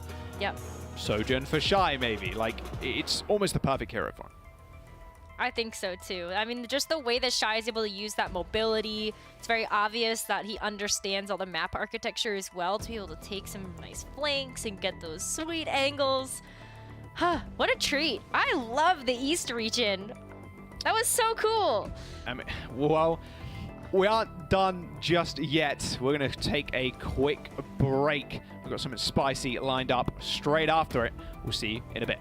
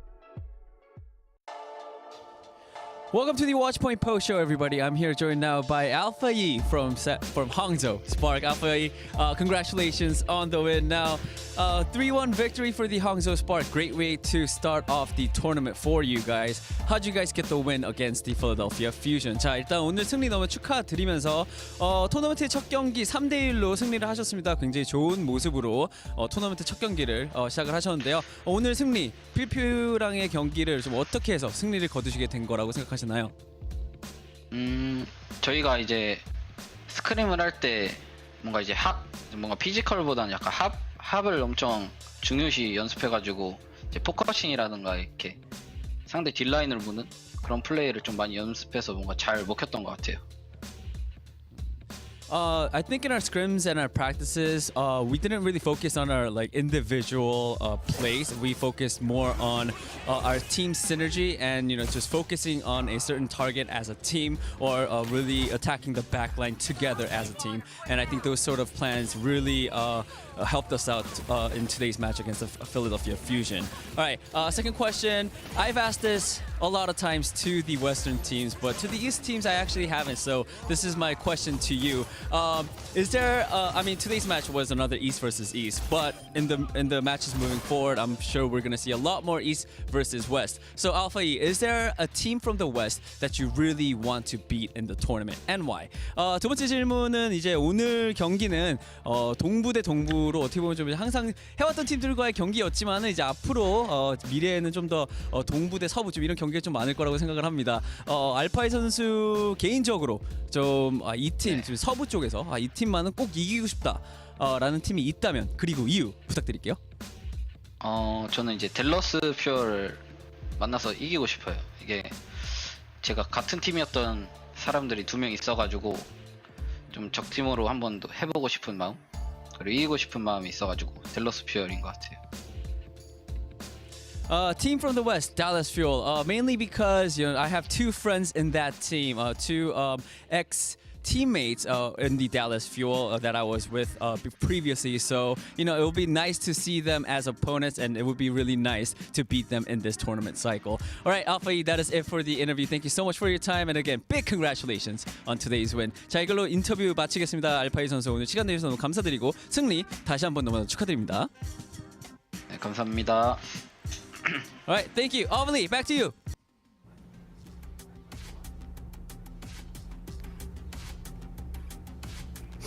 Thanks, Danny. First time.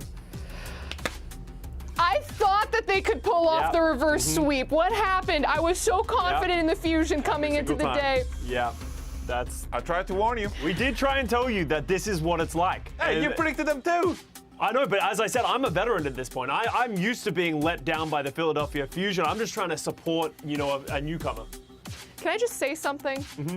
I don't think Shy should be allowed to play the game anymore. As a Fusion fan, that's just all I have to say. Yeah, I think it's a little... Well, you have MN3. He did we did have MN3. Yeah, no. Those were some incredible bits. But guys, 3-1. At least it wasn't a 3-0.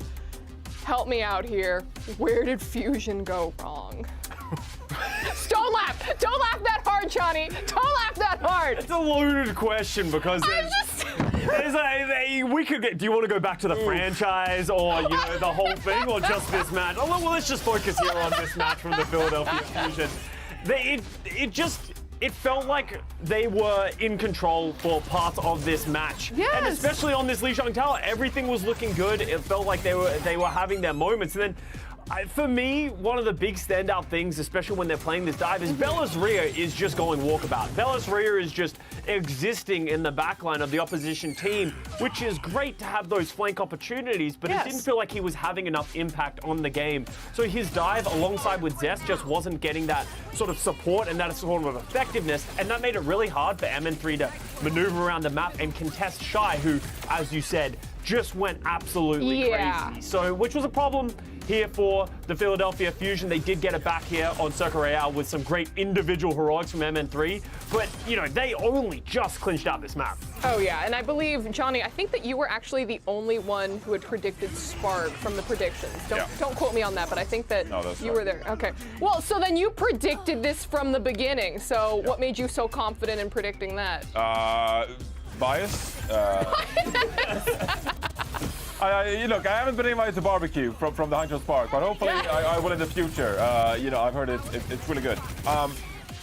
Really, just though, I think that Philadelphia Fusion, even though like they've had these amazing pop-up moments and like MN3's performance against Seoul Dynasty is so fresh in our minds, this is also the stage where they lost to the Los Angeles Valiant.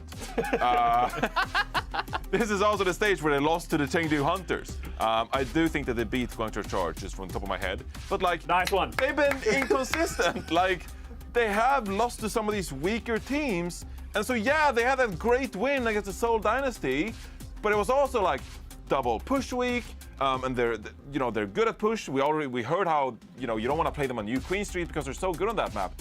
So, to be fair, they did win Control here, and they looked really good on Control as well. Belos Ria's Wrecking Ball, for example, the way they played around that, I thought it was really good. But overall, I do think that Hangzhou Spark, they've looked the better team at times, and they've been more consistent when they play around Shai's Ash, they play around Shai's Sojourn. They like to slow things down, the Hangzhou Spark, and I think in general, they have a pretty good game. We haven't even mentioned Alfie's Tracer. Yeah. Phenomenal so far. Like, this damage pairing from Hangzhou Spark so far this tournament, impeccable. So the Hangzhou Spark, they came out firing, they lost Lijiang Tower, but besides from that, they're going to be a tough opponent from whoever decides that they want to play him. Yeah. I would like to, going back to a thing, I will actually say out loud now that I think Shai is the best hit scanner in the world right now. And I want to add to that of the idea that you have to add flexibility into that as well. His ability to go over and play some of these other heroes, the Tracer, the Echo, on top of his performance to be able to play the Widowmaker against the best in the world. His Sojourn looks to be one of the best in the world. His accuracy is bonkers. Like, I genuinely think he has that carry potential. If the team around him can play well, I think we would see better performances and more people would agree overall. But I think he gets sort of overlooked to players that are on better teams like Lip, like Arns and stuff like that. Lots of, faith in the Spark as they move on to the rest of the tournament. But Cust, I'm gonna need you to help me and the other fellow Fusion fans out there right now. They're dropping into the losers bracket that we're gonna see later on in this week. What do they gotta change to make this comebackable victory for for Comebackable is not a thing. Comebackable is a thing. It's not a thing. It's not a thing. It's not a thing. It's going to be a thing. I think Philadelphia Fusion, like, they have those individual parts through the low bracket, especially in those first couple of rounds. I think that will get them across the line. For me, like, they have those players like MN3, they have Zest. They are good individually, and that will probably work against, some of the teams that we saw lose today. But I think overall when they move further in, it's going to be more difficult. They need to have more team coordination, more chemistry, and not just rely on MN3 to kill everyone time and time again. Definitely. Well, with that victory, Hangzhou Spark are going to be moving on to tomorrow. And for everyone who is waiting to find out who's going to play who, because as we know, the top 4 seeded teams are going to be able to choose their opponents from the 4 victorious teams today, we will have that bracket for you shortly. Not just yet, but shortly in this post show. And I just want to point out, can we call this Watch Point After Dark? This is 100%. It is very dark outside. Like, I didn't mean to do that. I had to hit the glass to show that it was dark, but I'm trying. But listen, we're gonna move on to our next thing, which is best of the day. And guys, I know that it's my first time joining you, so I'm gonna go first, and I'm just gonna say that, I came in to the show today. I came out swinging for Fusion, all right? Did they come out swinging for me? In the series, no, but in game 1, yes. In game 1, we got an amazing, oh wait, what's this? Do we have all the predictions right there? Yeah. Oh yeah, those are all of our predictions for the day. Is this your best of the day? This is my best of the day. You're just gonna This gloat is my best over choosing of the day. Predictions, I selected the Spitfire. I thought it was gonna be the Spitfire, and guess what happened? Why did you think it was going to be the Spitfire? It didn't even come down to analysis or anything. It was just because you went to a barbecue. Yeah, Robin invited me to his barbecue. This was going to be the Fusion winning. Yeah. Originally, and this was your backup point. So, your best of the day, if Fusion would have won, would have been everyone but me predicting the Fusion. This is my actual best of the day. This is my actual one. I'll show it to you right now. This one right here. Oh, okay. All right. Fair enough. Okay. Saved. All right. Come out and bump them both with the wrecking ball. Okay. Listen, we both came out swinging. Again, maybe not in the series, but I do want to call out, my amazing prediction. That was almost flawless. Almost. Until it wasn't. It was almost flawless. we were so close, but I don't think you could top my best of the day, but what do you got for us? Well, mine's a lot more nuanced because this is not anything you probably would have seen. I saw this out of the corner of my eye when I saw the game, and this probably isn't even finale meaning to do this, but it's an interesting individual play, and it's protect the Bob. It feels like we always get Bob to protect us, but we never protect Bob. So we're going to have the Bob from Hisu get booped by Lee Jae-gon with a great boop into a corner where he can't be that effective. Lee Jae-gon wants to boop it again, but Finale says, "Get down, Mr. President." He puts his body in front of the line of Bob so he stays shooting and being effective. So Finale takes that. On top of that, he protects him once again. The third whip shot that Lee Jae-gon tries to throw, he gets pulse bombed by Finale. So Finale's the hero of Bob in my eyes, and I respect that because, we sometimes throw him off the edge. We sometimes leave him to die. We sometimes put him in useless places. But Finale respects Bob, and I appreciate that. It's good to have a little bit of respect for Bob at the end of the day, especially when, as you said, so many people just aren't giving him the love. Throw him away. Throwing him away like he's nothing. Not cool. We've seen him do multiple great plays just today. But Johnny, for you, can you match up to Bob? I've got someone getting punched into traffic. This is so cool. I mean, just brutality at its finest. Doomfist, and they're just going to smack him. He's asleep. Look, he's asleep. Dante's asleep. He's like, oh, I woke up. Time to punch some tracer. Boom! Boom! It just straight into the traffic. Look, he just woke up. That's what he does for breakfast. Oh my! Should have used your blinker. Oh God! Get out of here. Get out of here. I love to see it. That's amazing. Just like, I just love how it just pops up and it's like, I'm asleep. I'm awake. I don't know. Chooses violence. It's amazing. I love it. Straight into oncoming traffic. I love that. Should have used your blinker. Yeah. That's super cute. But all right, those were all of our best plays of the day. So now all that's left to do is to take a look at the bracket that we have after today's results. So let's go ahead and take a look and see who has selected who. Oh, would you look at that? San Francisco Shock picking the London Spitfire. Then we are going to see the Los Angeles Gladiators choosing Houston Outlaws. Seoul Dynasty selecting Hangzhou Spark. That's interesting. And then last but certainly not least, Dallas Fuel. Dallas, Shanghai. Getting stuck with Shanghai Dallas, Dragons. That's going to be a good battle right there. Oh, wow. Quick thoughts. Okay. Where do you want to start? Okay, I want to start with the first pick. Let's start with San Francisco Shock. They're choosing the London Spitfire. This makes sense. These teams played recently in the last couple of weeks, and Shock dominated them. They're so great. Just confident in the matchup right there. Yeah. And I mean, then you have the LA Gladiators playing the Houston Outlaws, which Gladiators did dominate the Houston Outlaws, but there was also a couple of C9s involved in that. There was a few stepping off the payload, and Seoul picking Hangzhou, which they already know. And then Dallas Fuel saying, I just told all the matches. I'm sorry, I just picked all the matches. But I'm really just so happy, by the way, that Shock, a Western team picked a Western team, that Gladiators, a Western team, picked a Western team, and that Seoul, an Eastern team, picked an Eastern team. Like, great, good job. Yeah. You want to know what I think? You want to know what I think is funny about this whole thing? I want to know what you think is Dallas Fuel versus San Francisco Shock. We are a year later to what we did last year, but they're both kind of playing the similar comps to what they did last year. Dallas Fuel is playing that Lucio Moira Winston. They are. Running it down, and the Shanghai Dragons are playing Wrecking Ball Zen. Yeah. So it's literally the repeat of last year, just a year later in Hawaii once again. We're pointing at each other like we know. Yeah. We're pointing at each other like we know. Yeah. Tomorrow's going to be a very fun day. I mean, today we already had amazing matches back to back to back to back. We had a 3-1, 2 3-0s, and then another 3-1. Sure. Yeah. I love the attitude that you're giving. And by the way, what fans didn't get to see while we were watching the matches was in this final series, all of us were screaming. Wow, yeah. Johnny's cheering on Shy. Overly saying it's not fair that Shy exists. We're cheering for him at 3. It was all over the place. It's not fair at all. There were a lot of angry sentiment and words just being chucked across the production truck. But hey, we're just getting started for this tournament for the week. But gentlemen, any final thoughts before we close the day, Scott? Ooh, I am excited to see more East versus West. So thank you very much, Overwatch League teams, for not giving us that. But we got the Dallas Shanghai one coming up, so I'm excited for that. Johnny? No. No. No? You got nothing to say? No. He's just so happy that he was right about that final prediction. I mean, I guess from me, thank you so much to everyone for welcoming on my first time at Watchpoint. Hopefully I didn't disappoint you too. Oh yeah, I'll say that. The way that the fusion has slightly disappointed me. But that's it for our show today. Thank you all so much for watching, and we will see you all tomorrow. Woo! Woo! Bye! Vamos esculachar! Apagando.